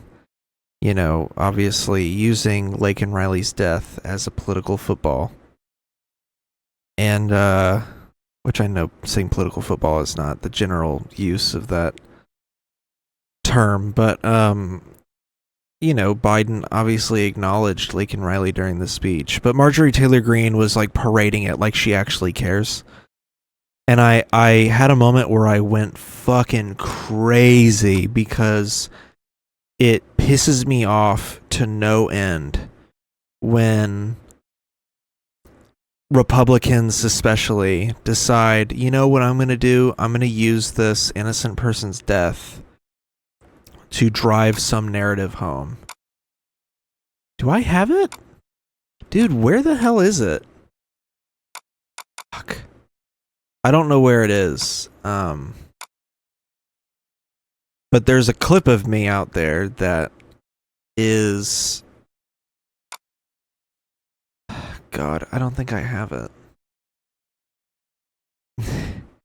There's a clip of me out there of me having a fucking freak out because Marjorie Taylor Greene wearing that shirt. I'm from Georgia, if that's not obvious. I've made it obvious before. And, you know, I remember when the news came out that a girl was killed on campus, but it was then revealed that someone who is not from here killed her. It's one of the rare stories of, you know, rare in comparison to the general murder rates in this country. It's one of those occasional stories where, you know, an undocumented immigrant kills somebody.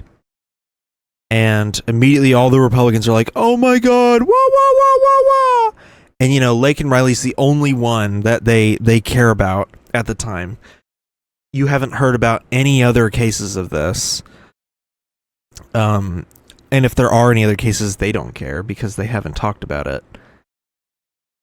And so me seeing Marjorie Taylor Greene, you know, doing the whole like song and dance about say her name, dude, I just lost it.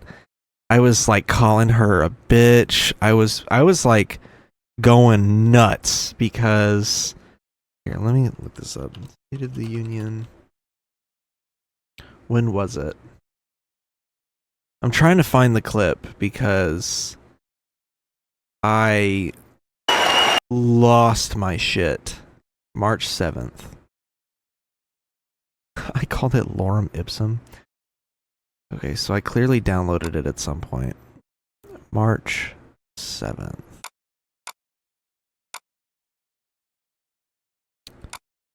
Where is it?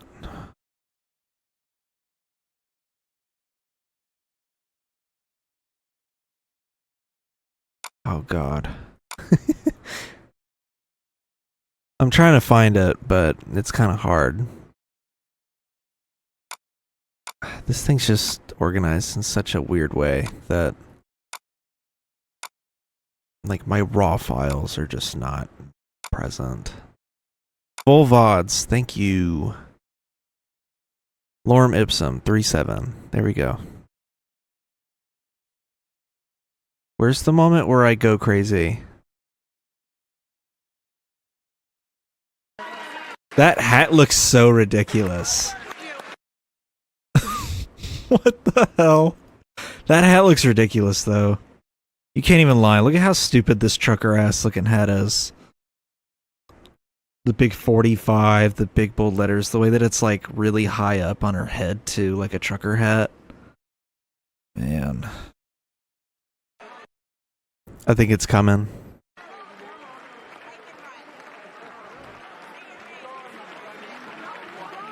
Yeah, it's coming. What the fuck is she trying to do?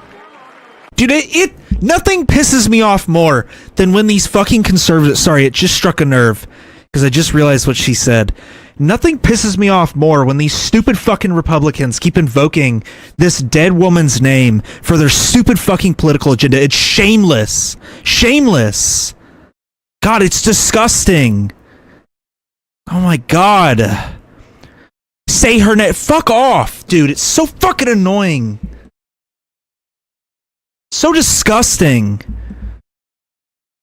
We don't even know what her political beliefs were. I honestly doubt any reasonable person would believe that because an undocumented immigrant killed her, we should just kick them all out, dude. It's so fucking stupid.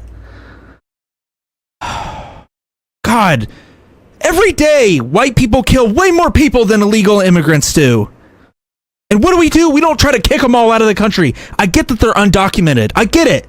The solution should be speeding up the court system and making it way more efficient to bring them citizenship or deny them citizenship, instead of waiting around for years and letting them just roam the country with no documentation, letting them be exploited, and then opening them up to stuff like this where the few affect the many. It's so dumb. And it's disgusting. I get that she's from Georgia. But it's just fucking gross. I hate it when people invoke the name of dead people. You don't know what their political beliefs are. You're just trying to frame their death around some political message. It's so stupid. After your chamber failed to vote some, bullshit right-wing immigration bill that the Democrats want to pass, then you're going to cry and be like, what about the border? What about the border? Y'all rejected a bill about the border, and then you're going to cry? The Democrats literally tried to play into your hands on this one. This conservative immigration bill that they want to pass, and y'all are now saying no, because you want to run on the issue for the, House elections and for the presidential election. It's ridiculous. It's such a joke, and it's so weak. Say her name. Like, you can't even really hear her, and she's like barely even saying it to him. And then he does invoke her name later on in the speech. He even had a pin with her name on it. God, dude. The moment they arrested that guy, I knew it was going to be politicized to all shit. The governor coming out with that disgusting statement. Like, not even like 2 days after the incident, they arrested the guy and he immediately comes out. The Georgia governor comes out with this fucking ridiculous statement about this is why the illegals need to be kicked out of the country. The undocumented immigrants commit way less crimes than any other group, really, like white people in this country. Because the punishment for even some low-level crimes is being deported. That's why they don't commit crimes at the same rate. Way higher incentive to not commit crimes. Because if they do, they get shipped back off to whatever country they came in from. I don't know. It's just, it really strikes a nerve with me when they do this. When the Republicans do shit like this.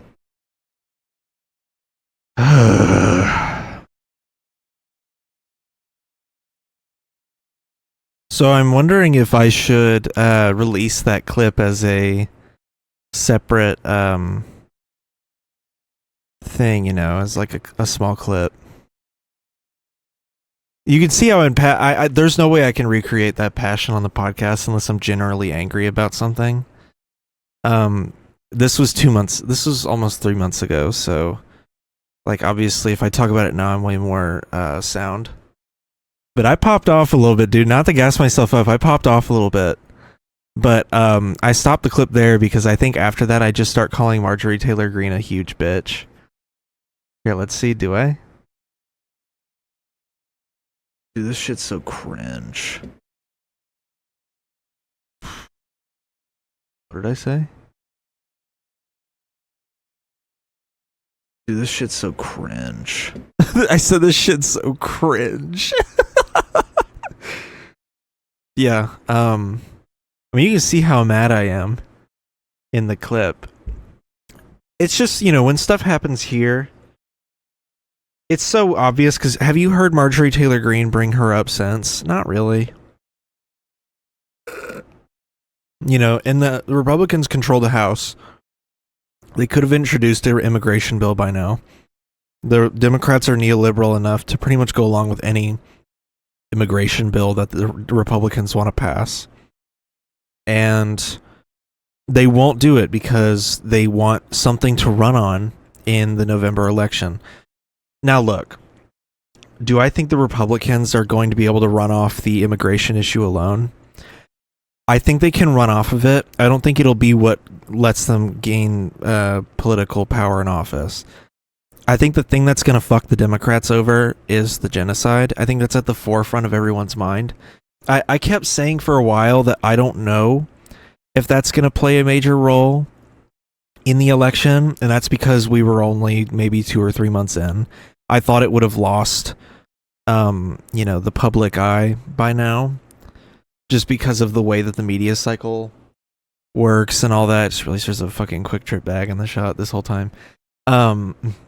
The way that the media cycle works, you know, I thought like, okay, people are just gonna like let it fall to the wayside like they do with every other, you know, world event and whatnot. Like you'll hear about like, oh, Syrian refugees, and then like 2 months later, nobody gives a fuck. That's usually how it goes. With this, I was pretty cynical with it. I thought like, okay, people will care for the first few months, and then it'll just die out over time. Like the interest here will just die out. That's what happened in 2021. That's what happened in 2018.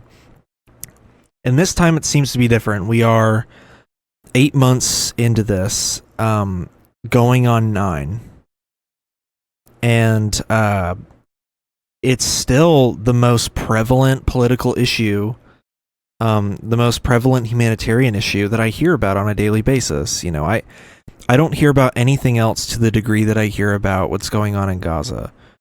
And I think that's wonderful. I think what it's also going to do is it's going to fuck over the Democrats, because I think the Biden administration miscalculated horribly. I think they probably thought the same thing I did, where they thought if we just keep, you know, kicking this can down the road, eventually, you know, the can will just fall in a manhole and disappear. What they didn't realize is that can's going to Chef Boyardee its ass to the front door of the Biden administration and then completely screw them out of the presidency and out of the executive branch. I mean, you know, and it might even cost them the Senate. I don't know if it'll cost them the House. I think at the very least it'll cost them the Senate. And I think it will definitely cost him the presidency if he keeps going this way. I mean, he's already lost so many voters. If the Biden had been turned heel right now, turned heel on Israel and was like, we're not gonna give you any more aid, any more weapons, we're done. And they called for an immediate permanent ceasefire and started blaming Israel on this whole situation. I don't know if he would gain back every voter. I think it would maybe help him in the general election. If they continue down the line of lying about what's going on in Gaza, Biden will have the moderate and slightly liberal vote. I think he's lost most of the progressives. We already know that he's lost places like Michigan. You know, what's that? Dearborn, Michigan. It's a huge Arab community there. And we already know, you know, based on the primaries, I mean, they're cooked, you know. The amount of people that showed up to that primary just to show that they weren't going to vote for Biden or Trump, insane, the amount of people that showed up to that. I mean, that should have been the wake-up call for the Biden admin back when that was happening, but it wasn't. So I think that the Biden administration might be a little cooked. But I don't remember what my original point was. But yeah. Anyway, my final message is that Marjorie Taylor Greene fucking blows. She sucks. We hate her. But yeah. All right. Have a good week. Forbidden FM, hopefully tomorrow, and then it'll come up on streaming services on Saturday. The following Saturday. So yeah. John will probably be with me. We're gonna cover engaging, riveting topics like the Angry Birds jerk-off incident. Don't look up what that is. Don't spoil it for yourself. So, anyways, thanks for watching. Thanks for listening. Subscribe on Patreon if you want to support us, and I'll see you in the next one. Bye-bye.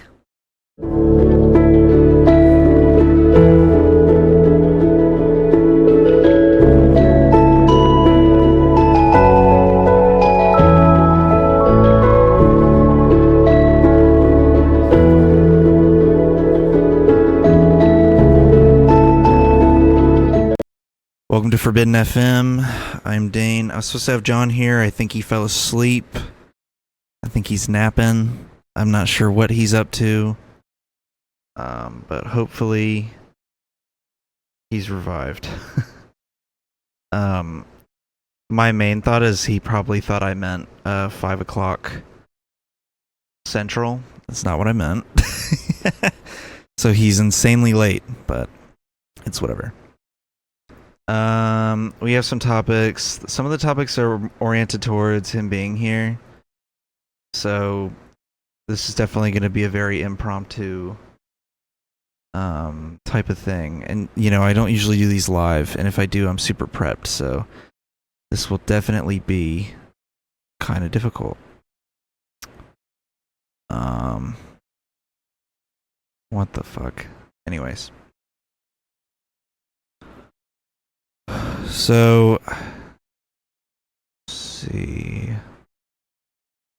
I guess some of the big breaking news, I'm going to talk about weather first.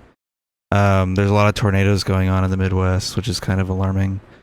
That's actually what this stream behind me is of. Yeah. Like Kentucky, Tennessee area has a bunch of bad weather. One of the big stories from today is that it seems that rockets have been launched into Tel Aviv and the Iron Dome failed, which is a little alarming. So it seems that they managed to launch a couple rockets. There was like 10 rockets into Tel Aviv. And I guess the Iron Dome didn't activate, so they all basically landed in Tel Aviv. The thing I just showed is a guy talking about... Is this stream squared? I guess so. This guy's basically talking about how all the military bases in Israel are in population centers, which is pretty much saying that, in a way, Israel is also using human shields, which is an interesting little critique, but yeah, it seems that the Iron Dome failed earlier and rockets successfully landed in Tel Aviv. A little bit of yikes. So I wonder how they're going to respond to that one. But, anyways, I'll ask John about it, though, if he eventually gets here. So anyways, let's move on to one thing that happened last week that was a little alarming. So a few years ago, when was this? This was last year. So during the protests in 2020,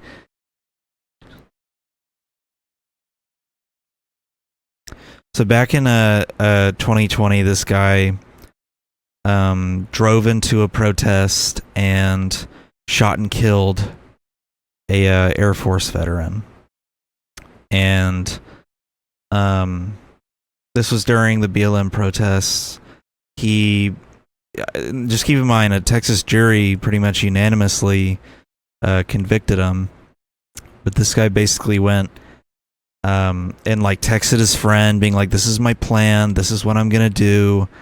There's a bunch of text messages about it leading up to it, and then he drove into a crowd, and this Air Force veteran drew on him because he thought the dude was gonna drive into the crowd.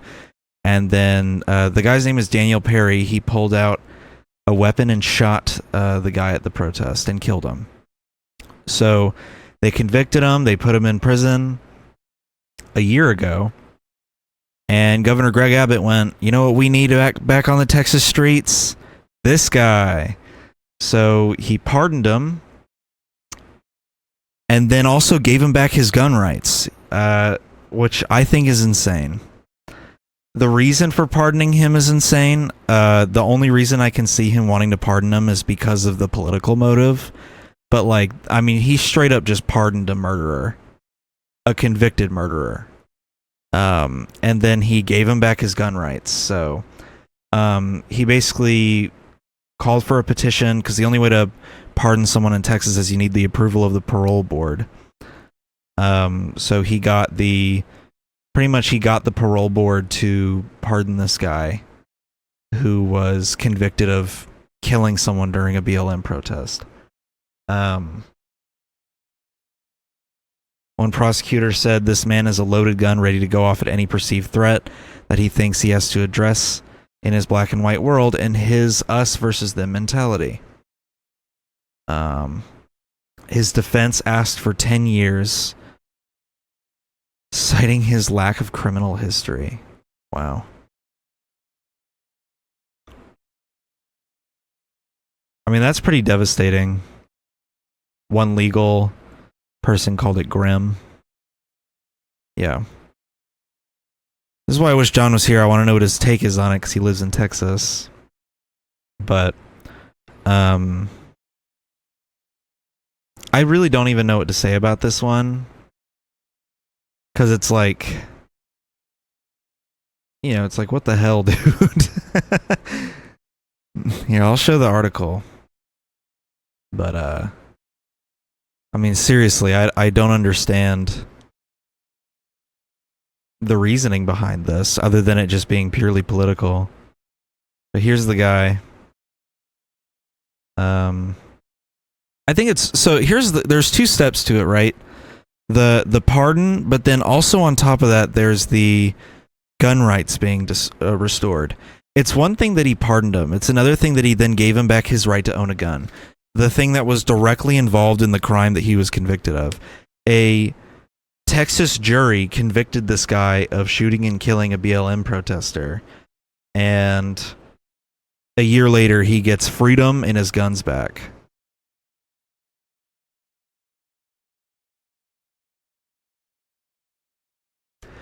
Abbott is arguing that it's because the guy was standing his ground. Yeah. Yeah, me and John live in the South, and so, I mean, Texas is worse than where I live, but, like, I mean, oh my God, like, if stand your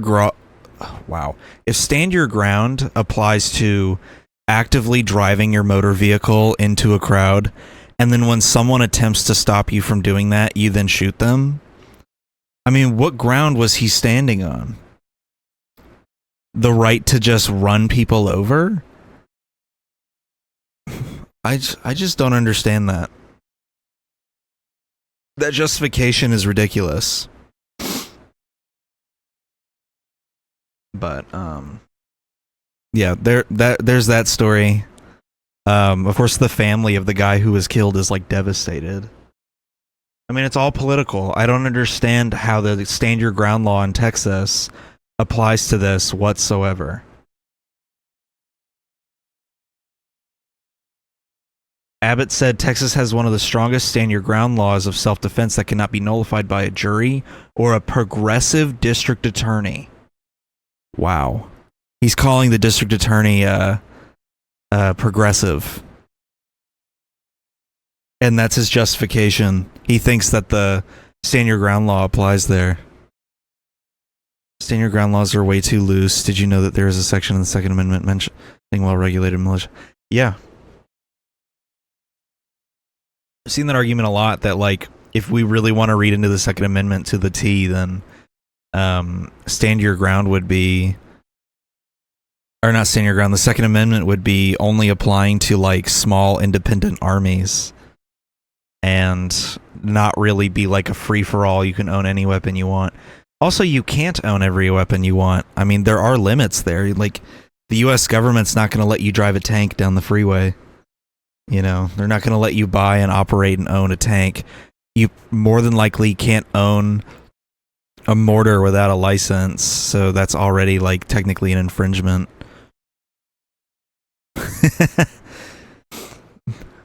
Yeah, I mean, I guess a district attorney that prosecutes someone for shooting and killing an innocent protester, you know, I guess that's just being progressive. I mean, and that's the thing is like, you know, if the other guy had shot first, then he probably would have gotten thrown in prison, and Greg Abbott would have not even given it a second thought. I mean, you know, there's the double standard right there. So, I just don't understand it. I mean, I understand why he did it. I don't understand how people are just okay with this.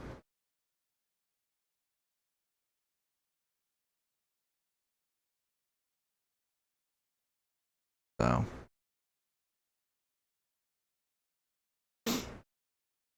And the guy that he killed looks so nice too. That's so sad. Here's the victim. A lot of regulations. Well, there you go. How come I can't how come I can't own and operate my own tank? You know. Tell me I can't drive. Tell me I can't use my God-given right to drive a tank down the freeway? What the hell? What is this, the Soviet Union? Ugh, man. What a grim story.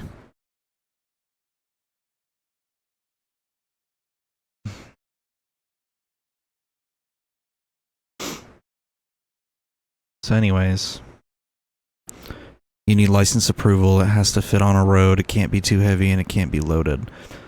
Well, there you go right there. Why can't it be loaded? Isn't that an infringement? Here's a really funny interpretation of the Second Amendment that I honestly wonder if it could be applied. Could you theoretically ban the sale of bullets? Bullets are inherently not a weapon. It's ammo for a weapon, but it's not a weapon.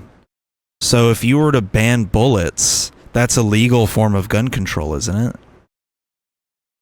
Or would the court argue that, you know, because if they argue that you need the bullets to be able to use your Second Amendment rights, then now you can own tank shells by proxy. You know what I mean? So you could probably make that argument.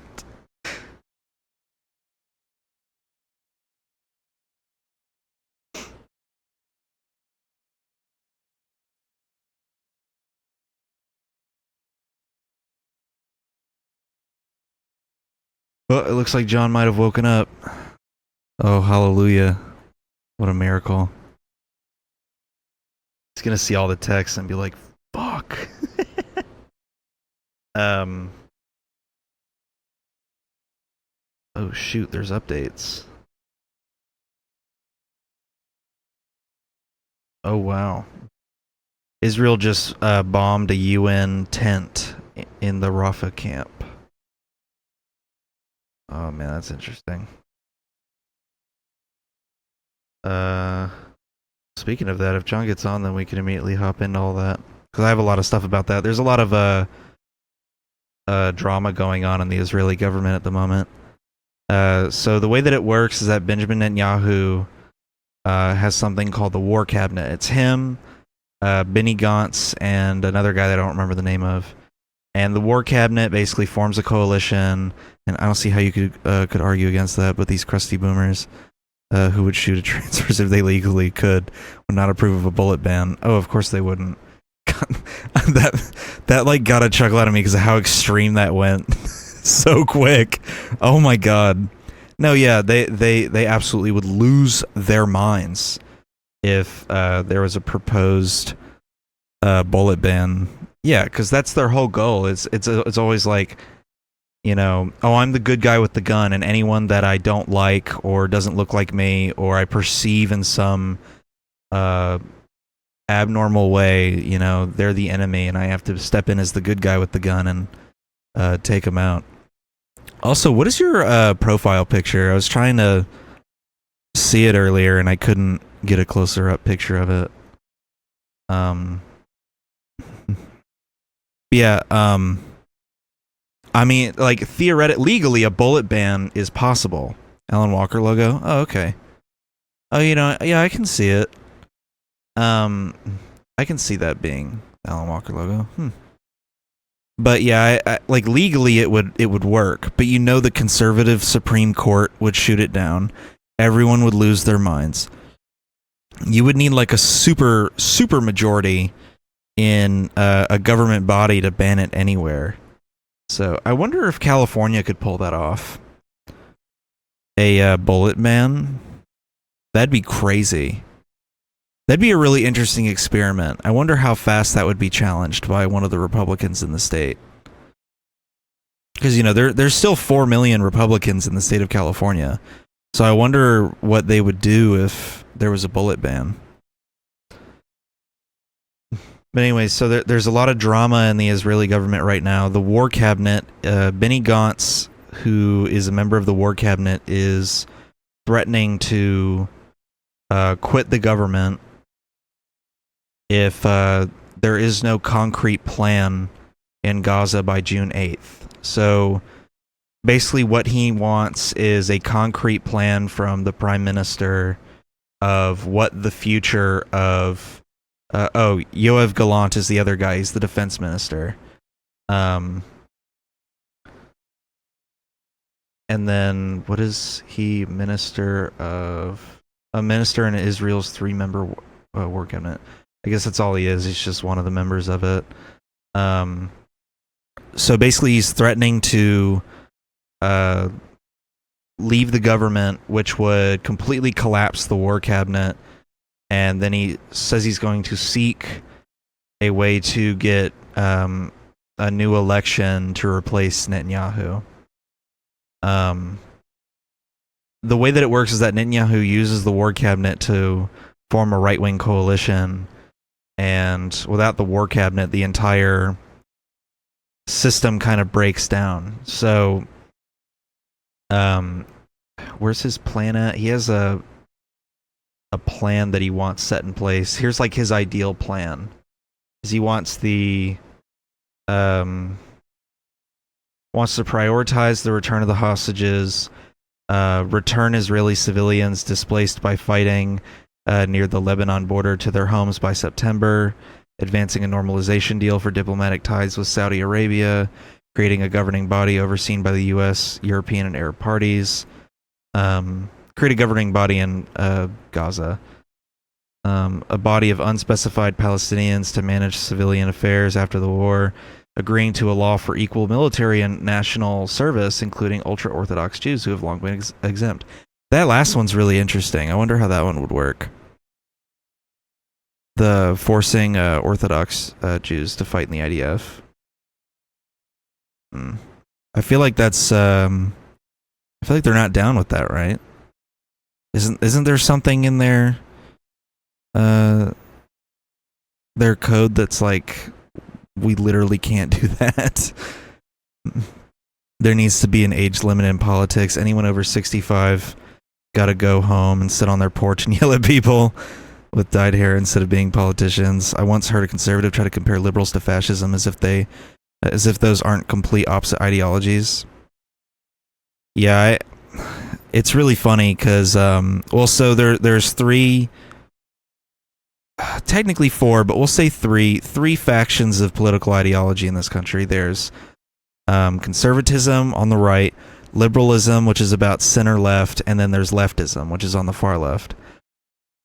And, conservatives and liberals are pretty similar in that regard.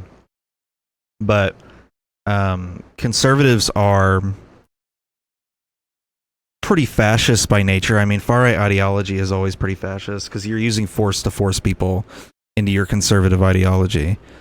Liberals, they'll turn a blind eye to fascism a lot, and they'll sprinkle a little bit of fascism into their own ideology if it serves their purpose. Because liberals are, at the end of the day, progressive in nature, like in social politics, but conservative on the economic policies. And then leftists are progressive across the board and are generally peaceful. Because generally they have popular ideas. The only thing that leftists suffer from are a lack of decent messaging and the ability to gain, a lot of popularity. American libertarians are libertarians are the fourth part of it, but they can usually fall anywhere on the chart, but most of the time they fall on the conservative end of the chart. Just people look at their politics from 4chan. There was in the 2016 libertarian debates, there was an actual question about would you require people to get a driver's license, and everyone that said no got thunderous applause.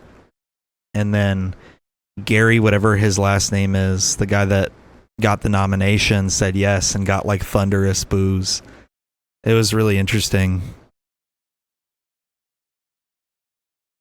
They just want anybody out here driving, Yeah,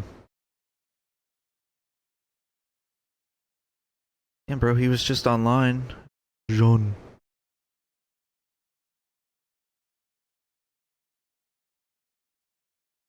I'm gonna message his girlfriend and be like, is John dead?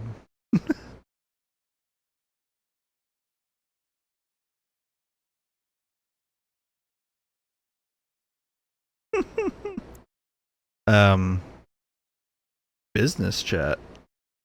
Is she a business account? That'd be kind of funny. But yeah, it's a spectrum of political views, and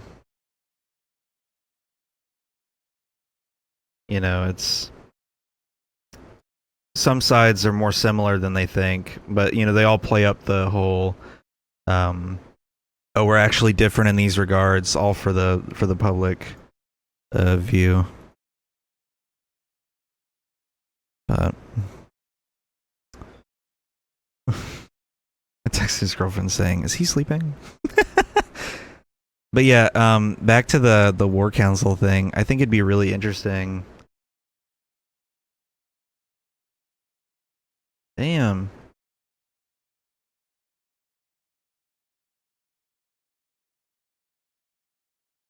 Damn. I guess John won't be joining us.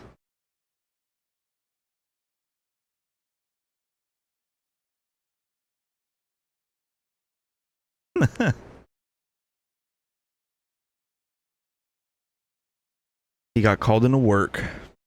Remember in 2021 when Yeltsin Vega ran for governor, and I think Pennsylvania lost because she openly believed it was biologically impossible. Oh my god. I never heard about that. Oh my Jesus, dude. That's horrible. It's such a losing strategy to run on pro-life positions in this country. Like, I know in some pockets of the country it's very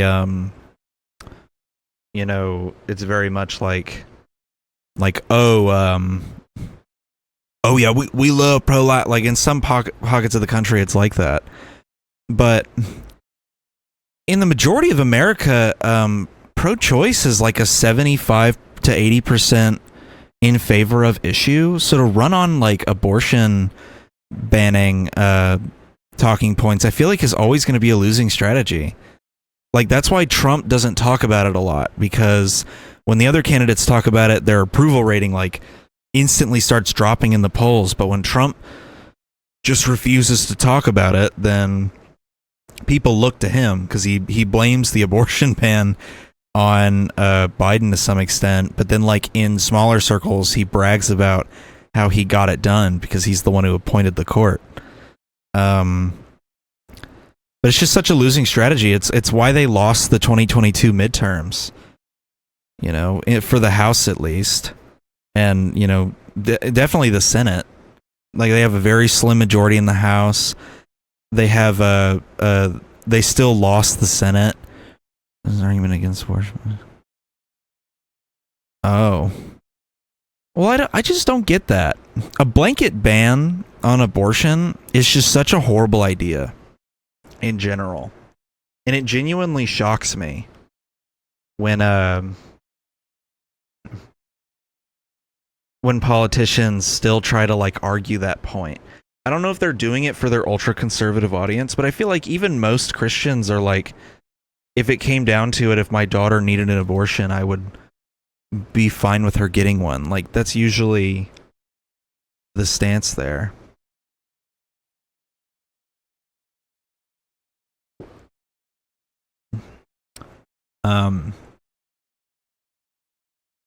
Anyway, back to the Gaza stuff. Now I can like kind of dive deep into that one because it's just going to be me.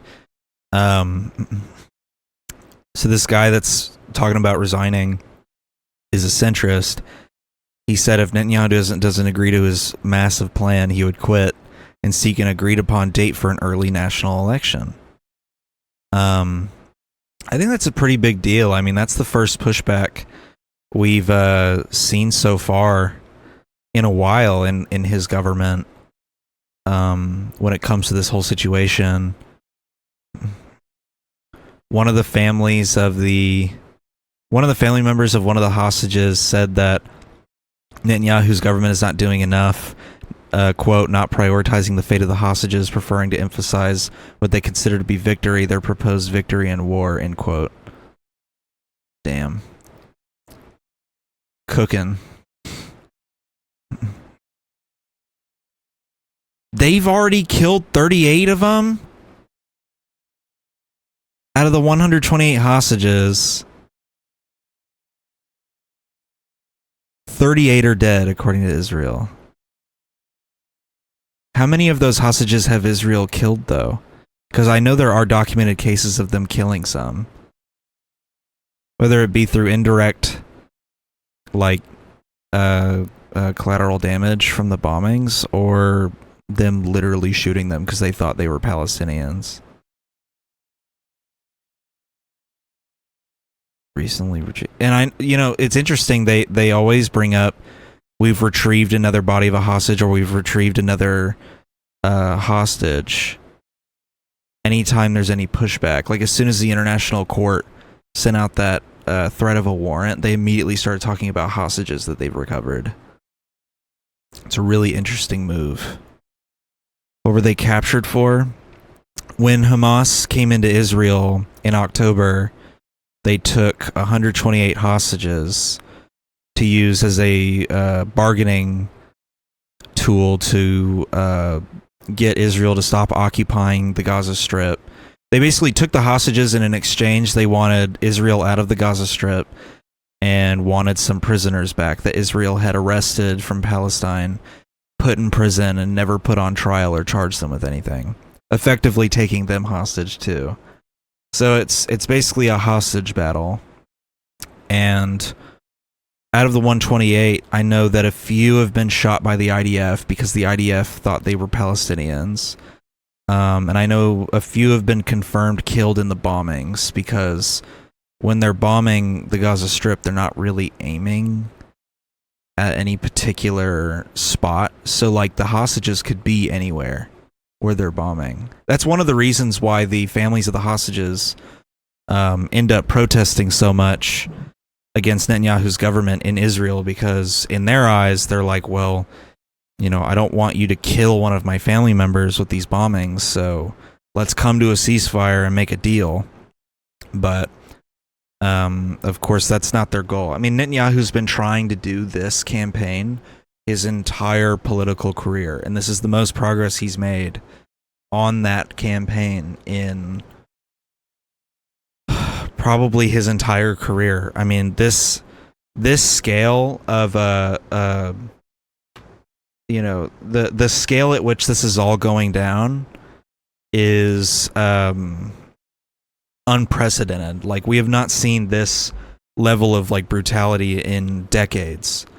Did they not read the Geneva Convention? So funny thing is that Netanyahu is safe if he stays in Israel. Let's say they issue the arrest warrant from the ICC.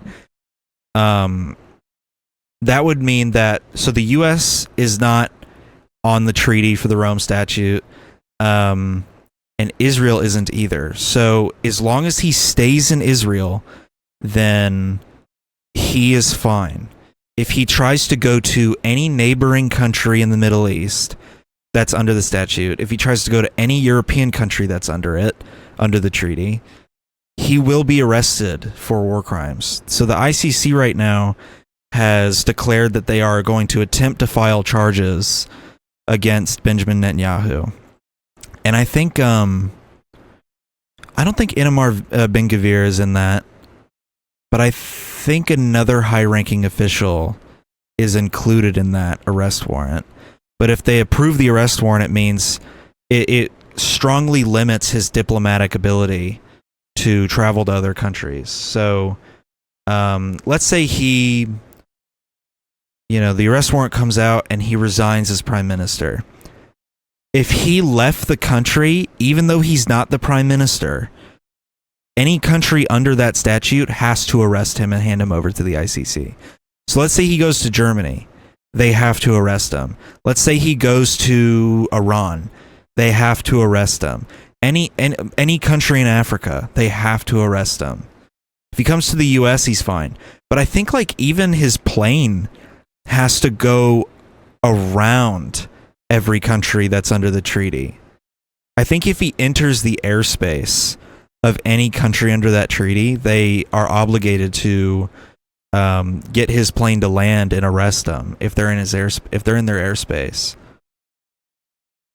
So the Geneva Convention, the war crime aspect of it only applies if the warrant is filed and he enters any neighboring country or any country in the world that has signed that treaty. And of course, the U.S. is